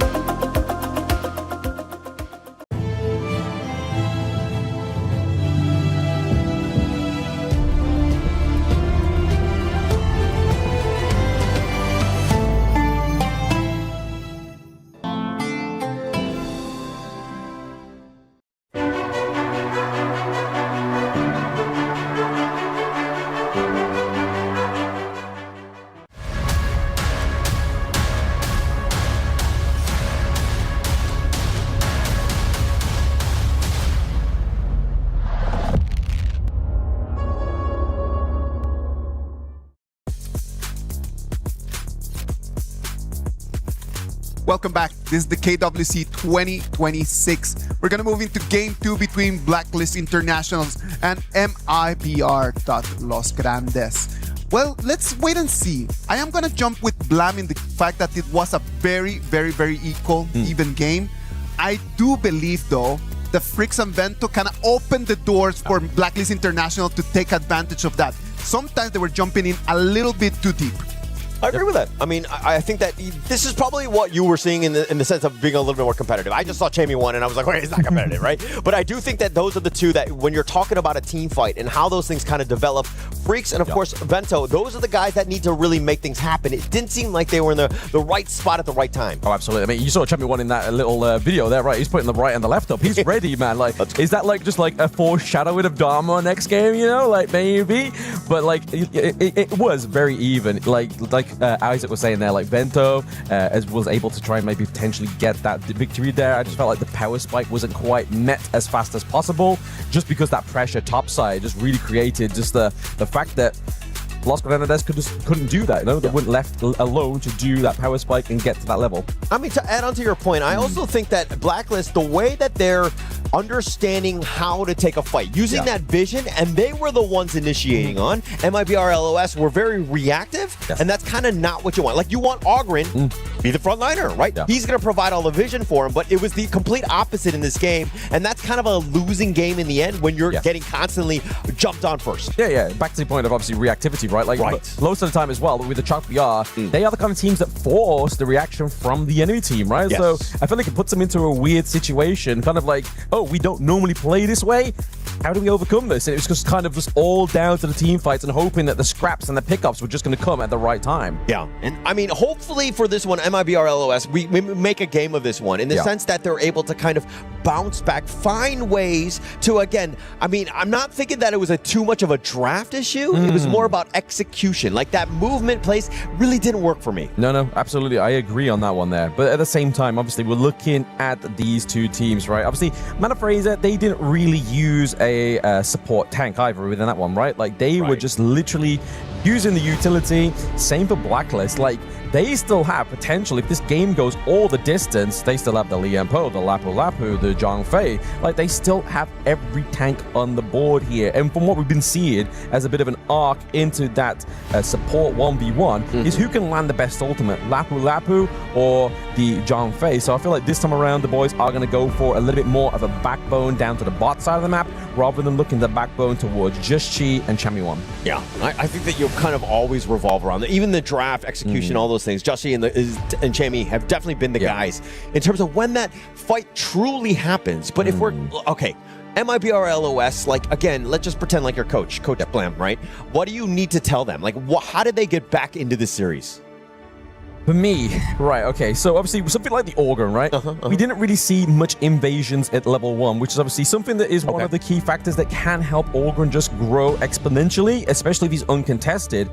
But it just felt like that once the Organ came out, obviously Blacklist already called their bluff. They went for the Motsu, right? Like they didn't have to go for another counter for the Organ. They already had it with that one. And the fact is you weren't able to scale up and you've got so much burst damage. It was just, I feel like at that moment in point with that draft, it became much more difficult for them to actually navigate and compose a victory for themselves. But Blacklist actually gets side blue once again here, and they're going to go for the higher first pick. Yeah, I mean, this is a great hero to start off. I mean, we've seen it time and time again, and we're in day 4 now. This Haya has just been completely dominant, right? I mean, the Lorien has also been one, but that's been banned. But Haya has been like next best. I think, I mean, I don't mean to predict here, but I do think that come Ultimate Battles, Haya will be one of the top picks for the mid lane. Yeah, absolutely. Into the mid lane with the Mai Shiranui as well. Obviously, we don't normally have the usual suspect within the game at the moment. Obviously, Yixing, he's not available for these teams for the Ultimate Battle. So you are right there. I feel like that is going to be the cause here. We're not going to get the Dharma Chami 1 here. He does deny it for ourselves. But if you look over the side of Los Hernandez, they have gone for the Lapu Lapu like we were talking about before the draft here. The Chicha as well. Great second pick because it can be flexed into the farm or the clash lane. Yeah, and it looks like you were doing some predicting earlier with the Zhang Fei and the Lapu Lapu. Both of these teams picking both of them. Obviously, it's about execution and who gets the better of the two in terms of the alts. But the Aaron, this is a pick to kind of harass the Chicha as much as possible. They kind of like it going into the matchup, and they think that this Chicha will be in, of course, the farm lane. Yeah, I just love that when we see Aaron and Chicha go up against each other, it's like one pops the ultimate, the other pops the ultimate. They're just going around just like bursting each other, just AoE damage. It's just like a fun little display of dancing to watch. But I feel like going over to Blacklist here, a bit more support for the boys. Chaz was able to land great cannon blasts. So I'm assuring, or at least having so much faith in him, that those unbridled outbursts are going to have even more of a great impact there. Just choosing the correct moments when to go with that massive ultimate. But we see the same kind of game state here for the side of Los Hernandez. They're looking for a little bit more early game into the jungle here because Chicha has to scale up regardless of which lane she goes into. Yeah, but you're kind of, because of the fact that you have the Agudo, this is a nice little 1-2 combination with the Chicha because the range is a bit of a problem. Yeah, she does a lot of damage. She's just mow people down, but you don't want to get outclassed in terms of the range department. But the Agudo is the type where it's like, okay, if you're going to be far away or however you're going to be, this kind of protects that. So it's like a little bit of synergy, plus you have the Lapu Lapu on top with the Raging Sea. So this is kind of how this first phase of the draft, at least for MIBR LOS, is going to go. Yeah, we see bans onto the side of Blacklist International because obviously they don't have their mid lane for the Los Hernandez and they don't want to kind of be outranged or outpoked onto the higher here. But it looks like the Chuck BR team are going to go for Florentino. Freaks wants to go for a little bit more finesse, right? We saw him on the Charlotte already. He attempted it. It worked. But I feel like if you are Florentino, if you get a little bit too close to the sun, you will burn. Yeah, and another one of those AOV heroes that has had quite an impact here at the EWC Honor of Kings. But this is a hero that I think that's, we've seen it shine, we've seen it fail. Yes. We've kind of, we have, again, it's not enough data in terms of where this hero truly is. But I do know in my own ranked games, this hero has been utterly dominating. And I dare I say, I kind of don't like it because of that. Yeah, exactly. It's a hard one to maneuver, right? It's very sort of flashy, highly mobile. But I feel like the one thing you're going to do to get that kind of advantage into the lane is give yourself some range. So you're seeing here for the first time for Blacklist International, they're picking up the Devara here. So they're going for the dual marksman comp. And then Blacklist is like, you know what? You denied it in game number 1. We wanted a fast game state into the jungle. We're going to pick up the Ukiyo Tachibana here. So if there ever is a game 3 and pay falls through, it's going to be hard to counter that pay. But we're now looking for that important mid lane pick here for the side of Los Hernandez. Because obviously Chicha has now obviously shown its identity. It's going to be into the jungle, the farm lane here. I love this Devara pick, right? Ooh. Especially last by Blacklist, because you know that Chami 1, who's like essentially a carry in that clash lane, but I mean, he just does so much work. The rest of them are literally just looking to just run at you, burst you down, and somehow just be able to withstand this, because it's all aggression on this lineup of Blacklist. You see that one's literally gone for another artillery style mid lane hero, right? Like, he's just gone from Angela, he's now gone to the Gunner Mo, which I remember all the way back from Season 1 Invitational. Like, this was his hero. Like, he was able to set himself up, position himself so well into the team fights that those couple blades were always landing and always hitting super hard. And obviously the passive Gunner Mo, you're going to be looking to get as much assist as possible to gain that extra ability power. Well, I love the Ganon Mo. He definitely needs to be careful in terms of how the sieges will start, right? If he gets caught out, I mean, by the Moonscape Mirage from the Haya, you're going to have a bad time, right? So his positioning, again, you're talking about the fact that it's going to be artillery. He needs to be in the back line. And so they need to be, again, very careful with who Dragon abducts at the end of the day. I feel like there's only two targets potential, right? I feel like there's either Lapu Lapu or you're going for Florentino, right? So if he's going to have a dance, why not have a solo dance? Have that dance for the wedding, right? Haya, Dragon, Freaks are just going to get freaky naughty 1v1 into the Moonscape Mirage, or you're going to take Mana Freezer apart, because if you take Lapu Lapu away, there's no real identity for frontline here for the side of Los Granandas. All right, as somebody who's danced solo at a wedding, it's kind of depressing. I've done it. I don't like it. Hopefully they don't need to do that here, and they're able to tango with their teammates, of course, here. It definitely takes two to tango, right? You need that extra set of feet, but you don't want to be going with two left feet here as well. But you do see actually one with a very aggressive rotation here just to try and commit and take this neutral camp away from the side of Blacklist International. It does look like they're able to get the point there as well, so well played for them for that invade. Definitely an improvement on the game state, early game state that they were displaying in the first game. Yeah, it was the little wins. That's kind of what snowballed Blacklist, right? Yeah. They were able to extract, I mean, unless you're being aggressive, taking things away, Blacklist will probably be able to outpace you. So you got to change it up. They've done so. This is going to be a pretty decent start for MIBR. Yeah, you can already see that ABH is already kind of like out-leveling Just Chi here as well, which is obviously not a position you want to be in when you are the Yukio Tachibana. You're meant to have a bit more of a flexibility into the jungle in terms of obviously rotations. You're able to backflip, parkour over the walls, and you have immense burst damage as well.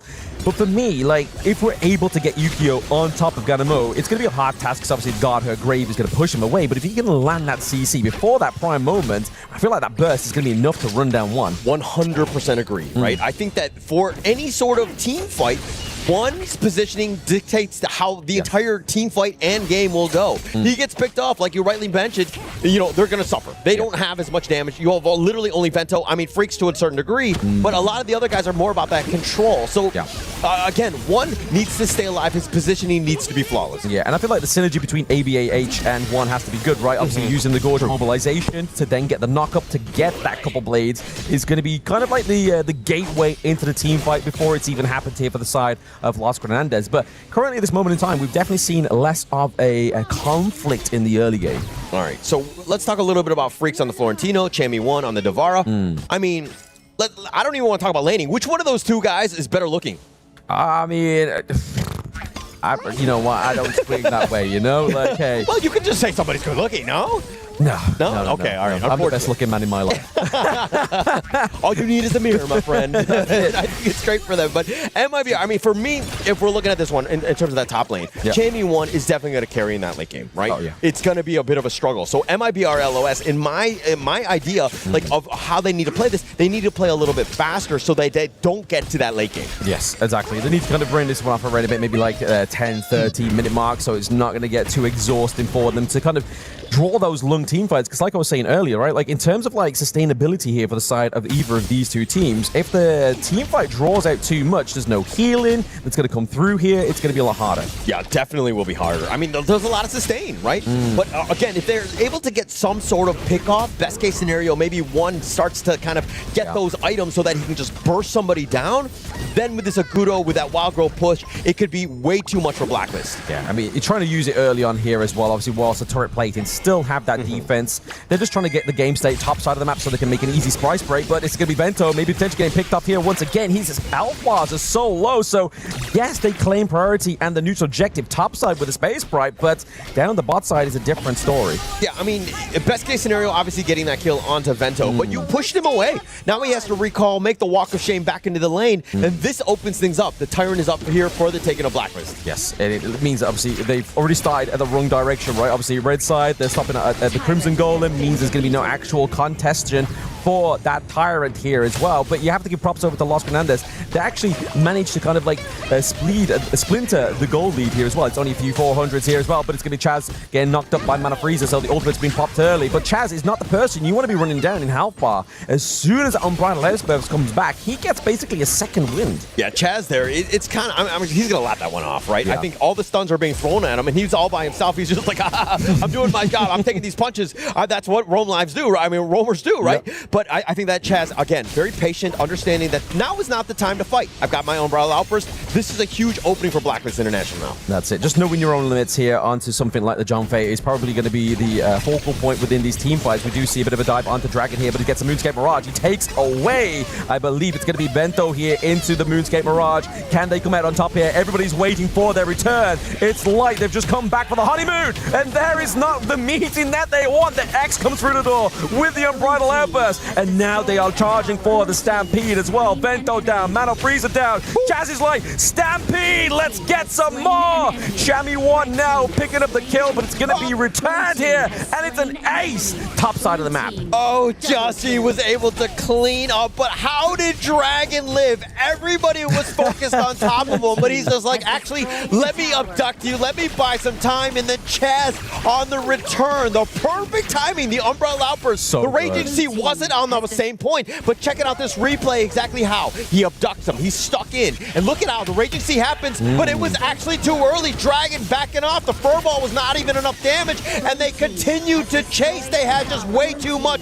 Jussie, not afraid of towers, if you will, but the Stampede from Chaz setting it all up, and Jussie's like, I'll take the free food to go. That's it. That's all my gold. The investment gone onto the side of Blacklist International, but we always prop up like big plays, right? But what is more important is the impact of a calculated ultimate, right? Like we saw there, that Rising Tide was just a little bit too early, and for it to just be a minuscule too early really changed the whole impact that Los Granades would have in that team fight. But they are going to make a play for the mid lane here, try and kind of like neutralize that lead into the mid. Yeah, they're going to go back to the replay after checking that one out, and they're like, oh my gosh, Mana Frieza, if his angle was a little bit different, maybe hit somebody else. If they were able to time that one properly, the internal clock was just a little too early. I mean, that doesn't really always happen, but man, if he does that, that changes the complete dynamic of that team fight. It's a different time zone. It's the French air, right? Like, you got a whiff of a baguette. He's like, oh, that smells good. Oh, yeah, I meant to press my ultimate. No, sorry, guys. Sorry for that one. We'll make up that play later on, but I feel like it's already getting a little bit too late here for the side of Los Granades. They are behind by around about 4k gold at this moment in time. Top side of the map is looking like it's starting to hemorrhage here as well. Free access to the Crimson Gold is going to be able to side of Blacklist International. He does try and get a cheeky couple blades here by the side of one, but now the Stampede has been pulled out here, just driving Mana Frieza and ABH away. An uncharacteristic mistake by Chaz there, missing the Unbridled Outburst, completely whiffing. He dodged it, right? It was the play by MIBR LOS more than anything else. But I mean, now this is a spot where you're kind of seeing MIBR LOS with a potential. Like no Unbridled Outburst, that's absolutely huge. But they're coming out a little low on the HP bars. They probably don't want to win. Oh, there it is. Chammy 1 with the big engage with the ultimate there. The damage is coming through onto Bento. Bento is able to escape there thanks to one. The artillery is a support artillery, not aggressive. Not aggressive at all, because Blacklist International have that net worth lead, right? The damage that they're doing is actually very formidable. The MIBR LOS squad are kind of squishy. This is a bit of a problem, and it's very worrying because, again, they need to fight. They need to find a way to get back into this. They do. They do. I mean, I feel like they've kind of lost any kind of like sense of game sense in this one, right? Agreed. Obviously, that big blunder top side of the map maybe would have been enough to just kind of be like, right, guys, we just need to reset. Like, unfortunate, we have to just accept our fate here. We can make and try and go for a turnaround, but where could that turnaround really come from? I mean, it's going to be even tougher. I mean, this Tyrant here being picked up, Dragon abducting people left and right. I mean, Mana Frieza, he just wants his teammates. He wants to just go back home. How dare he? How dare he, like a UFO, take somebody in the middle of the night, right? Obviously, I was having a good dream there. I was having a good dream. Mana Frieza is now having a nightmare. It is nightmare fuel for the side of Los Granades. They don't have their tank. They don't have their main engage. They're really hoping that ABH is able to get that Gorge mobilization for a setup. but it's going to be a very hard setup for them indeed. I mean, Dragon, he's 0-0-3 in terms of the KDA, but the amount of the kills that he's able to contribute to the team based off of that Mirage has just been immaculate this one. Oh, absolutely. I mean, we've seen some questionable higher performances so far within KWC, right? But this one's definitely making me feel like, okay, I have faith in this pick once again. And the thing is, like, he doesn't really have that much itemization. He has the Twilight, obviously, for the Magic Pen, but also the Venomous Staff for the anti-heal. There's no real kind of like big items like the Savant's Wrap, right? Yeah, you're talking about bad Hayas. I am one where I kidnapped the wrong person. I was like, oh no, I'm stuck with a terrible killer and I have no chance on this one. But MIBR, LOS, again, they kind of need to navigate around this all. They need to work around it. And there's two big ones, especially with Chaz there as well. I feel like it'd be an interesting mechanic if you could just abduct your teammates, you know? Like, he's I would do it just for. Yo, sup? He's got some free time in this Mirage here.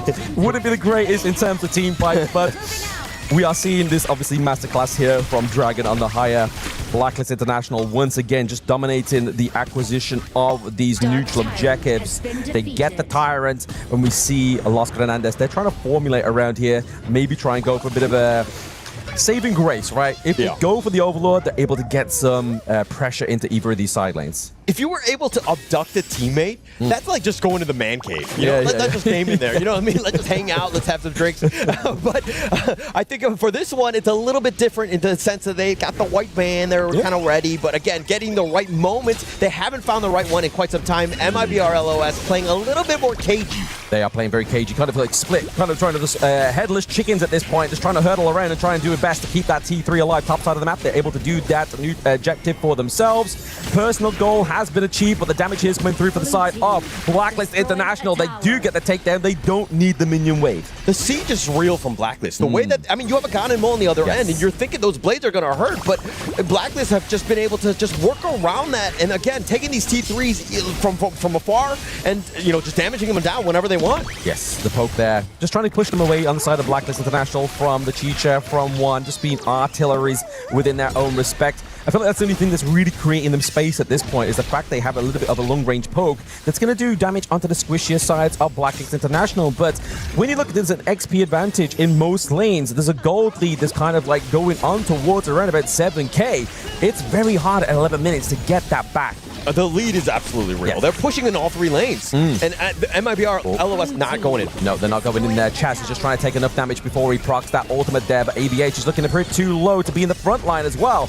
We do see the charge come through from Mana Freezer. Again, they're just making sure they're creating space for themselves. Yeah, and they were sieging all three lanes. Yes. They were like, hey, look at my left hand, but the right hand was the actual one doing damage. They took out both of the outside T3s. The mid lane is still there with that T3, but again, MIBR, you don't want to just be hunkering down on it. I'm telling you, that's why Chami put the left and the right up. There was like, okay, you may see my left hand, but boom, it comes in with the right there. That's going to be the lethal blow, but lethal blows have been dumped to T3s rather than the team themselves. I feel like maybe another ace is on board here for the side of Blacklist International just so they can get that. Oh my goodness. Why are we using the ultimate this early within the team fight? I get that it's a zone potential here for them. Maybe try and force them to come around in a different angle, but now they don't have that counter engage. Yeah, it seems like the nerves are really there. That was, I mean, he saw Chaz just walking around and he barely missed it. He was by himself. Why would you commit the Raging Sea here? I feel like Mono Fries are here a little not playing to his usual level. It's very trigger happy, right? It's like maybe someone's had one too many cups of coffee, you know? Like,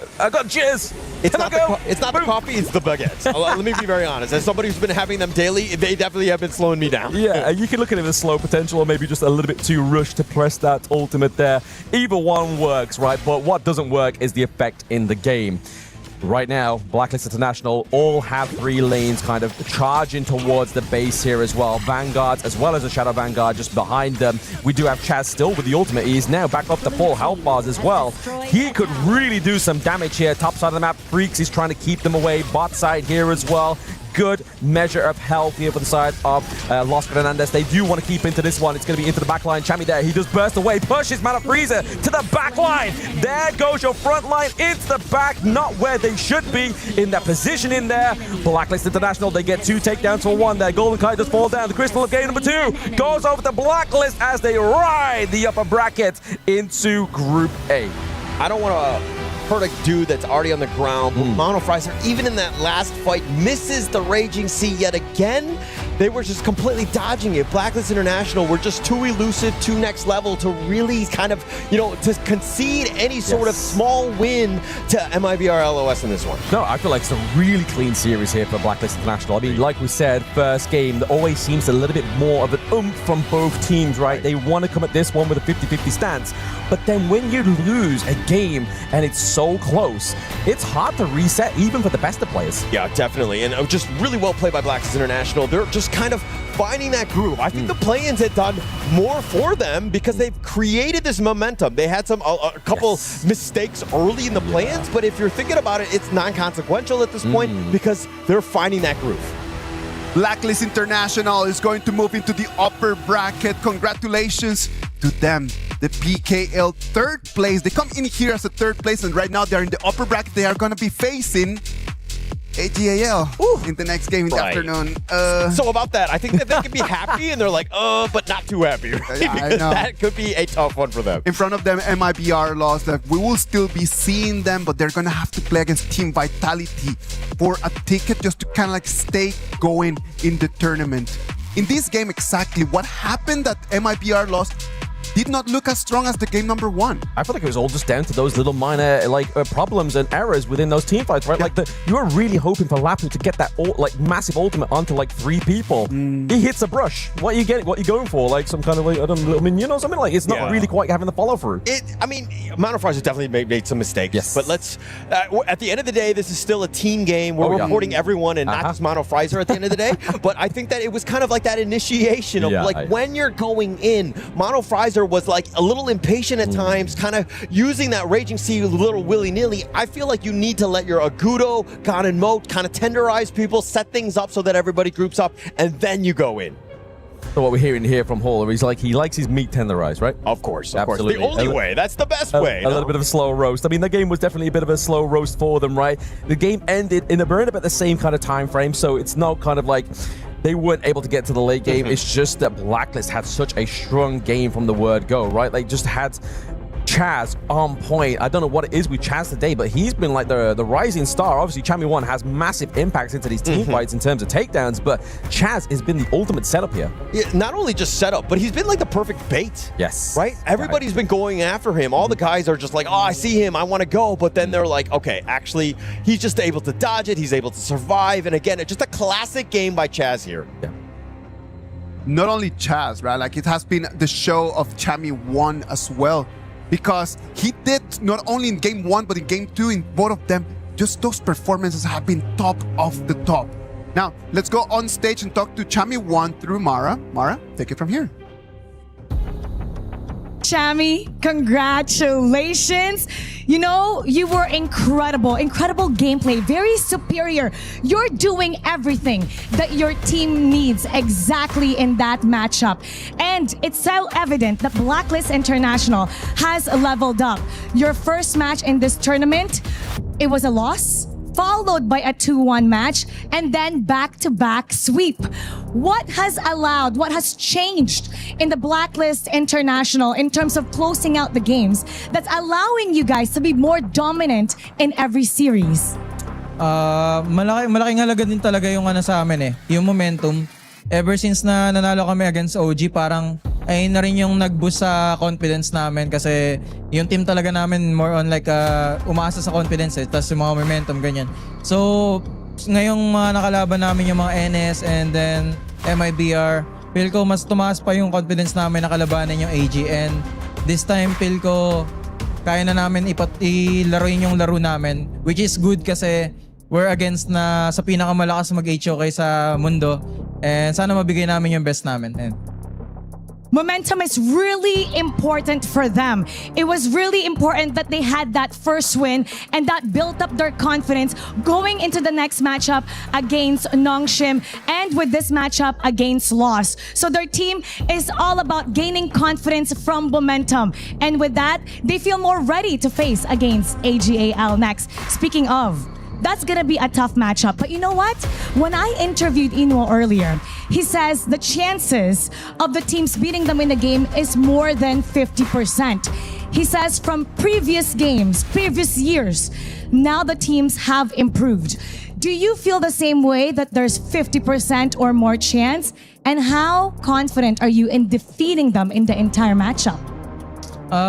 For me, siguro ano lang yun, less than siguro 50% kasi nire-respect din namin talaga sila as a whole, and feel ko sobrang humble lang din ni kasi ayun nga, binibigyan nila ng chance yung mga global teams na matalo sila ganyan.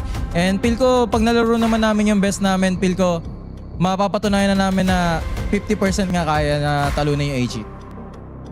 He feels, to be honest, that it's going to be less than 50%. He gives respect to Inuo that now he's giving more credit to the other teams and he's being very humble. Thank you, Inuo. But he feels that now with what they've been showing, they are ready to face them and it might be close to 50%. Now give a shout out to everybody that's watching because for sure they want to hear from you. Invite them for that support because definitely you will need it for the next matchup against AGAL. Yun guys, patuloy nyo po sana kaming supportan, and even though malakas yung kalaban namin next, sana mapakita namin yung laro ng Pinoy. And he's inviting everybody to continue to support them, that even though their next opponent is going to be really strong, he hopes that he can show you and he can make you guys proud. Thank you so much, Chammy. And now we'll head back to Masters Lead the Gorge. Chammy One should feel proud about his performances today in Game 1 and Game 2. In both of those games, he had amazing pickups. Like, he was able just to control that Clash in there. And I'm glad to be able to see that Blacklist International is going to be moving forward.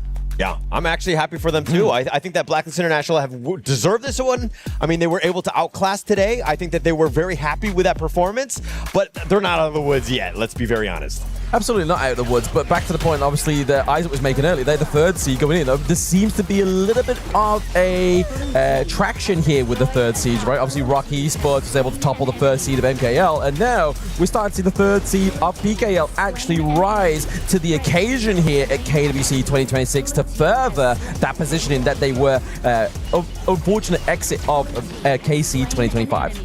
Yeah, and I mean, checking out these highlights, you can kind of see, like Chaz, look at how much devastation he has. All that control, pushing down one in ABH, nobody can get into the fight, letting the rest of them, like Chammy One, clean up on the backside. This is the way that Blacklist like to play. There's just, everybody's on the same page here.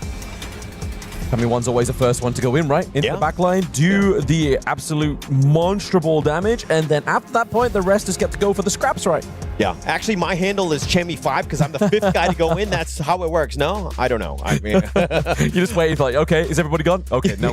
yeah. I'll clean up. All right, I'm here, guys. Aisle 3. All right, I'm ready to go. That's lovely. That is lovely indeed. All right, we're gonna move to our next match. It's going to be our first upper bracket final of the day. Let's go for a break and we'll bring you the action of that match.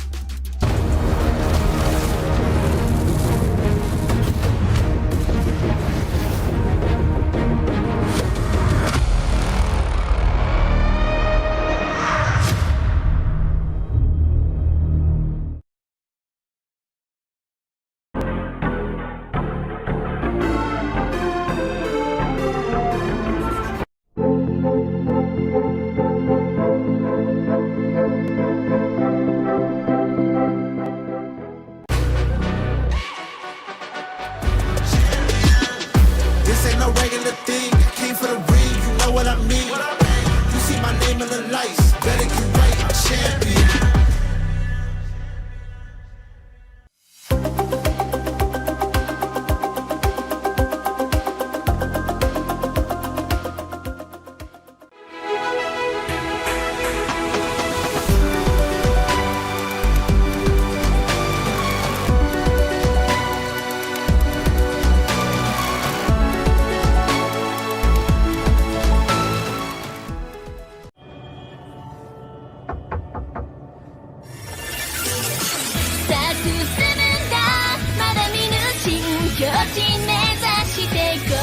ドキドキしようよ準備以外でくはやまだまだないこのしで満たす番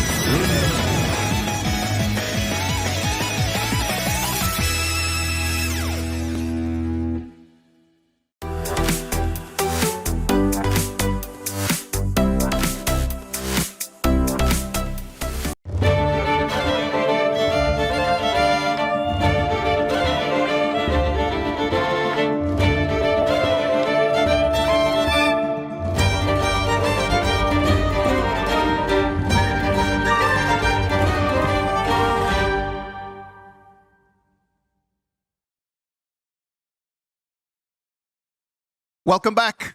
This is the KWC 2026. We're live from Paris, France. And this is going to be our first upper bracket final of today. We're going to have Kwai Show Gaming on one side and Virtus Pro on the other. Kin, this is going to be a matchup that for a lot of them, they have been put in this situation. We have Highlang on one side, Night. They know what it is to face against this kind of titans. Is this game going to be any different to the previous ones? I feel like this Titan is still too big to slay for the side of Virtus Pro, but I want to see them try. And Nora, I think it's pretty clear we are very excited about this game. And this time, I think we have a stronger challenger coming up. So what do you think Kwai Show Gaming is going to do in this one? Well, I mean, like the first debut that they made here in 2026 KWC was very impressive because they actually created a new record. Yes. About the fastest gaming pace, I guess, right? Close out within like 6 minutes or something like that. So I would say it's going to be a tough game for VP to do so. But VP also created another record, which called the Penta. Hey. First ever Penta here this year. It is going to be an amazing performance in there. I want us to spotlight the mid laners right over there. On one side, we're going to have Highland. On the other side, we're going to have Liu Lang. Liu Lang, wow, I'm more familiar with Liu Lang. Yes, go ahead. Like he is the FMVP of KPL Spring 2026, and actually he played the longest right now so far in the lineup within KSG. And actually the team kind of just rebuilt with him from 2024 because that was the year that they broke the record getting into the final the first time, but they didn't make it as a champion. But this year, Spring, they did it. Highlang on the other side, Ken. Not as decorated, I'm so sorry, but Highlang was responsible for their first place finish in KML as well. They are a very strong team, so VP definitely has a lot of flavors in store. What I'm curious about is we have seen the power of Liu Lang. I'm really concerned for VP on this. Liu Lang apparently doesn't know about Lorian until a couple days ago. Learned it in such great fashion, showed us what Lorian is in the hands of KSG. So you talk about the Lorian, right? So let's just dive into that. Like, what are the hero picks right over there in the mid lane for this exact matchup? I will highlight three. First, it's going to be Haya, definitely, Lorian, and Mai.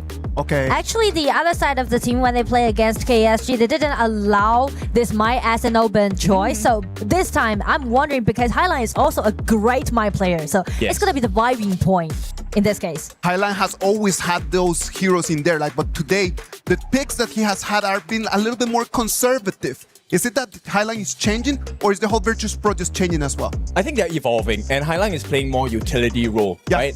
Last time he had the Mai, he had the mid lane Yuhuans as well. A lot of value towards the team fights and individual skills.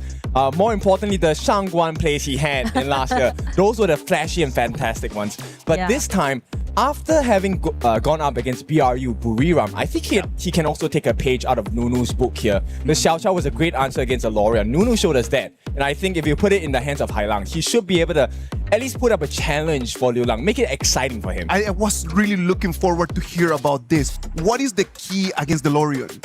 Right? Like you're explaining that here, but what makes it to be the key to it? Okay, so the positioning advantage of the Lorian is a very important skill set. So the Lorian is able to change his position with his skills, also able to get the launch of his ultimate and CC immunity as well. This is where the timing of Xiao Xiao's second skill is so important, and Highlang knows this technique. So he needs to do it before the CC immunity comes to play for the side of the Lorian. And if he gets a knockup, hopefully the rest of VP is there to finish the job as well. So Nora, in terms of that, like in terms of a roamer, a Moatsu coming in just to try to make that combo, would that be a good option? Yeah, nice one. I mean, definitely it's going to be a nice one. Long poking damage. And also, like we've seen AG played with a Garuda in the mid. That also makes sense. So it depends. But instead of like a Moatsu pick, we can also go to some assassins for the jungle because in this patch, we can't just isolate isolated the mid lane, right? We should pair this mid laner with the jungler together. Not even mention too, Zhuhao also did a great job, and also Jiabao create the first ever pentakill this year. So it's gonna be very fierce about the draft on those mid laners and the junglers. Yes, and one of the answers as a assassin jungler to the mid lane, Lorian specifically, is the Jing. And that's exactly the hero that Jiabao used to get the pentakill as well. The Jing coming into play, super dive. That's one of the answers you can have against a Lorian in the mid. But the second part is also long range. Garuda, like you mentioned, was one of the great answers they have. Just poke them down before the actual fight even happens. Yeah. But I feel like Haya gonna be the most vying point in that case. And also for the top laners, we are looking at Silence, the top laner on the side of KSG. He is a great laning player, and as I mentioned, both side lanes on the side of KSG, actually the player just made their debut in 2026, but the first season that they made their debut, they got the championship. So you can see like the mechanics and also the potential that both side laner has on the side of KSG. They set a very high standard. And for Virtus Pro as well, I think I'm going to toot the horn of 90 for a little bit. 90 did impress us for many months with KML as well. His signature heals include the Dharma, which he has showcased just now. Great synergy with Jiabao, which is kind of nice to see, but the Fatih is also a great answer. But my concern here is Silence has played a god like Davara. I'm so scared of that guy. But it seems that we've talked so much about the draft, so definitely we're gonna put this draft on the spotlight. And for game 1, VP's on the blue side. For KSG on the red, they just banned away this Florentino. And VP, Liang with this Haya. Not gonna be an open choice for Liu Lang. I'm curious to see if they're going to ban out the pay as well. This has been the signature ban coming in for the first phases of our ban phase, but it's going to be the Diadea, which means we open up potential pay for the side of Virtus Pro, or they could go for the Aoyin. Exactly. I mean, go for Aoyin, that's going to be a safe play. And if they go for that play, which means they need to play in a quite fierce way, which is really interesting because Jiabao and Zhuhao, they know each other, like a little bit familiar because they are actually at kind of like a same season because Jiabao also attended in the Challenger Cup last year. Yes, and with that, they will just go completely in a different direction. Guan Yu is going to be the first pick coming in for the side of Virtus Pro. This is another one of 90 special. In fact, I would think that a lot of the clash laners, this hero needs to be in your arsenal because from the play-ins up until this point, most of the wins have come from a catch on Guan Yu's ultimate. True. So true. I mean, like, we know that 90 is a great Guan Yu player, but the thing is that if you show it at the first pick, which will let your opponents to pick some nice counterattack to this Guan Yu, and I'm looking for an in for the jungler. Okay, that's a huge expectation. Will the Yin come through for the side of KSG? Now, Virtus Pro have already countered the pick in the farm lane by picking a channel with a Zhang Fei as well. There's a healthy bit of shielding, healthy bit of HP to deal with. So immediately the counter comes out, the Lapu. What do you think about this pick so far? I mean, like, very classic, right? Lapu against Zhang Fei again. But to me, the priority is kind of different because, as we said, KSG, they try to secure their side laners, right? Both side laners can do a great job in the late game, but as we said, they are relying a lot on their late game. But as for VP, they are trying to play more aggressively, right? It's very well-rounded, a lot of initiation that you can see on the side of VP. Yes, nobody wants to make the first mistake, right? They're leaving the mid laners open. And this is where, look, the Lauren is still open for the picking. No higher, so that is one counter gone. The Garuda is still available as well if they want to play that game. Noir is also available. And that's going to be some of the considerations that both teams will be taking a look at. But this Haino ban is really important because I think they don't want to have the game drag. They want to end this as fast as possible on the side of VP. And this Haino ban just gives me the sense of feeling that they are looking for another Agudo play as a jungler for Jiabao. Because for this channel, or maybe possibly with another Agudo, Haino can just easily land in all his skills to take down those HP before the team fight. Those poking damage, they can't stand with it. So I'm looking for a potential Agudo play on the side of VP. It also helps him heal, but more importantly, the Haino repairs towers, right? With the fake rewind, as Agudo, he can do a good job of taking it, but all of that effort will go to waste if the Haino is ready with his ultimate. So that's one of the big considerations here. But with the Nerza coming out of the bans for the side of VP, the response from KSG is you might be looking at a assassin jungler, and they will take out a Jing. No more pentakill with a Jing for the side of Jiabao here. But still, Yin is an open choice, just like we said, right? Once you picked out this Guan Yu, Yin can always do decent job when he's taking away this Guan Yu throughout the battlefield. So it's gonna be in Zhihao's comfort zone. They just go for it. I love the idea of the Ying, right? Ying offers you a couple of things. One thing is the access into the backline. With the ultimate, you can actually dash, cancel the second usage of that ultimate, stay in that position, and get your last hits onto T-Go. So T-Go this game is going to be under a lot of pressure. At the same time, Ying is a hero. She has everything. She's tanky, she has damage, she's mobile. So they need to shut down the early game for the side of Virtus Pro. And I mean, speak of early game, definitely Yukio is gonna be the answer. Who can do better than Yukio in the early game? Not even mentioned to pair up with this Xiao Chao pick. So a lot of potential play can be seen on the side of VP before 6 minutes. Especially, they need to highlight the 4 minutes mark. They're gonna be so dominating in around that 4 minutes mark. And we do get the highlight we were talking about, right? Yeah. Isaac pointed this out for us. The mid lane, we do get the Lorion and Xiao Xiao matchup. So classic. this is going to be a game of timing. Now, the big thing here is I feel like this Lorion pick on the side of KSG is so smart because if you have the Lorion as the target for the Xiao Xiao, you know who that saves? It saves you on the Aoyan pick. He's no longer a threat, right? The knockup will be reserved for the Lorion.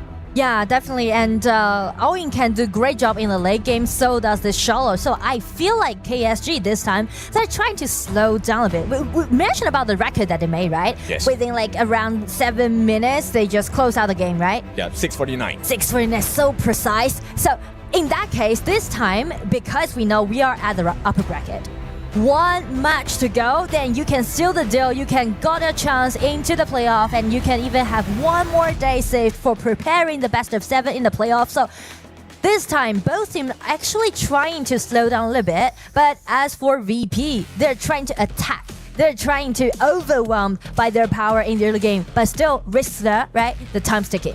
Yep, I think it's a good strategy for the side of KSG. You want to keep pace.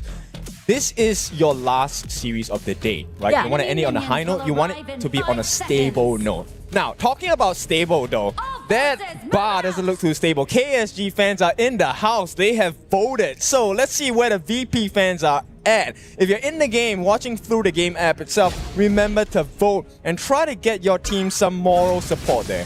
Support is very important for all of those players. They can feel you and they will give you feedback by their optimistic play.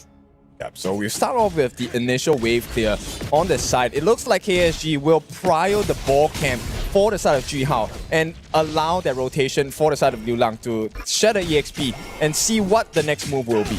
I feel like KSG is just gonna farming up and just play in a peaceful and safe way during the laning. But as for VP, we should put Yukio, put Jiabao on their spotlight because he needs to accelerate his pace and also because of Xiao Chao's rotation, allowing them to make a lot of things happen at the side lanes. Yeah, but Hailang has other ideas, right? He's kind of trying to speed up the farm for T-Go. I think they're putting a lot of promise on T-Go. T-Go did play well in the previous series against VRU, but is it really the best choice to give T-Gold a better lead rather than Jiabao? I mean, since they're picking out this channel can do a great counter attack towards Aoyan in the early phase. So I feel like they're trying to secure that priority at the bottom. Yeah, because it's completely 2 different styles of play, right? Yeah. On the side of VP, Hailang wants to get T-Gold ahead. But for the rest of KSG, this is all about Jihao. Let's get this Ying up to date.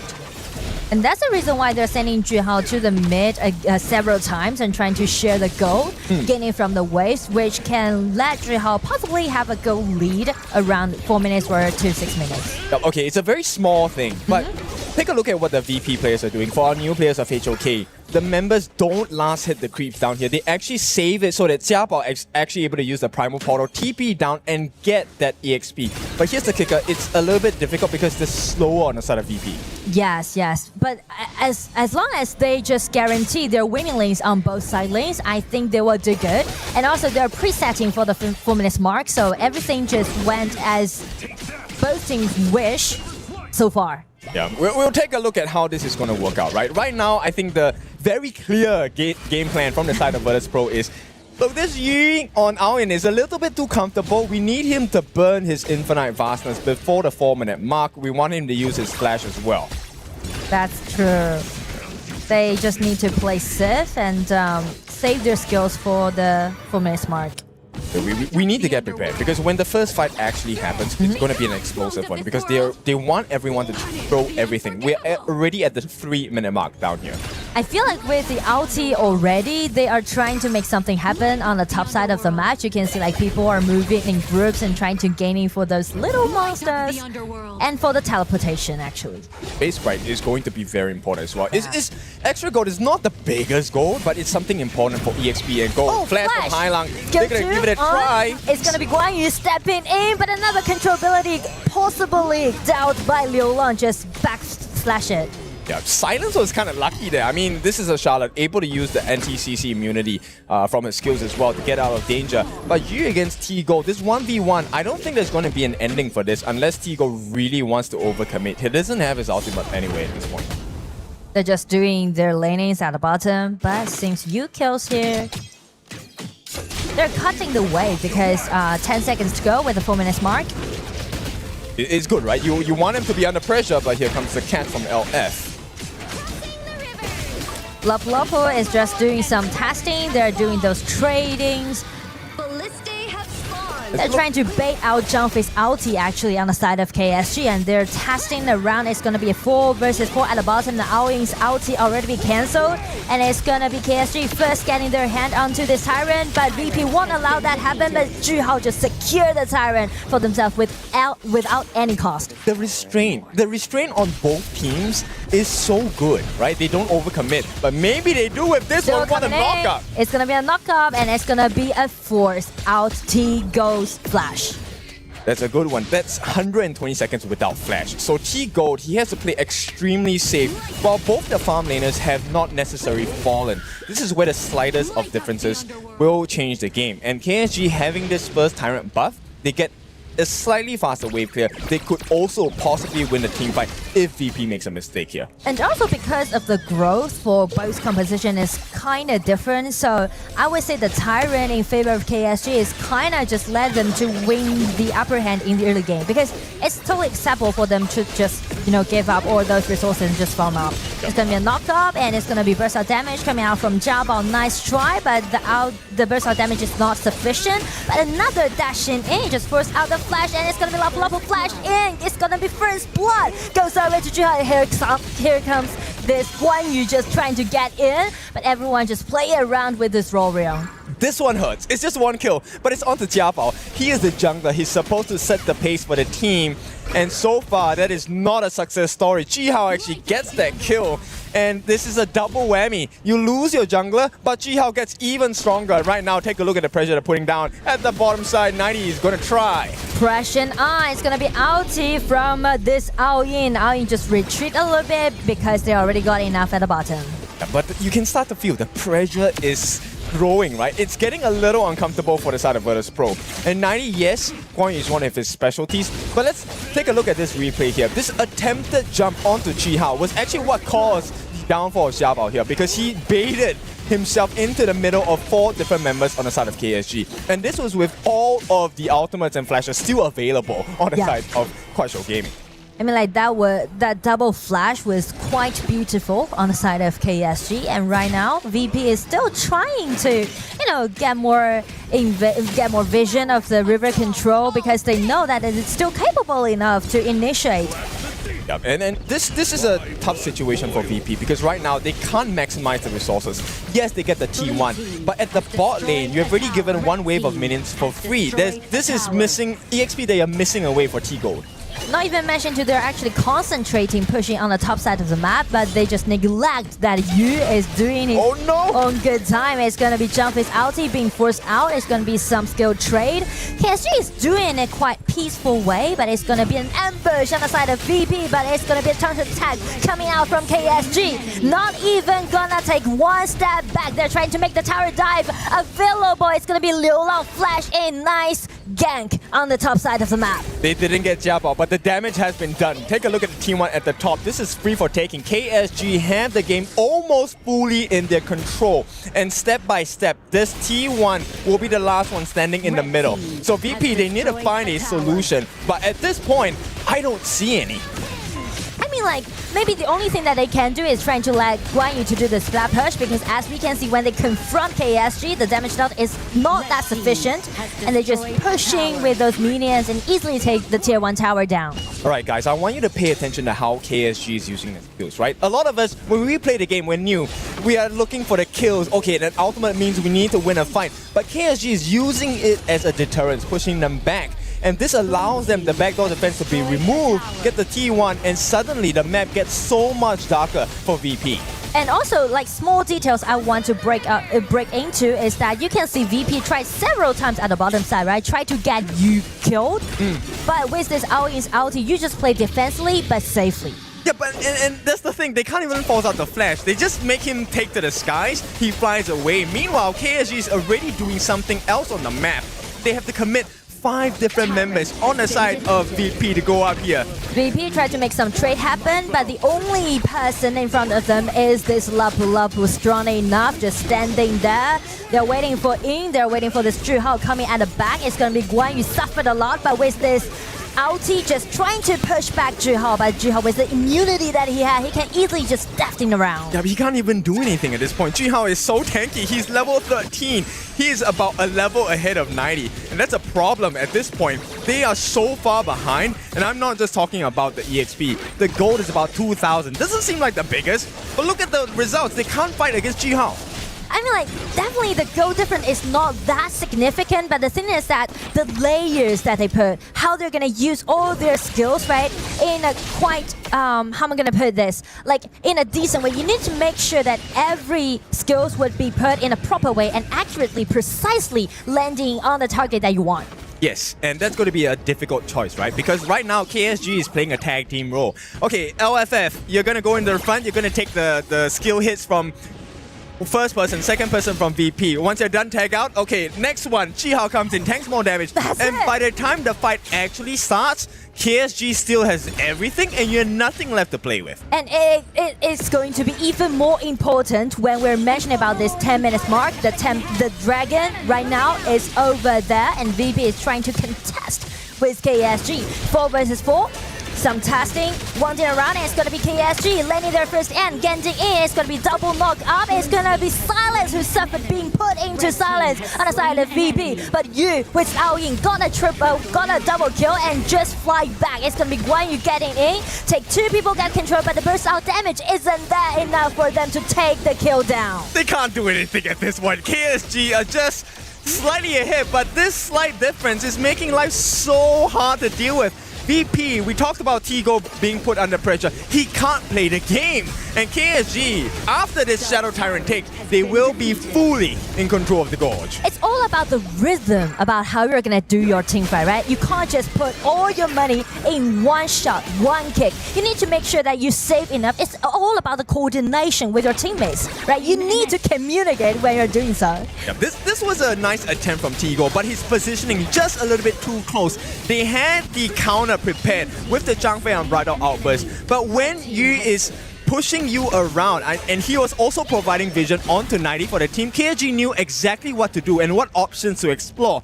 And you know what? For all the help that he gave the team, he was rewarded with a couple of kills. Beautiful work. He's pretty much playing as an assassin, actually.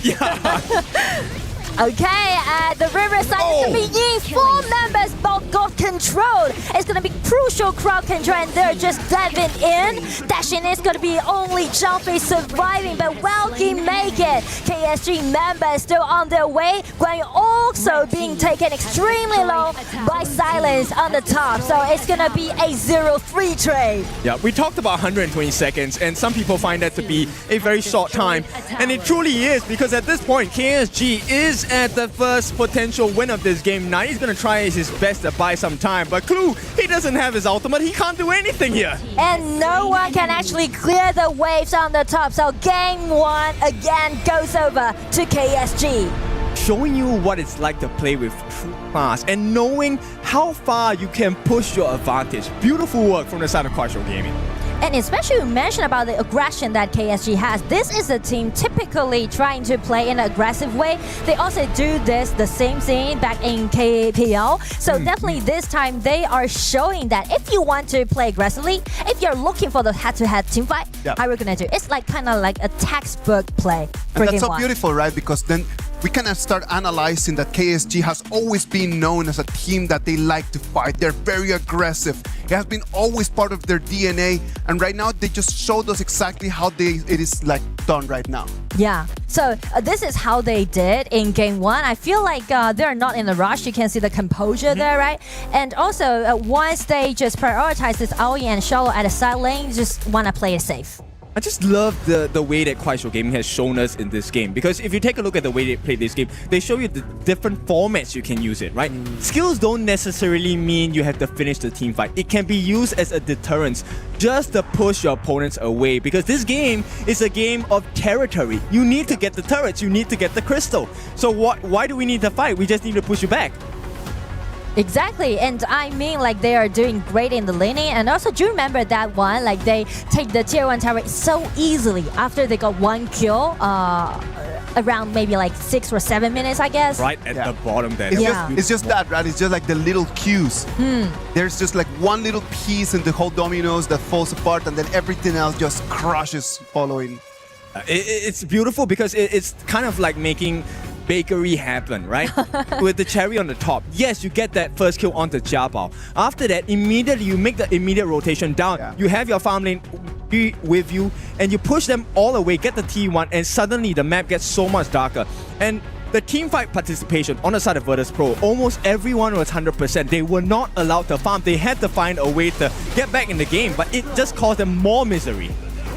And that's the team fight we are just talking about, right? After this, KSG got a really nice kill upon Jiabao and just take that tier 1 tower down. And it's about a backslash on the top side of the map. They're even trying to make the tower dive available, but Jiabao just escaped away. Yep. And at that point, it's a very curious thing, because Jiabao actually had the level lead against Jihao, but this is what it means to play in a team, right? The rest of KSG, look at the follow-up, opening up, making sure that the important members who are able to deal the damage have the space to do so. Meanwhile, the tanks are soaking all the different options of skills available from the side of VP. Once you run out of options, run out of gas, you can't run. It's all for KSG's taking here. And I mean, like the last team fight, Liu Lang used his skill 3, dash in, got 3 members, got control. I feel like even though it's kind of new hero to him, but the potential and also the effort that he had allowing him already use Lorian as one of his signature hero. It doesn't feel like it is new to him, right? Yeah. Like the way that he's playing is just showing like he's been playing this hero already for a very long time. Right now, it is KSG a 1-0 advantage on top of Virtus Pro. Let's go to a break and we come back with the decider.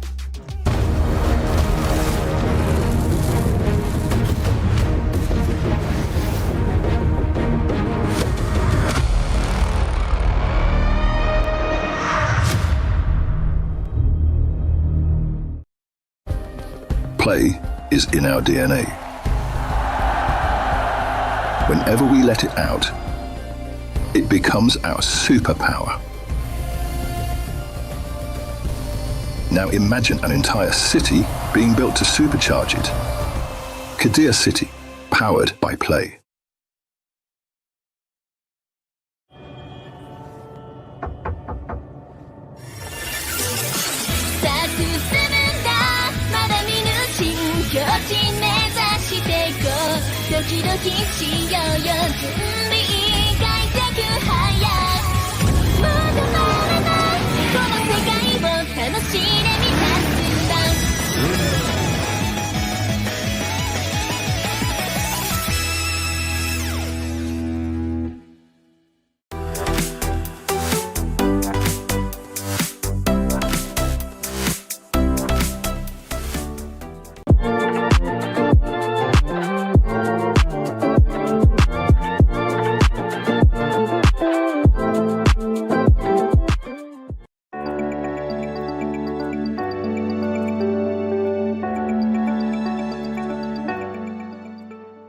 thinks he can come in here and play my game.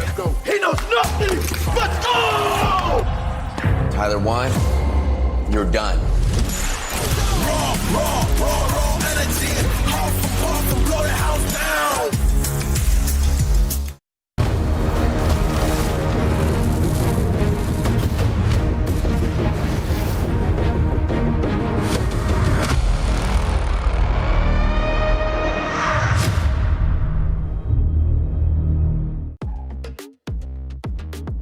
Welcome back. KSG right now 1-0 advantage on top of Virtus Pro. The players are back on stage. They're ready for the game number 2. Kin, can Virtus Pro really take one game from KSG and force this to a third game? I think there is a potential. Like you said before, there is never a 0% chance of winning, or not winning, right? So in this case, I'm just curious, do they want to give it a try of what RNTX did against Kuaishou? Oh. They didn't have the best result, but they did a level 1 invade in the Crimson camp, right? I feel like VP can pull that off because, you know, I mean, Jihao is a very strong jungler, but let's give Jiabao a little bit of confidence. Maybe give that try. Oh, come on, like Jiabao has seen the top level of competition, right? Like he's been around for a long time, right, Nora? Yeah. I mean, like he's very experienced, but I think like he started his journey maybe like 1 year ago, and he improved a lot. Especially he also got the penta that we mentioned right in the previous game. But the thing that worried me a little bit more is that it's okay if you want to play it head-to-head against a KPL team. You try to be more aggressive in the early game. But the thing is that if you commit one mistake, the earlier, like the quicker that you might collapse. It's kind of like a double-edged sword, you know, to me. My feeling is that they're in the upper bracket, right? So they can try things. It's not like you're going to lose and then you're going to head home. Clearly, we would all love to just make it directly into the playoffs. But if you can't, well, why not? Just give it a try. You still have one more life. I fully agree. If you want to do so, then it's gonna be a pay pick, I guess, right? You mentioned about like early invasions, then definitely it's gonna be a pay.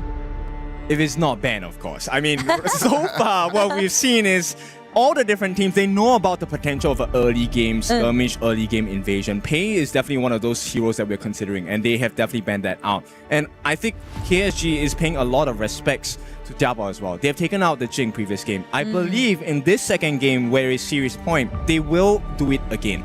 Well, if Jin is not available and Pei, I don't know if they want to ban away it or not, then only little hero allowing him to do so, like early invasion in this patch.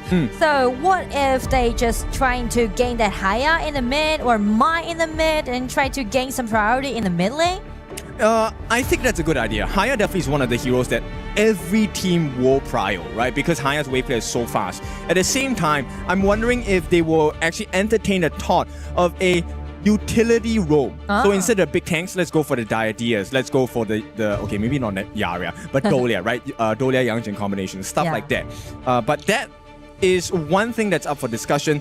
And right off the bat, Lorion as well as the Ogren are going to be taken out from the side of KSG. And also the idea you just mentioned, right? So KSG on the blue side, they took away this Ogren. That is a really interesting pick. I feel like maybe they're looking for some flowborn tank or like Zhang Fei in that way, or they just took this play.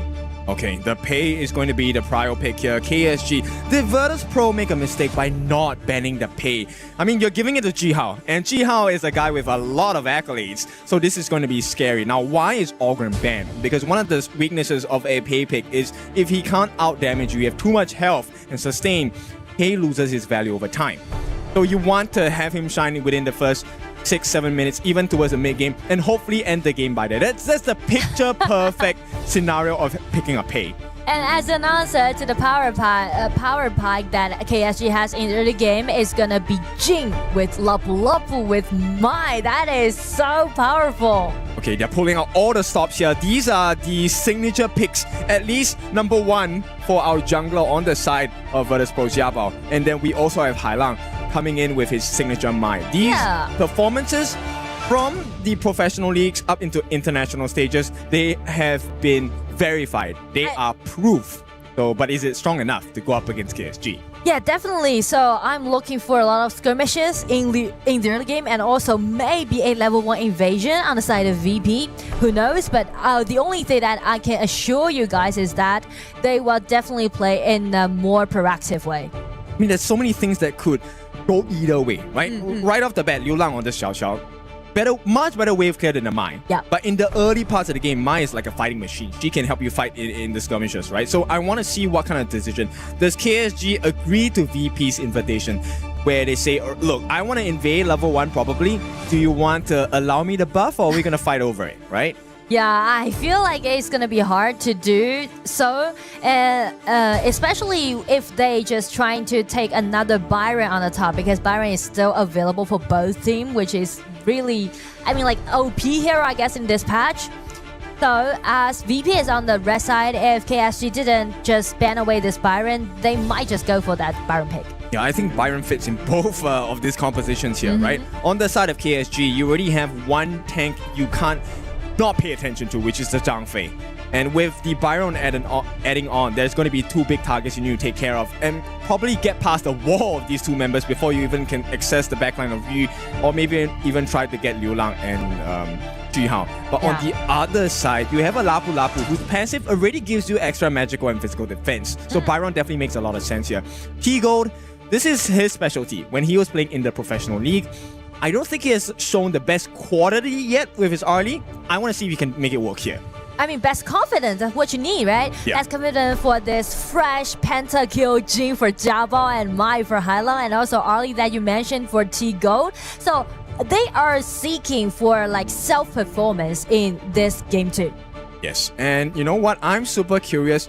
We consider a Davara here for Silent. Davara is possible, I guess, because they might trying to highlight their laning phase, or maybe like a safe Byron pick.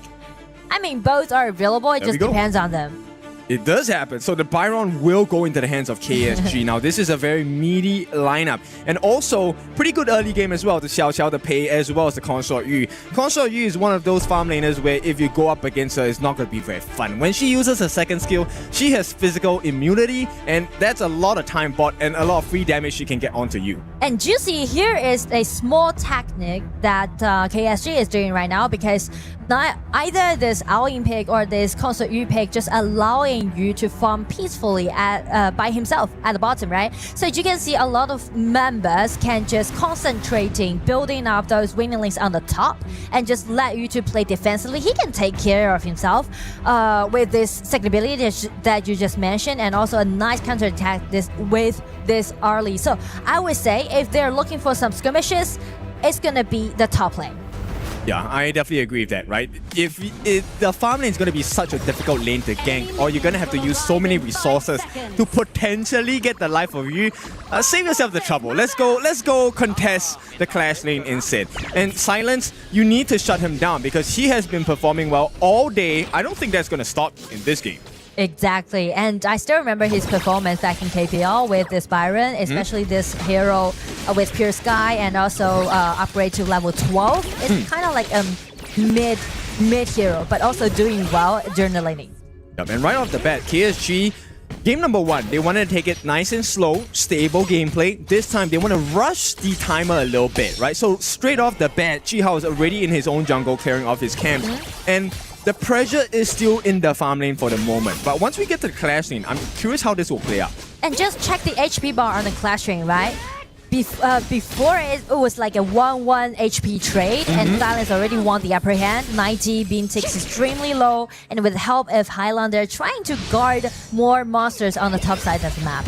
Yep, and still, it's not looking too good for the side of Virtus Pro. They do get that mid lane wave in priority for Jiabao. Make sure that he gets a little bit of an EXP boost. But he goes against you. This matchup, oh, nice sidestep. If he is able to win that 1v1 skill matchup, this is not going to look good for T-Gold. Especially you mentioned about the power pack, about this early pick, right? You need to unleash the potential of early, but how you're gonna do that if you're just being restricted at the bottom? Yeah, so many skills to be able to stop her or give you an advantage. They will try. It's gonna be a skirmish just happening right now, right here in the mid lane. It's gonna be Jabal taking the first hand and taking the first blood. Exactly what you want to see. So they get that first blood from Liu Lang. This goes in the hands of Jabal as well. So a decent start for the side of VP. Now, can they find more? It's gonna be a flash, try to avoid the second ability, but Glue coming in again. Yu just helping himself get away from it. But you see, this game, this is the first blood that we've seen a non-KPL team played so far in KWC, right? Okay, so are we gonna give them the 10k now or no? Not yet. I mean, but a good start for VP. I mean, right? Especially like the kill is given over to Jabal. Yeah. Okay. I mean that's a good start to the game, right? The knockup as well. You can start to see why numbers advantage matters, and when the skills have been used already, this is where it's the perfect time, right? There was no more knockout from Liu Lang. There was no flash available for Liu Lang as well. This is why you want to burn these common spells. This is why you want to let them use the skills first before you start a fight. That's true.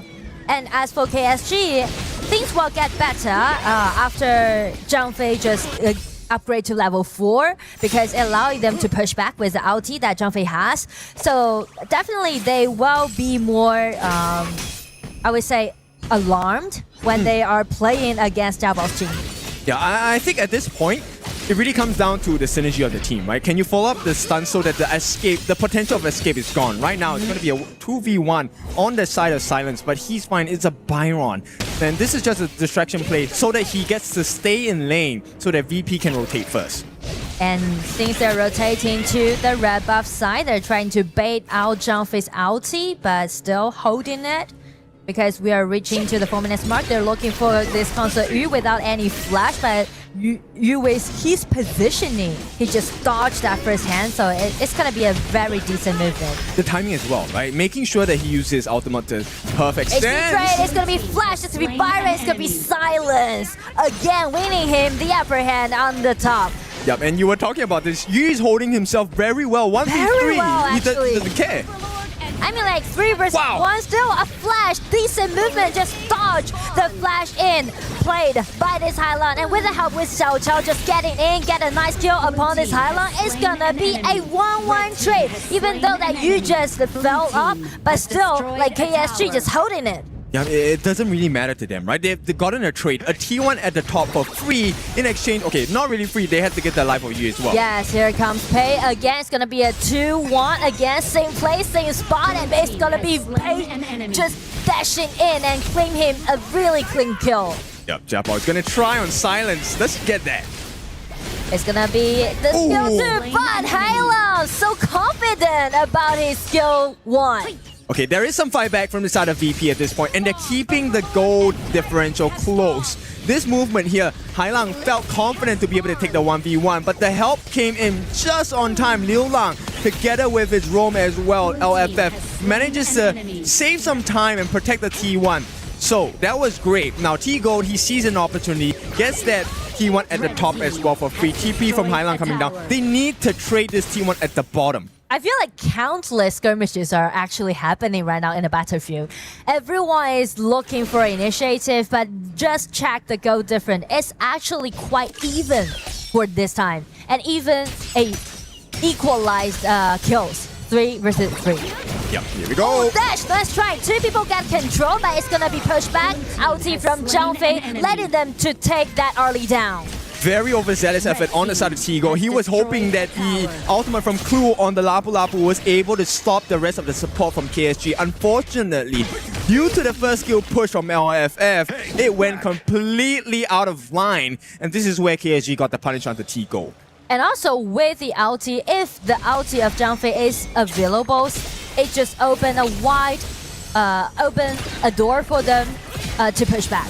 Yep, and this is where the return is going to be big. They won't be looking for any kills at this point. They wanted to push them back, get the T1 in the mid, because right now, it is going to be another fight.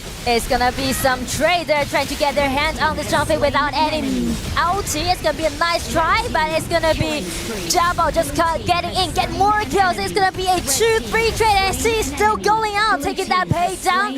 You just trying to make some consolation effort happen, but Silence with this double kill helped them to buy more time and stand with VP. Everything just went so chaotic, and we haven't even reaching the 7 minutes. Yeah, it is so difficult. They now have a slight advantage. It's so hard to play this game. T-Gold has fallen the once in this game. Yu as well, but Yu has 2 kills to make up for that slight misplay at the start of the game. This was a nice attempt here.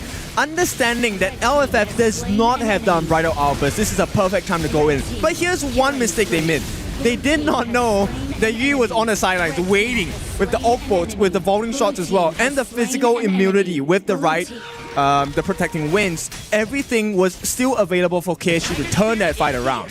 And because of their attempt to take that Jumpy down, which led them to be in quite a narrow spot, that is not in favor of them if they trying to do the team fight.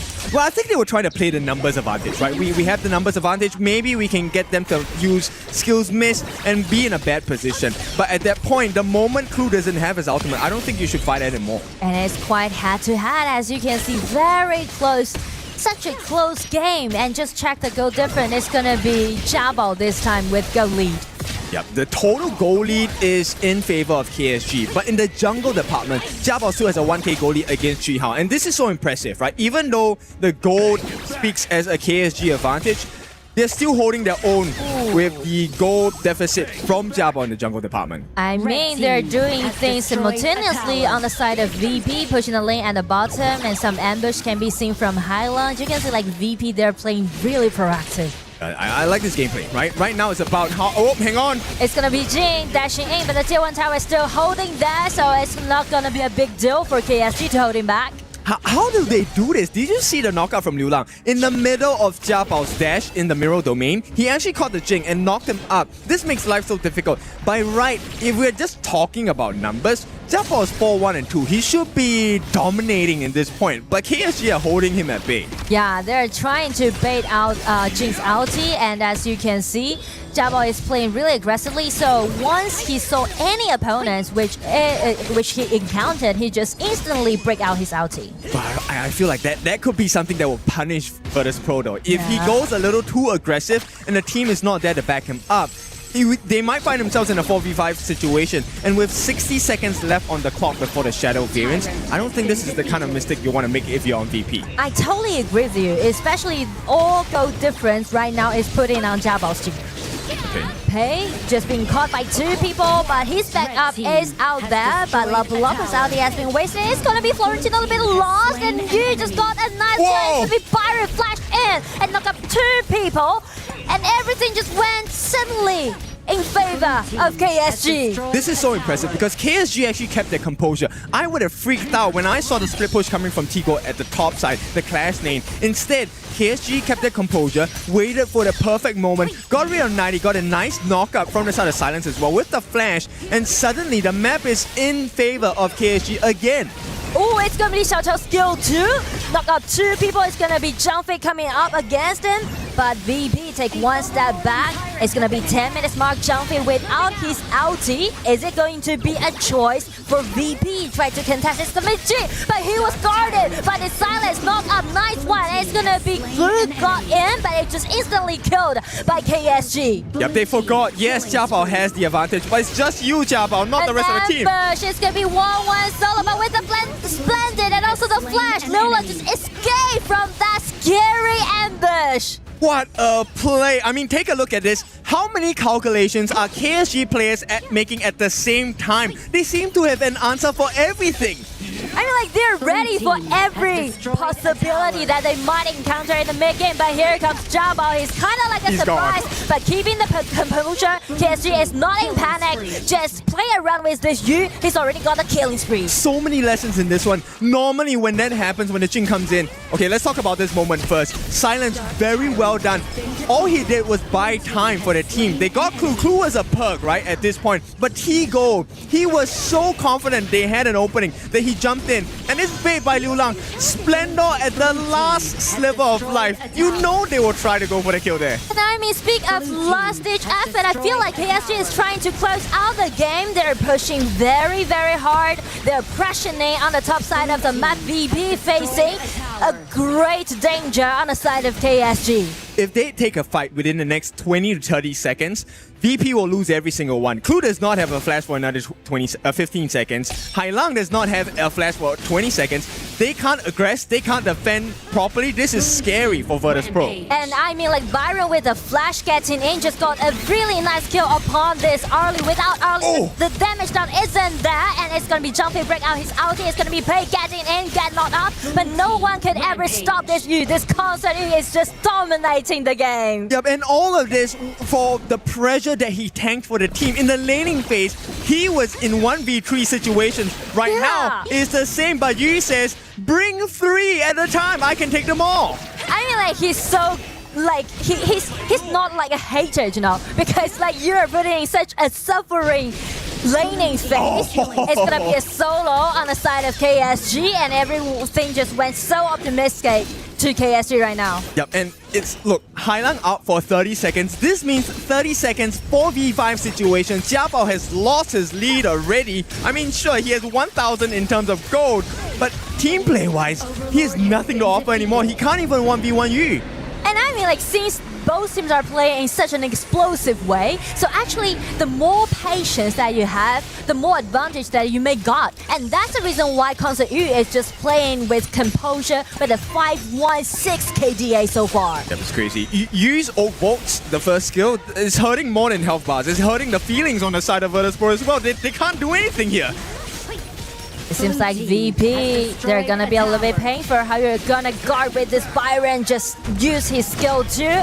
Fearlessly, it's gonna be Lapu Lapu, ulti breaking out, but Blessing with the skill too. You just survived again and just flashed out, playing around with you. It's gonna be a victory, goes over to KSG. Double kill and guarding the Vanguards. They aced VP and then take the victory. Beautiful work coming in from Kuaishou Gaming. VP, they tried they did, but it's not enough as Kuaishou Gaming moves on towards the top 8 position. Well deserved. But I do enjoy the matchup just happened, right? Yes. Because it showed the power, the understanding the pure mechanics of KSG, but at the same time, you can see how fearlessly that VP was play against KSG. I like it because you can see the gap, but you can also understand why there is a specific gap, right? The way and the time that they use the skills. This is what they're missing on the global teams for now. Kuaishou Gaming is going to move into the top 8. They came in today, 2 victories, straight up just ticket into the best 8 teams in our game. And also, it will give them more time to prepare for the best of 7 in playoffs, so that's gonna be a huge advantage on KSG. And we didn't actually get to see a lot of the heroes that they could actually show, right? Yeah. So they just played 2 games. They played 4 games today, 2 matches, and then everyone is just like, well, did we get to see anything from KSG that we could take notes on? I mean, not much changes in the drafts of the 2 series, but we got to see more and more micro plays, which I really love. They're showing you how to take one hero and use all the different functions of that particular composition. And the balance on the map, as you can see, once you're trying to do something on the top side, you need to make sure that your marksman can take care of himself, and you definitely did a great job this time in game 2. Yep, I've never figured out how to be in a 1v3 situation as a farm laner. Yeah. But Yu is showing you, Console Yu is definitely one of the heroes you can try on this particular composition itself. Now this game, it was all, to me, about Liu Lang at the start, right? He was able to keep Jiabao at bay. He had the goal lead for the entire game against Jihao, but still, they couldn't break the defenses. I mean, like, just check the gold lead, right? From the maybe like 3 minutes, and because of the rotation that it made, it just accelerated their pace. And I do like the way how they fight. I mean, like, I just like keep doing PvP for this match. I like everyone just fight till the end. I feel like if we find just the things that are similar, like the similarities between game 1 and game 2, Virtus Pro is able to stall a little bit KSG in the first minutes, right? In the first game, it wasn't until about like the 5th, 6th minute, and here's all the way until the 9th. If they were to push all the way until the 10th minute, could they have contested a Tyrant? I believe so. I think if they managed to actually get Yu to use the second skill early, Jiabao would have gotten the kill. And with the numbers advantage, they definitely could have done that. But you know, as we watch the replay of this, the last fight, I want to highlight, before we even go there, because it's so fast. Yeah. One thing Clue really did try was to land his ultimate for the team. But in that angle that he used his ultimate, it actually allowed LFF to push the rest of VP all the way to the other side. It was a freebie, a buffet laid out for you. Pick your target. I mean, like, that was a really beautiful crowd control, right, for the last team fight, and we may just see it. And in the mid-game, it's gonna be Jing, as you just said, right? If he just dash in all the time, it might be a little bit reckless. This was the fight that just broke everything, right? Like, because then after that, it is gonna be KSG, the ones that they have everything open. It comes VP, they want to check on the Tyrant, and then they lose 2 or 3 members in this fight. I love this play, Liu Lang with the last gasp effort on that Splendor into the flash. He was waiting, and I mean, if you're Hailang, what choice do you have, right? You're so low on health, you might as well go for the kill. And even then, he was still denied. But I mean, just check the faces, right? Check the emotions. Actually, both teams are enjoying the game. Because on the side of VP, I would say, they should be proud of themselves, right? They did really good, and they even got the first blood in game 2, right? Showing their capacity. And as for KSG, congratulations to them again. Got the ticket to the playoff. I'm telling you, if you think KSG, you think Juhao, and then Juhao in that exact performance. Let's see exactly what he wants to share to Mara. Mara? We're here with Mr. Full Stop. Chilao, congratulations. Thank you, thank you. Your aggressive place and control of the map is very evident. It has become the identity of KSG, making it hard for everybody who has challenged you. Now, after observing the teams in this tournament so far, with the remaining teams left, who do you think has the best chance of truly challenging KSG? VP，因为虽然刚才我们2比0赢下，但他们给我们造成了很大的压力吧。然后我觉得 VP 是一支非常强的队伍。I'll say the strongest challenger is definitely VP, even though we have just beaten them, but they have applied the highest amount of pressure to us, and we think that they are a very, very strong team. Definitely after they hear this comment, it's gonna pump them up for their next matchup. Now, all eyes are on you. You've swept all your opponents so far. For all the teams watching KSG right now, what would you like them to know about you before they face you for the future?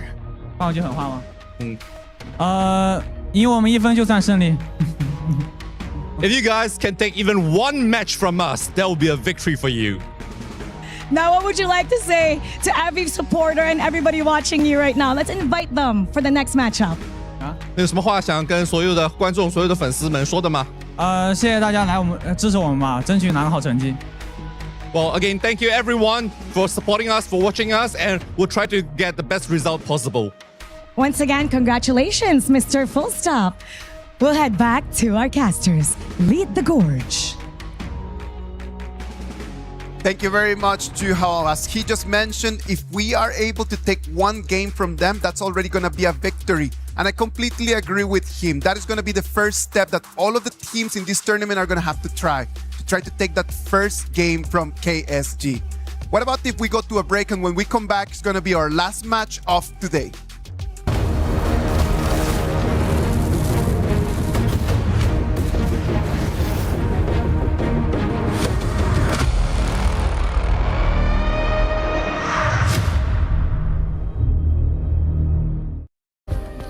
Play is in our DNA. Whenever we let it out, it becomes our superpower. Now imagine an entire city being built to supercharge it. Kadir City, powered by play.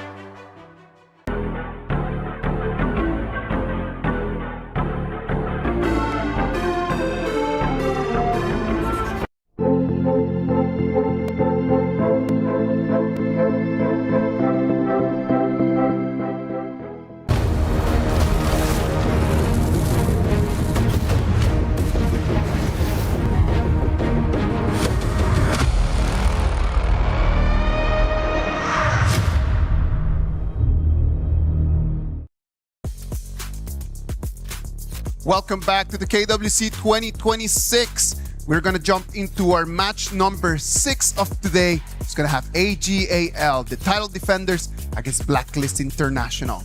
Holler, Blacklist International, they're in a great momentum. They've been building momentum since they lost, and then they just start winning. Can they continue the streak right now? I hope so. I mean, I just actually ran into them just as they were getting ready for this game. They seem a little peppy, right? I think that there's a little bit of, with the confidence that they've had throughout this entire series thus far. I mean, throughout today as well, they've kind of, trying to keep things very positive, if you will. I think positive is the right word, right? When you're pacing yourself into such a strong opponent like the title defender of AGAL, positivity brings you a long way. You want to measure yourself how far you can actually go for with one of the, I would say, tournament favorites. Well, tournament favorites, they are indeed, right? Everybody just was here today checking on what KSG was going to show, what AGAL was going to show. And in this match between AGAL and Blacklist International, they're going to keep just showing us little by little, piece by piece, the plan that they have set to take the crown again. Yeah, so actually AGAL have played less games throughout. I mean, because we've seen Blacklist through the play-in, so they've kind of exposed some of the meta in types of the drafts that they like. But I think that it's only to their benefit. They've had a lot of reps, and obviously the teams have not been to the same level of AGAL. But right now, again, it's about having the momentum, being positive, of ensuring just like, hey, we can do this. We can definitely do it, right? We're talking about Global here and PKL's third seed. They defy all odds coming in towards the play-ins here, and they qualify into this specific group stage against AGAL. And if you were to measure it, yes, odds are still in favor of AGAL, but who doesn't like a Cinderella story from these sort of competitions? Everybody does love a Cinderella story. Everybody's rooting over there for the dark horse. AGAL, Ranzoi, Inuo, Sheng, and Shuai. From these 5 in the previous match, Holler, who did you like the best? I mean, for me, all the roads lead through Inuo, right? Yeah. His ability to make plays, he's always so consistent as a farm laner. One of my favorite players to watch. I mean, he's had so much history as well in Honor of Kings. He is definitely the guy to watch. And it goes back to the conversation as well during their first initial series. He whipped out the Baiti farm lane first of our entirety of the global tournament, and he managed to pull it off because at the end of the day, yes, it's a star coming in for the show, but the 4 remaining players are also the stars supporting the team roster as well. Yeah, I also like the fact that even in the interviews, he was very humble. He's just like, oh, what are the chances of the other teams? He's just like, actually, it's about 50-50, right? I think the global teams have actually leveled up, and I think he respects that as well. So even moving forward, to see exactly, like, a man of his stature to be like, hey, actually, we're kind of close in this and very humble, I think that speaks volumes of him. I do believe that is one of the pillars to what AGAL's success has been in the last years. Just understanding that you just need to get better and better at the little things, right? Like, as long as you are working on those little things and you can keep that gap, that advantage is always going to exist. And these sort of advantages, right? When you look into Blacklist International's draft itself, we have seen a lot of these plays that's being carried on by Chaz and also Chammy1. You give them the enabler list, like the Dharma, like the Zhangfei, or the Porte, for example, right? Yes. They will set things up for you. We've seen that in the series that they played just now, but coming in for this specific matchup between Blacklist International and AGAL, my eyes are on that clash lane. Ron and Chammy1. Well, Chammy1 played really well in the previous game, right? Like, we had a lot of highlights coming in from the side, just running into the back lane. I don't think AGAL is going to give him that same setup for him to really be able to shine. Yeah. So it's going to depend a lot on the first 1 or 2 minutes and what he can do against Ran. Yeah, I think that he just had such a highlight reel in terms of the games that he's played already that, again, AGAL are like, we're not going to allow that. We're going to take away his space, not let Chammy1 catch us off guard on the flanks. We're going to be very careful. And I think that it's more about respect at this stage. Respect in the game and respect before the game in the form of the draft. I think drafting is really important. If either of these clash lanes can get a comfortable matchup, or at the very least, find a way in lane swapping and making the hell out of their lives miserable, then maybe, just maybe, you can crack open that 1v1 matchup. Yeah, and also turning that 1v1 matchup into a bit of an advantage, right? I think that Blacklist, they've had a lot of success because they've been aggressive. They've been taking the fights, initiating when they want, and other teams have not really been able to respond in kind. I think that if you start just trying to build an advantage over there for Chammy1, it means that the rotations need to start pushing into the clash lane. Is Golden Kite gonna be able just to take the 1v1 in there and then survive, though? You got to. I mean, I have full respect in Golden Kite. I think that his ability to play in the farm lane is going to be very. It's about consistency. Of course. I think that for this one, it's going to be important that he just sticks to the lane, gets his farm, and just doesn't get frazzled by the fact that he's going up against Inoue. And I think that when we understand about competitive gaming, it's about trade-offs. You cannot win in every single lane. You cannot win with every single player or any single hero. So you need to understand, if I'm going to push into one side, I'm going to be losing some other. Sagi, where do you think that Blacklist needs to start pushing to? Pushing, maybe I'm not going to mention the side lanes. I still feel that the core trinity coming in from both teams, you have the jungle, mid, and roam. All right. Whoever controls mid lane controls where to move first and controls how you attack the jungle of the enemy team. So you're going to put like all of your money in just saying, whoever that cleans the way faster and starts rotating without getting caught is going to have the key to success. Perfecto. I think that's the #1 way of playing Honor of Kings. Whoever controls that mid lane, you get so much control of what you want to do next. You can either step back, defend, step back and cause pressure by removing yourself the vision from the map, and then it puts pressure on the side lane. It's like, oh, I have this winning matchup, but I don't see where the enemy mid and roam are on the map. Yeah, but now it looks like the draft one is getting underway. Players are kind of getting ready for this one. I mean, if we're looking from the side of TG at this point, I think that, going in, like, what sort of drafts are you going to look to pick as Blacklist, knowing that you've kind of shown your hand already? I think, in a way that we can think about this, global teams, they don't have the perfect mastery in terms of map movement or macro. So, what do you want to do? You can mimic what VP did just now. Yes, they still lost to KSG in a 0-2 fashion, but Game 2 was very tight, neck and neck to the 10th minute mark. Right. You want to throw them off the momentum by drafting aggressive team fight skirmish compositions.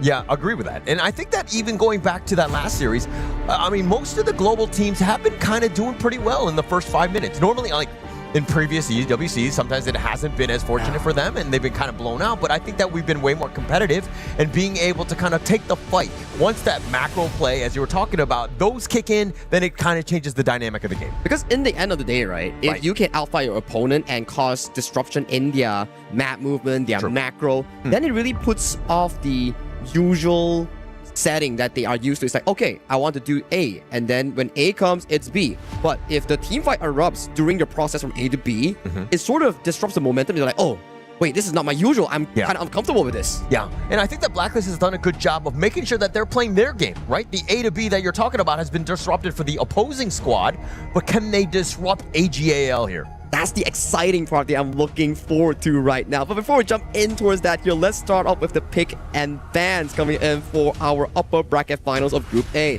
Straight off the bat, we see quick bans from Florentino and Liang removed from the pool, with Coach TG still looking for the second ban after that long removal. Yeah, a little bit of attacking with the Inoue, if you will, making sure that he doesn't get some of his favorite heroes, if you will. But I think going in, I mean, if you're picking second, you're on the red side as Blacklist International, like what sort of 1-2 combination, because you're not going to get first pick, are you looking to pick here? Potentially something like the Lorian Zhangfei +1 farm lane. These are really, really good in towards this patch. Like, okay, you get the pay. Yeah. Potentially we see like Ukyo Tachibana that just has such a perfect performance on. These are counter picks that we can look forward to. It depends on whether Coach TG wants to reveal it third, or do they have like a specific composition that he wants to pick in the first two? Yeah, actually, they don't need to rush it because they've already picked the jungler. The Yukio will definitely be available, and Haya is definitely a higher priority, as well as the Zhangfei, the #1 pick at the KWC thus far. So a great 1-2 punch here. I like it, right? We talk about how you can disrupt the flow of the KPL teams like AGAL. Yep. So what better way than doing it than to force them into fighting you? Haya, perfect, right? Ultimate, flash, forcing other 8 members to wait outside the ultimate coming in for this domain. Yeah, and so it come back to like, yeah, the Haya, you prioritize that, Dragon's gonna be fine, but on the other side, you're like, actually, this is another really good laner. Lorian has been the talk of the town, if you will. Yeah, Lorian, this specific hero, right? His ability to push is kind of mediocre. Yeah. But his ability to poke you and find big trade-offs or pickoffs has been amazing. That's why I think Lorian has had one of the highest pick rates thus far in our tournament. It's definitely picked up quite a bit. I think we need to check the stats at where it was. It wasn't like the top 10 going in, I mean, from the play-ins on, but I think that it's definitely had the rise. It's been in almost every series today because of the amount of power that it brings. Yeah, and then we have to jump in towards the second phase, right? You have the mid, roam, jungle. The 3v3 that we mentioned, locked in for both teams here. And thus far, I think the fighting power in the early game is pretty 50-50, especially you have the Ukyo countering the pay, but in terms of trade-offs in that 2v2, it's really skill dependent coming in for both mid roams. Yeah, for sure. I mean, but what isn't skill dependent in this matchup, right? Both of these guys, both of these squads, like, I mean, the level of play that we're going to see, I'm expecting very high. Look, Blacklist has not gone up against AGAL. Correct. This is looking to be an underdog story, if anything. But I think with momentum and the possibility of continuing on with the play that they've had, this might be good for them. And you remember one of the interviews that have asked Just what level of jungle has he achieved throughout the years? Yeah. One of the comments said that, okay, maybe he's ready for a higher level now. He's one of the best PKL Philippines jungle. So coming towards this tournament, you are against AG Zoe. Here's KWC 2025 FMVP, and he's also FMVP for the skin Ogren here. So it's a very big milestone if Just is able to not only match Zoe in the jungle department, but also maybe out jungle him. Yeah, and I do hope that Justy's not paying it. I mean, he already knows all of the awards and accolades that Zoe has, but I think that for him, he needs to just be like, it's me versus him. Doesn't matter who they are, I need to rise up and have that confidence. Confidence is such a key marker here coming in for this Blacklist International squad. Let's jump a bit back into the pick and bans here. We do see the Charlotte that's being locked in, and for the evolution of Blacklist International's draft, they've been putting more and more focus towards Chammy1 and especially in picking him counter picks in those final phases. I think that's very smart. He's shown time and time again he has the ability to carry. You give him a hero like the Fatih here, that's going to be their last pick. It really kind of alleviates a lot of the pressure so that the farm laner like Golden Kite doesn't have to carry and do everything. I mean, that's true, right? Like, if you have like more choices on the board, and if Golden Kite suddenly gets caught off, you still have like a supplementary carry coming in for your specific lineup in making sure that, hey, it's still okay. We still have Chammy1. But if you look towards the side of AGAL, who are you really giving the edge to in terms of these two specific drafts? I mean, you can never really count out, Zoe's pay, right? I mean, it was the first pick.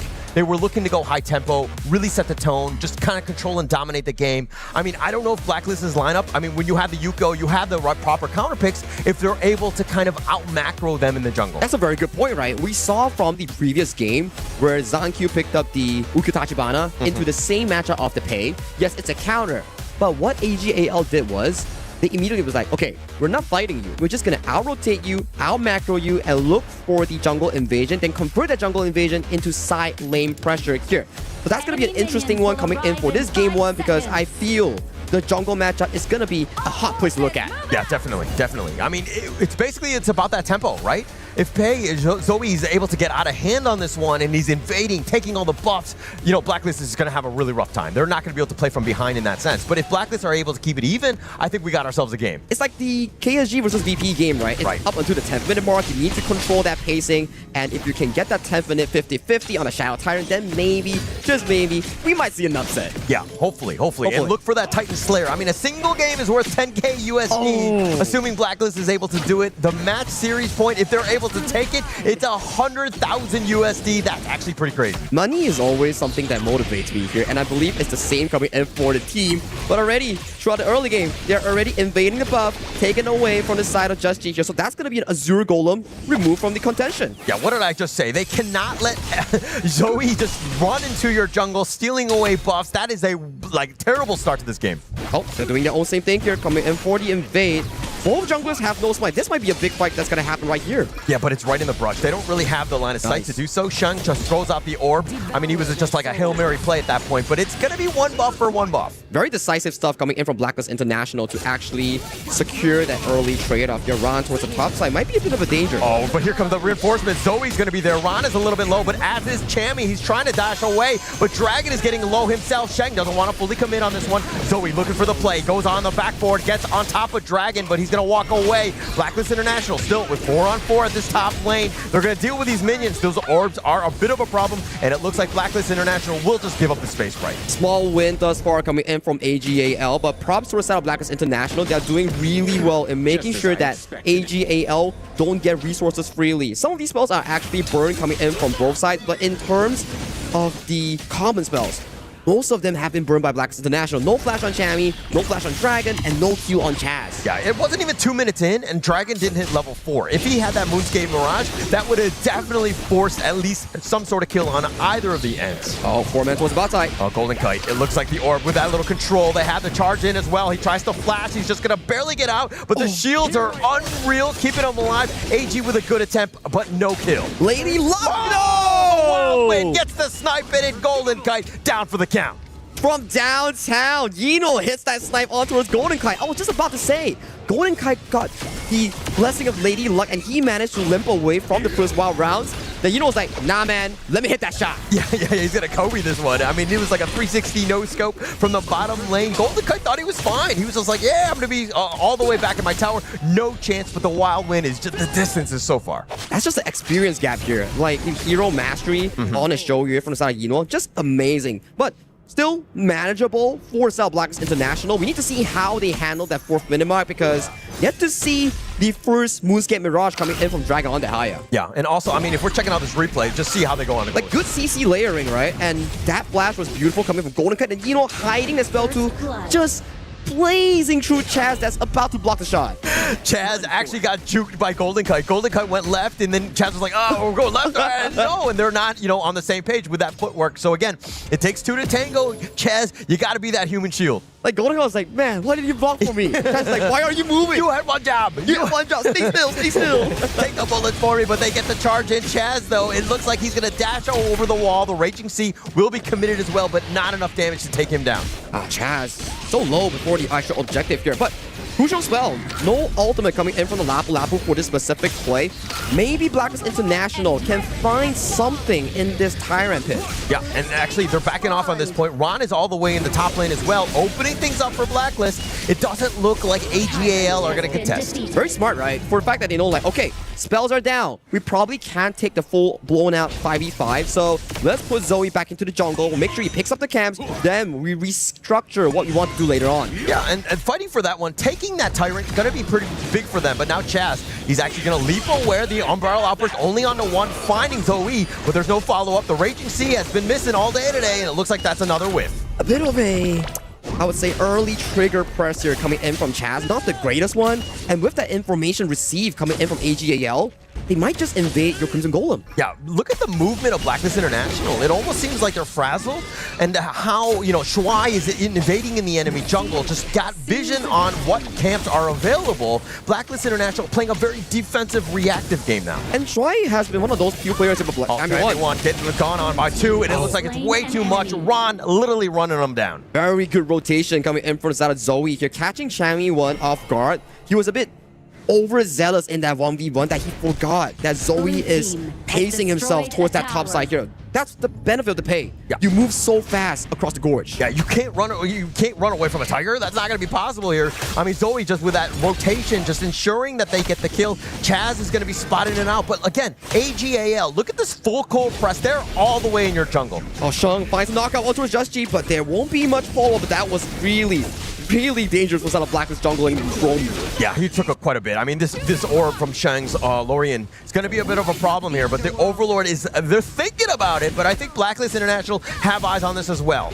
Slowly. They need to play it safe if you're on the side of Blacklist here. 1.8k goal lead, still not the worst for Blacklist here. We have yet to see a full blown out 5v5, and the first ultimate from Haya has not found its proper marker yet. We need something aggressive coming in from Blacklist Dragon. Yeah, but I mean, this lead is starting to grow. It's, about 2K at this point. But AGAL, the way that they've been able to create this lead, it's not like one big team fight. It's like little by little. They're chipping away at it. And Blacklist International, it seems like at some point they might fall over. This is the strength of the KPL teams, right? Yeah. The way that they catch on towards small mistakes and just amplify it for the maximum value just puts on so much pressure here. And with this specific rotation, you see a fight that might be happening on this Crimson Golem. I mean, they're going to contest on this Crimson here, and it's going to be stolen away. It looks like Chammy 1 did get that in the end, so I think that they're going to be happy with that. But with that little jungle invade, Yino was chipping away in the mid T1. On the backside, it looks like a mini stun. It looks like Zoe's going to be killed. Justy makes him pay. Ron running for the hills. Umbrella Uppers is not going to clip on, but he does get that little bit of a stun on this one, and Ron gets stampeded on. It's a double kill going the way of Justy. Lorien is going to get stuck into the Mirage. He's going to be kidnapped, if you will, coming out of this one. Blacklist International are going to be angry as they have 4 members waiting for this one, and it looks like it's just going to be Shuai. Maybe he goes for Dragon. It's not going to find it. Uncharacteristic mistake coming in from AGAL and Justy, finding a really good counter engage on towards both Zoe and Ran, punishing for their over aggression, and that is quick 3 kills going into the pockets of Blacklist jungle, and this is what we talked about. Yeah. Justy being the player that they need to step up. Yeah, and actually this is the perfect hero for him, Yukio. It counters exactly what this Pei wants to do, as Pei, Zoe goes on the golden cut. He's not able to get away from Bruce Lee, and here's the teleport, but Zoe is already out of the building. Very good timing coming in from Zoe. You'll be thinking that, hey, this guy is probably farming Crimson Golem, but why is he here all of a sudden here? And Golden Kai did not have flash due to that previous fight. So it's a really good catch nonetheless. And let's take a look at a replay here. Umbrella Outburst misses, but after that play on towards Golden Kai that he has baited out, Ron has already expended the flash. Try coming into disengage, but it's already too little too late. As of this point, it's Blacklist International punishing AG for being overzealous in these team fights. Way too aggressive at that point. I mean, they were trying to, again, just invade as much as possible. We're talking about the map control, but again, it's still too early where Blacklist can still fight. They're only down about 1K. They're in this game. This is what I want. 50-50 going into a 10th-minute fight and see whether Blacklist International can challenge AGAL and those team fight structures in those flanks.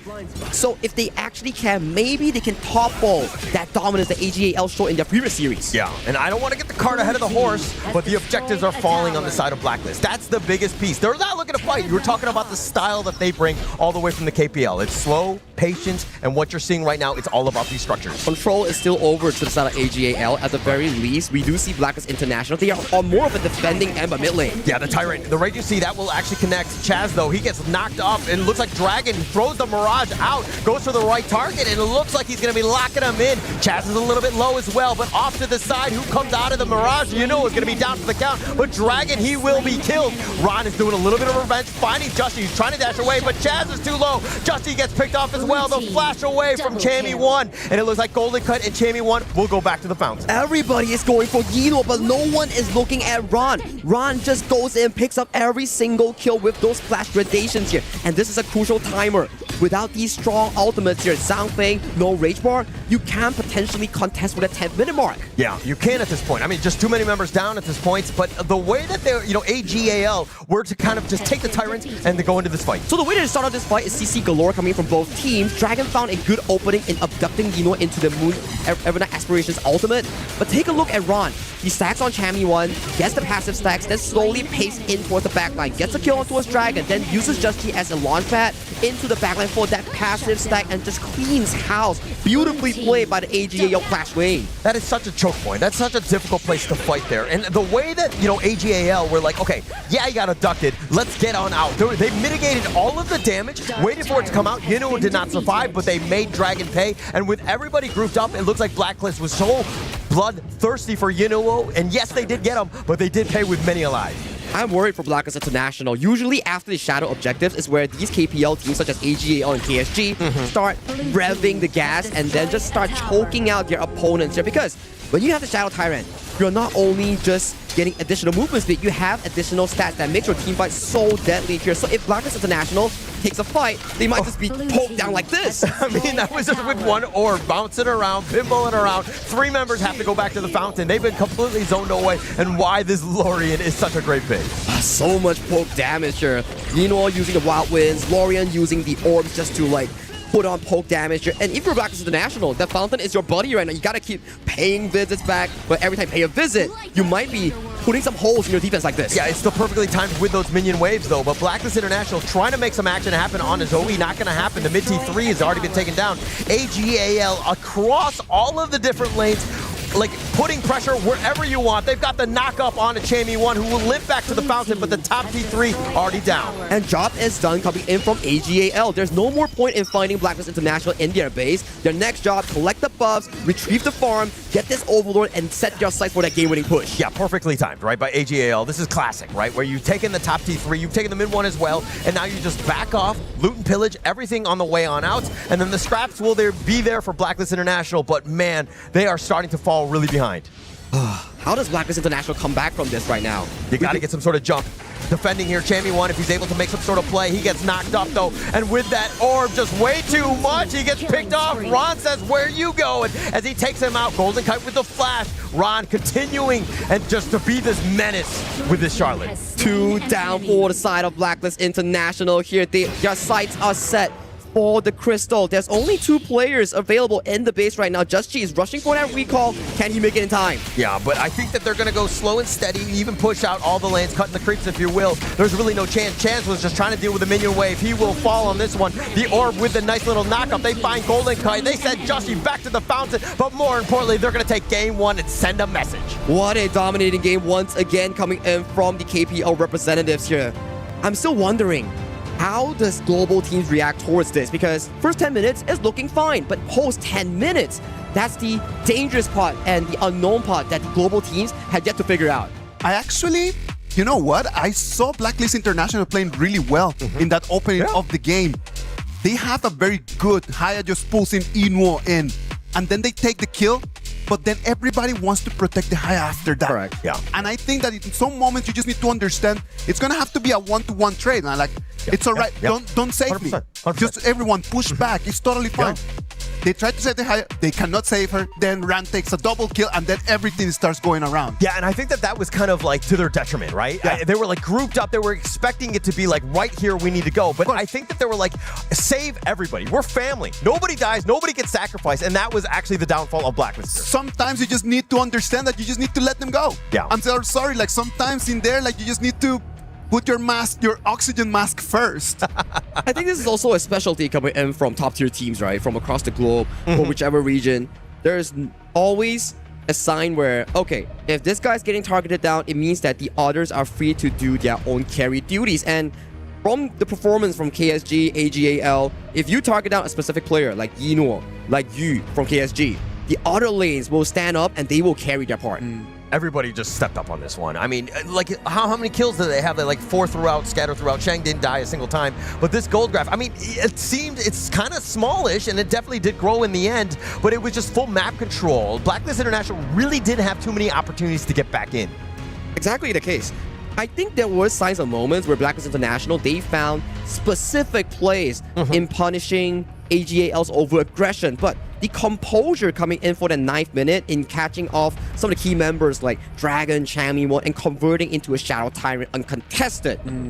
That's still something that the global teams, Blacklist, MKL, PKL, IKL, needs to find an equal footing. We want to fight at 10 minutes without any casualties prior. That would be best case scenario, assuming that they're able to do that. I mean, AGAL, we're not giving them any sort of space. It started off with his Yinuo first blood, and from then on, you could tell that the dynamic of this game was really shifted. And these are the few moments, yes, early game wasn't the best suit for Blacklist International, but there are still signs of mistakes coming from AGAL that Blacklist caught onto. It's just that after that, what comes next is this specific moment that Isaac was talking about. Yes, Dragon finds Yinuo, removes Yinuo from the fight, but at 9 minutes mark, it's still not Yinuo's power spike right now. Ron stacks up, half the damage, he's coming in, just jumps. Yeah. And he gets everyone. I think they also had trust issues in the sense that, like, does Dragon have enough to kill Yinuo, right? In the Mirage, and they were like, okay, we got to make sure that we actually do it. But they were all grouped up. We do not need to be holding hands and singing Kumbaya together. And after that play itself, you're like, okay, the dream of fighting at the Tyrant 5v5 shattered because you already lost 4 members, and it forced you into a position where every single time that AGAL pushes into your jungle, do you want to fight or do you want to give up more farm for them to snowball? And in the end, this happened. AGAL takes a clean game 1. And Sagi, you just mentioned it, right? The key is to be able to get to 10 minutes. Correct. With a very equal goal. Get there with equal gold and let's see what we can do, man. Like maybe in that Tyrant fight, if we just toss everything that we have, maybe we can win it. Yeah. But you need to get to the 10 minutes. It's never easy, right? They were like, they know the same timer, and they're like, okay, we're not going to let them get to 10 minutes in that sense. We will be aggressive and just, again, with that control. All right. AGAL takes a 1-0 advantage. Right now, we're going for a break, and then we'll see if Blacklist International can learn from their mistakes and take 1 game from the title defenders.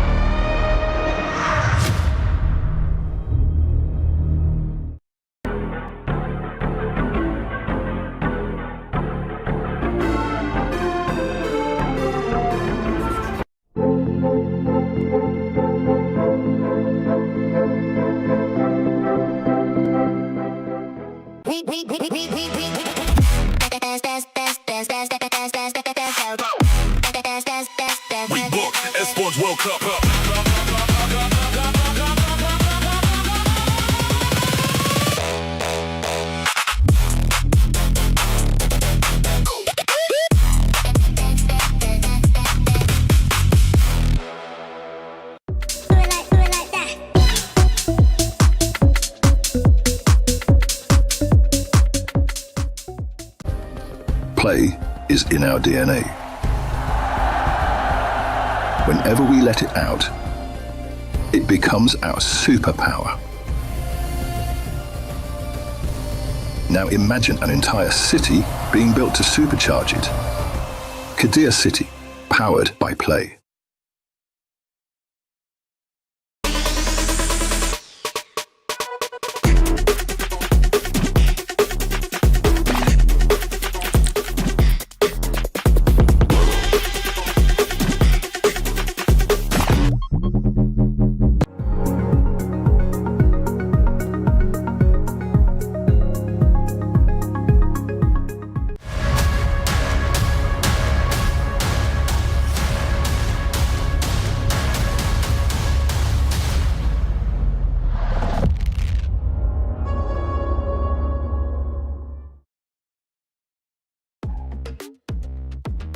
Welcome back. This is the KWC 2026 AGAL 1-0 advantage on top of the PKL. Third place Blacklist International.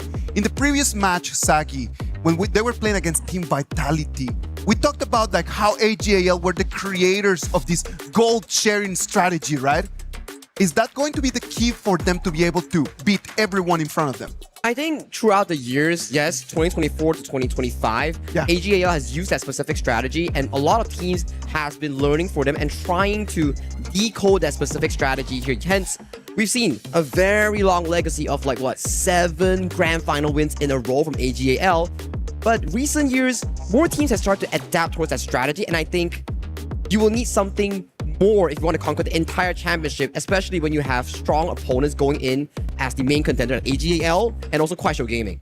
I think that in the beginning, you always think about the 4 minutes tyrant just being such a critical piece that you need to go and take. But this time, AGAL just let Blacklist International take that tyrant. It's totally fine. I do not need that buff right now. They're okay with going with equal goal till the 8th, 9th minute. Yeah, I mean, they were looking for more for jungle rotations, more for Zoe in this one. I think that they were willing to sacrifice that. They didn't want to risk it to potentially get somebody killed and to lose that tyrant in the end. So I think that it was more of a judgment call of just where they were across the map. And to add on towards that, right, I think in recent years, especially evolution of how you want to play the first 4 minutes, last time it's okay, 4 minutes, guys, it's time to fight 5v5 right now. But nowadays, it's guys, are we at our power spike? Do we have our items? Oh, you don't have an ultimate? Okay, let's pull back to farming. We go for the less risky route, but secured gold route. Yeah. The stay safe and stable route, right? As long as they've got the gold sharing. Other teams will copy that, but are they at the same level? I mean, if anything, they're just going to hit parity. There are tiny little micro, plays that they're making to, again, really accelerate past the 5-minute mark. And also, when you copy a style, but you only copy it without truly understanding and adapting it, it sort of throws you off from your team's original playstyle. True. So for global teams, yes, this may be the premier style, the best way to play Honor of Kings, but if you don't adapt it to your team's specialty, you sort of lose your direction. Oh, yeah. And I think that going into this one, that's the most important thing. Sticking to your guns, what works for you, that sort of strategy, so that everybody's on the same page and not everybody's questioning what do we need to do, how should we be doing this. All of that should have been done prior to, of course, this game. Fully agreed right now. As we jump into the second game, this game around, Blacklist International will be taking on towards the blue side here. Still a lot of priority going in towards that top 4 farm lane that we always mention, like Flowborn, Lung, Picha, and also the likes of the Channel. It seems to me that seems to be the tournament meta, and for the side of AGAL, more of the comfort picks for the side of Yinor here. Once again, going back for his FMVP early here, picking up here in the first phase. Yeah, and now it looks like with the Lung, the Zhao, the most, you have stuns galore. You're incredibly squishy though. If we're looking at the AGAL side, they've taken away the Dharma. They're like, Champion one, no, we'll run this one. We'll run this one. And I remember this specific draft. It was Blacklist International going up against Los, that they played this specific first tree rotation here. Yes, you don't have a lot of tanks, but when it comes down to skirmishes in that 2v2, in that 3v3, this is exactly the mid-row synergy that we want to be looking forward to, at the very least, for Blacklist International in that 2v3. Yeah. I think that this is definitely the entire draft revolves around this in terms of that stun and setup. You're going to have Golden Kite just with the Lung, ensuring that, again, he's able to blow the guys up. But Lung versus Arlie, this is going to be a classic one. For me, in the recent patch changes, Long has been one of the better laners compared to Arlie because of the fact that, yes, you can block the Flaming Palm. But recently, players have been evolving. They're like, why should I use the Flaming Palm? I'm just going to use the third spell, knock you back, auto attack you, knock you back again. Then it trolls off Arlie on when you actually can use the Maple Dance to block off the combo. So I'm expecting, at the very least, for the side of AGAL, we might see Yino either going to the mid lane or lane swap with Ron to go to the Clash lane for a easier laning route. Yeah, just to kind of start off, right? I think that'll definitely help. But I mean, at the same time, Blacklist International, they might be looking to kind of just chase and see where the rotations will be. But the Liu Bang gonna be picked up by AGL. This is gonna be a support Liu Bang. Okay, we've seen this combo before. Jing, delivery system with the Liu Bang diving in towards the backline is something that has been shown quite a few games of success in the previous editions of our international tournaments here. So interestingly enough, it's gonna be on the side of AG. We've seen it, I think, pretty frequently on the hands of Clue, if I'm not mistaken. True. And just being able to just lock it down. But one thing though is that he doesn't really have the best of CC. So if on the other side, you're seeing that the Ying could kind of run free, but at the same time, it's kind of a squishier lineup here, aside from the Baron. Fully agree coming in for the side of the Blacklist International squad. Yes, not a lot of tanks except for the Byron, and they are pretty squishy overall. But what I want to highlight coming in from the Blacklist International draft, they're like, scrap what we had in the previous game. We can't win them in terms of map play. Let's brawl, let's fight, let's do wombo combo. Yeah, as expected, right? When in doubt, just fight them, right? I think that's kind of like their MO is like, hey, maybe we get a little bit of an advantage. Take a low-risk fight. Normally, normal teams might not do as much. Maybe we get a little lucky and turn this game. Like, if you were to look back into the Blacklist International draft just now, yes, you have the big ultimates, fancy ones, but those come into a play where those are long cooldown. Yeah. So if you have the thing like the Honey Sweet Breeze from the Xiao Qiao or the Mozi Cannon Blast, those are, yes, if you can miss it, it's probably going to come back like, what, 8 seconds? So you can repeatedly try to put pressure on towards the AGL members. Assuming you're able to hit. I mean, the Cannon Blast not the easiest. The Honey Sweet Breeze also takes a lot of skill to time properly. There are a lot of fast guys, plus now you have the Sheng on the Yuan with a little bit of sustain. Right? Not the easiest of targets. Yeah, we have to see how they actually pull it off later on. And we talk about the lane swap here. Yino and Shuai already going to the top side, avoiding the Golden Kite Chast laning place, making sure that at the very least, Yino gets to farm safely and dodge the hot matchup. Like, how do you wake up in the morning and knowing that you're always the smartest guy, Sagi? Hey man, you just gotta do your maybe homework. It makes sense. I mean, you're obviously know the lane match, but Chammy 1 getting run down here, taking quite a bit. I mean, he's gonna be met up, it looks like, with Chaz to support this top lane. And that's a Xenial skin coming in for the side of Fly here, coming in for the side of AOV. That's gonna be a pretty cool pickup here for them. Good pickup on towards the Spiketail Beast. They know for a fact that what they're playing for is about pushing the wave, get that space sprite, get that triangle cam, and then potentially moving the Arlie towards the cross map. It took 4 members, AGAL. They're all like, we want this space sprite, potentially going up against the Chammy 1. Because again, he has a little bit of an edge in terms of this lane matchup against the Dharma. Yeah, that's true. And I kind of like it, right? That Ron is like, okay, I'm 2v1. Let me just farm the jungle camps that Zoe doesn't have time to do so because Zoe is too busy farming the minions across the map. Yeah. And leave Zoe alone, right? I think that he's more than quick enough. He has both of the buffs, so in terms of efficiency, he's able to kind of ensure that he gets it. And gold sharing right in this mid lane here. Just very efficient stuff coming in from AGAL. Every single goal is always mid-roam jungle, mid-roam clash lane. You know, pop the frenzy just to push the members for a set of Blacklist International to back off. He was pretending to fight because he knew that the reinforcements were on the way. He was trying to bait them out a little bit. He was kind of playing around a bit, going 1 versus 2. It was a little aggressive, and they, Blacklist International got a little suspicious on this one. But the flash away, Shuai though with that cannon blast, they have a nice control with that Honey Sweet Breeze, but he's low, but not going to be taken down. Not enough damage coming in for set of Blacklist International. It was a good attempt because Shuai has already expended the flash prior to this play, so a bit of a unfortunate turns of events coming in from Blacklist. Yeah, and also this Yuno is going to be a problem for Chammy 1. I mean, we talked about this lane swap already, but now Chammy 1, he just wanted to be left alone with Ron, not able to do so. In the bottom lane, though, I would assume that Golden Kite would be kind of exerting pressure onto the Ron here. Well, Ron is just having a field day, right? He's like, okay, let me just shove the wave, move to jungle camps, and Golden Kite, he can't potentially solo kill me because Long works on skill rotation basis. And with the Dharma, you get to farm pretty safely with your spell to healing. Yeah, and Golden Kite was left alone, so he's already level 4 at this point. So in case they do jump him and they're not able to stack the stuns, he will be able to get on his dragon. But it looks like the Pheasant right now was stolen away. So again, the rotations, yeah, they're not getting kills, but they're getting value. Okay, my question to you. Blacklist, yes. Poke, prod, find opportunities, then maybe we can win the team fight. What about AGAL? I think you just play your game. You just put forward pressure on, make them rotate to you, take everything. Like, it looks like Chamie1 can't even get into the lane. They've quickly taken that out with the gold sharing, and now they're going to move around. Very efficient gameplay, right? Very efficient. Yeah, very just fast, making sure everything. that we get gold. It's like, no. I don't want anything with Chamie1. I just want to farm here, find Honey Sweet Breeze. Yeah, Honey Sweet Breeze only onto 1. They don't want to dive into that because especially Shuai as well as Zoe were just waiting for like, hey, you want to go on him? Let's go.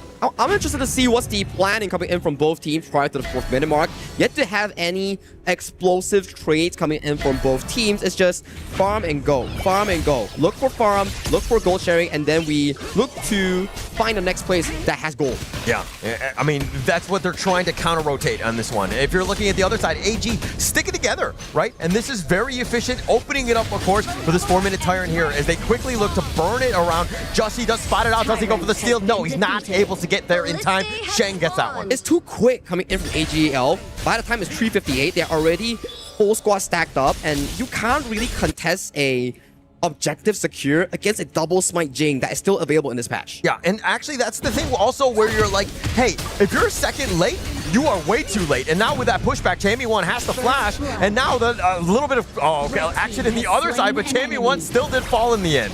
Oh, well, it was 1-for-1 trade, right? And towards the top side for Chamie1. In bottom side, nice ultimate coming in from Shuai, but Yuno getting dive on. Oh, Golden Kite wants to go for the Flaming Palm, and it looks like Yuno is dodging around. He gets on his dragon, but Yuno will fall. Shuai is still there under the tower. Golden Kite is low himself, but it doesn't look like Shuai has enough to do anything. Good trade thus far.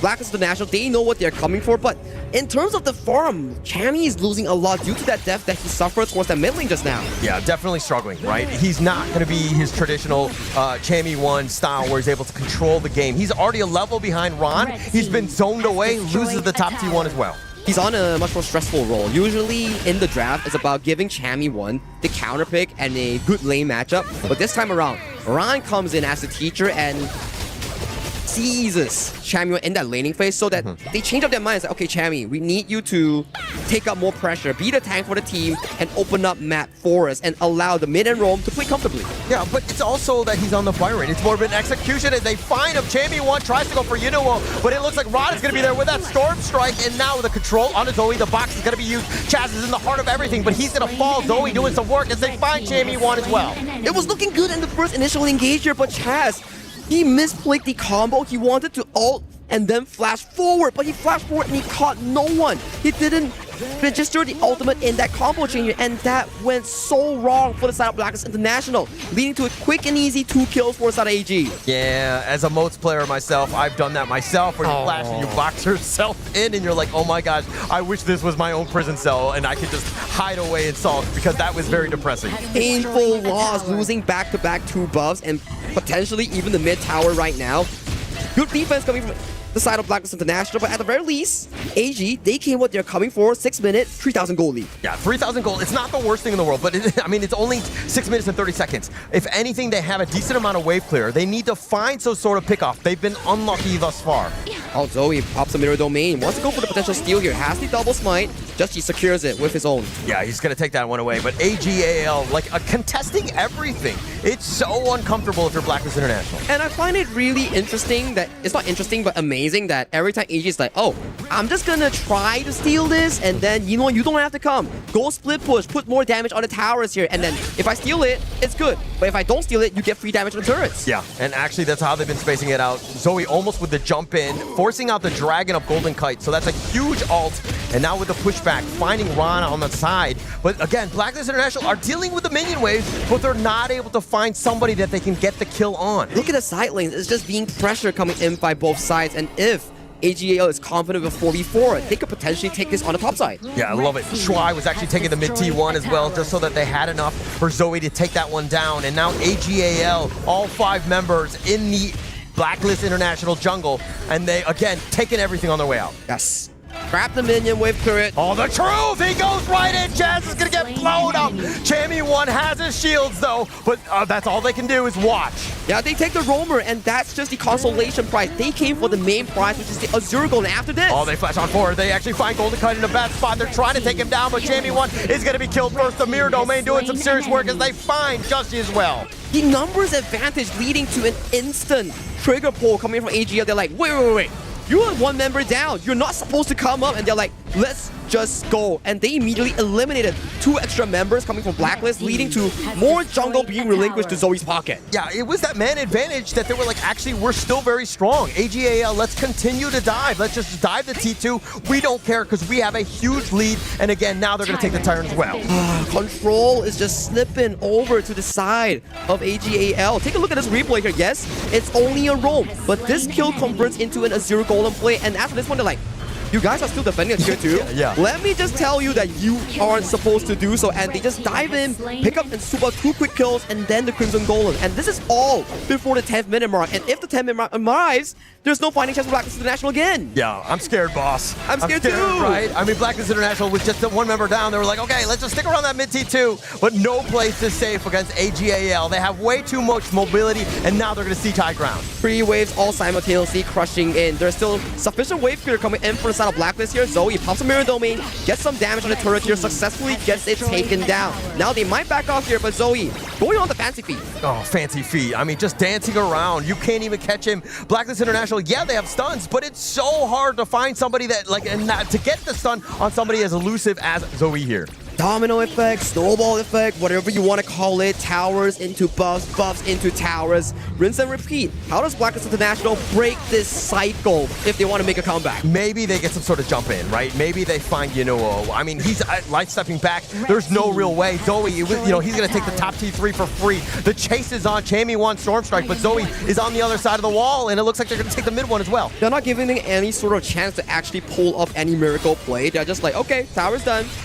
Off work, get the buff. Now, 10 minutes has arrived, potentially get the double objective, and then we go for that final push. Yeah, and at that 10 minutes, you're so far up, might as well, but they're going to kind of just go slow and steady. They're going to take the Shadow Tyrant instead just by itself. But again, with the top lane pushing with Ron, it doesn't look like Blacklist can really even leave their base. They need to find a miracle moment here. Maybe a Honey Sweet Breeze landing on towards 5 members, but it's a miracle moment, but it's good to think about potential comeback styles. I mean, you have to think about it. You have to play to your outs, right? And I think Blacklist International are like, okay, we need to have them grouped up. But AGAL are so disciplined. They're not sticking where they're on top of one another, and they're not stacking, if you will. So now they're going to go in. Now that's a 2-man stun. That will start things off, but Dragon is going to be killed first. Ron with the truth, sending him back to the crystal, but Justy's going to be killed. The Unending Sorrow tries to go for Chaz, and they do find that pickup. But Chammy1 will also fall. The Infinite Passes. Golden Kite trying to go against the world. Not going to happen. And it looks like AGAL are going to be in the playoffs. Welcome to the playoffs, AGAL. They top their group and they soft secure top 8, and they will advance to the knockout stage. I mean, AGAL, it was just all them this game. They have complete control. Blacklist International, I mean, they put up a valiant effort, but unfortunately, AGAL just too strong in the end. They're too strong. This is the championship standard that we're looking forward to see, and they played multiple team composition in the span of 4 games. We've seen the traditional rotation style, less kills, less of the offensive style. They farm, they find those big timers. Then game 2, they play the Bai Chi, and now they play different styles with Clash Lane carries. AGAL, the winners of this match, they're moving into the playoffs, they're moving into the top 8. No surprises out there, no? No surprises. I mean, if you've been paying attention to any of the Honor of Kings esports scene, you know that AGAL, reigning champions from last year and going in, this is a very formidable squad. I think that, how teams will end up taking them down, we have still yet to see. Formidable is the word that I want to use with Blacklist International's presentation right now. They went to the boot camp, they learned things, they started applying them, and against AGAL, the only thing that you can do is to try your very best. Their very best was actually not bad. I think it's pretty good, right? Like, we expect some comments coming in from, he did mention that, previous years, the international team didn't look that good, but as they pace into 2025, 2026, they started improving, and we see signs of success coming in from global teams. Maybe not until the KPL level, but at the very least, we are slowly getting there, slowly. slowly but surely, right? Yes. At the end of the day, we are essentially the tortoise in this race, right? They still have a chance. The kill score doesn't look great, but I think that if you're actually dissecting the first 5-10 minutes of a game, they were in it. I think the key takeaway that we've seen so far from KSG versus VP, Blacklist International versus AGAL, it's about how you maintain the game state into a equal 10-10 at 10-minute mark, and then you fight for the Shadow Tyrant. Yet to see that sort of moment, because something about the KPL teams, they always find a mark to disturb that tempo. And that's the thing, right? In this game, it just started just falling apart a lot earlier, and that's something that we cannot let happen. Blacklist International came in with the aggression. They understood that they needed to just go for the tempo, try to move fast. But when you have Zoe on that Jing in front of you, how do you even try to invade? Yeah, and over the past 4 days, we've seen Blacklist International many a times, but it didn't seem like the team that we've been watching them, right? It seemed like that they were completely like shaken up. The confidence was definitely not as high as normal. It seemed like, again, Chammy1 wasn't playing his normal game here too. I agree, but there are still signs of aggression here. They're like, okay, you know, we found you, we Yes, I punished love you. that one. They, at the very least, they are trading aggressively in the crossmap, but these are the moments that says the micro comes in towards mine here. Chammy finding a beautiful two-man knockup, but Ron flashes away towards safety, and then Chaz with a crucial misplay. That could have been a game changer if he found the ultimate flash. But I don't know if it was definitely a mistake in the end because he whiffed. But it was like AGAL knew it was coming and they just dispersed.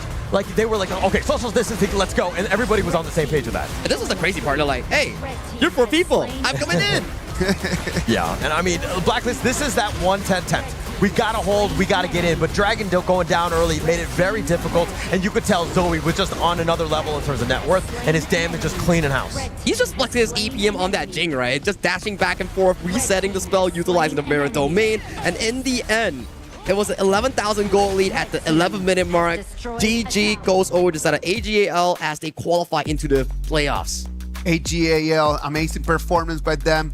Mara is right over there with Sean, the mid laner from AGAL. He's going to share with us a little bit of his thoughts.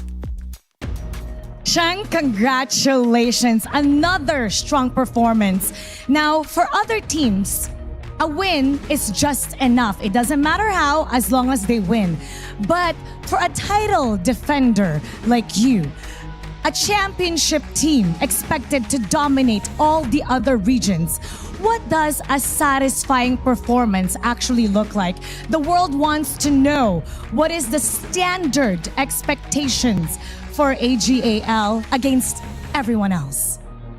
那场上对于其他战队来说呢，可能获得一场胜利就是一件很好的事情了。但是对你们来说，因为你们是卫冕冠军，也算是夺冠热门，对你们来说，可能你们的要求会更高一点。那能不能给我们讲解一下，对于你们战队而言？就是一个合格的一个发挥是什么样的一种标准呢？合格的发挥就是这把可能没有什么失误就拿下比赛了吧，然后会比较顺畅的打完这一把游戏。I'll say the standard that we hold ourselves at is to not make any mistakes in the game. So if we're able to win it without committing any mistakes, any errors, then that would be like the gold standard for us that we can easily clinch the victory. Not making any mistakes. Now, KWC is a familiar territory. You've been here before, you were here last year. What makes this year so special and so different for AGAL? 电竞世俱杯 KWC 这也是你第2次来到这个舞台上了，能不能跟我们说一下今年这舞台有什么样的不同，有哪一点特别特殊，让你给你留下特别深刻的印象呢？首先就是地方不一样嘛，因为这次是在法国巴黎，然后没有来过，感受了一下当地的本土人情，就觉得这边的人还是比较热情的。I mean, this year is in Paris, and I've never been here before, so just the location is different, and just being here in Paris, seeing the sights and sounds, and all the people here, I think the people here are especially heartwarming and loving, and I'm definitely enjoying myself here. It's definitely nice to be in one of the most iconic cities in the world. Now your fans are watching. What would you like to say to everybody? 有什么话给所有现在在场看你们的观众来，就是有什么话跟你们粉丝们说吗？感谢大家不远万里来支持我们吧，然后注意安全，谢谢大家。Thank you everyone for coming all this way to support us, and make sure to stay safe. Once again, congratulations for making it to the playoffs. We're going to talk about that just a little bit more and head back to the casters. Lead the gorge. Standards are not something that other people impose on you, it's something that you ask of yourself. Winning was a standard once upon a time for AGAL. Right now, no mistakes, taking the result, that's going to become the new norm. Can the other teams learn from this and ask of themselves exactly the same? I think that they can, be emboldened a bit. I think that, they had their moments, Blacklist International that is, and they can actually fight them, right? It's getting past that first hurdle, the 5 to 10 minutes, how we can transition better. I think teams, though, will look at this and be like, okay, there are definitely opportunities. I mean, if we were to come back to 2025, I know I repeated myself, but 2025 and 2026 just feels different. It feels different. Teams has been catching up. True.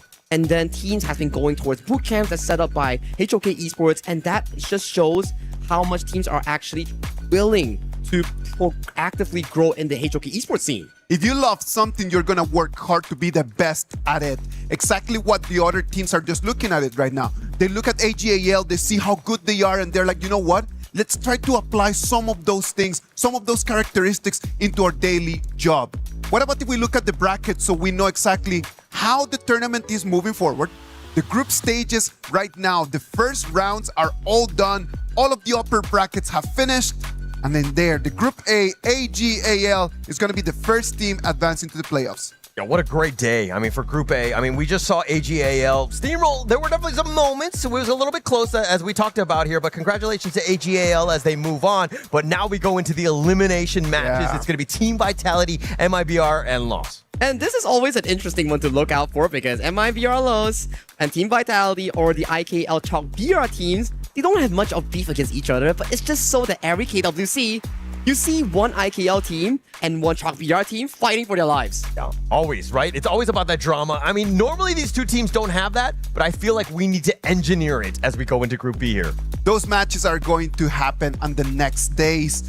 Group B, on the other hand, well, Rock Esports yesterday already took their ticket to the playoffs. It's going to be one of the teams that they're going to make it into the top 8. Yeah, and this is the interesting part, right? We all thought that Aurora Gaming was gonna win it clean 2-1 and then advance as the first seed. But now you have ROC Esports as the first seed. Aurora Gaming, if they do win in that decider match in that bottom bracket, they are in Pool 2, and Pool 2, the Pool 1 teams have to select them. Exactly, so one of the teams from Pool 1, one of the top 4 teams is going to have to play against Aurora if Aurora makes it in the second place. Group C, Kuaishou Gaming 2-0 against Revenant X Spark. Then they took a 2-0 against Virtus Pro. And right now, they're already on their way to go and start doing some prep for the top 8. Yeah, and actually, Virtus Pro losing to Kuaishou Gaming, I think that this was, a closer series than what's shown here by being 0-2. They had their moments, and I think that Kuaishou Gaming, I don't know if it's the nerves, it just seemed like it took them a little bit to really get warmed up here. But I'm telling you, like in there, even the Kuaishou Gaming players, they said, you know what? If there is a team that we need to be prepared for, it is Virtus Pro. They were the ones who said like, okay, who's the one that is the closest? It's gonna have to be them. And it shows from the gameplay, right? Game 2, Jiabao on that Jing had some amazing moments here. But coming in towards Group D, we also saw this from yesterday. One of the tournament's longest games, 28 minutes between GK Esports and Team Nemesis, just for GK Esports to clinch that spot into the playoffs. So right now, we have 4 teams in the playoffs here. GK Esports, Kuaishou Gaming, Rock Esports, and finally AGAL. And for tomorrow, that's going to be even more interesting. Yeah, to find out who's going to survive, who's going to be seed number 2 throughout. But I do think that, we're talking about Team Nemesis playing in that 28-minute game against GK Esports. Exciting, competitive, and I think that this team is still very strong and has a good chance to make some waves here. All of the Sages Sanctuary have already been gone. So starting tomorrow, you lose, you're going home. Just that simple. It is just going to be that next step of the tournament. Last thoughts before we move forward? No, I'm super excited to see exactly who's going to be moving on. I think a lot of these teams deserve it. And again, it's all back to whoever can play these games. All right. The group stages are moving forward in here. We have to go and start preparing for tomorrow. That is going to have 4 amazing matches. I am Isaac Peña. Thank you very much for being in here. We're going to leave you with the Qiddiya top place of the day.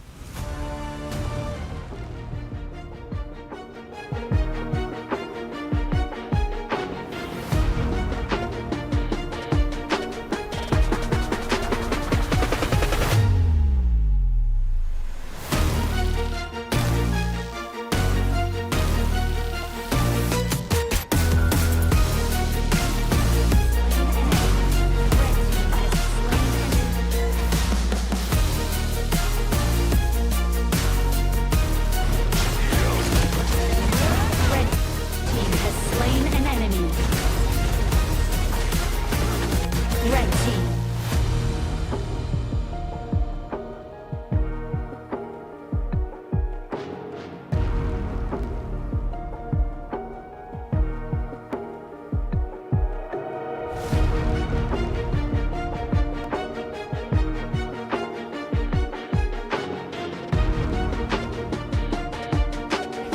Slain an enemy. Blue team killing spree. Blue team double kill. Shut down.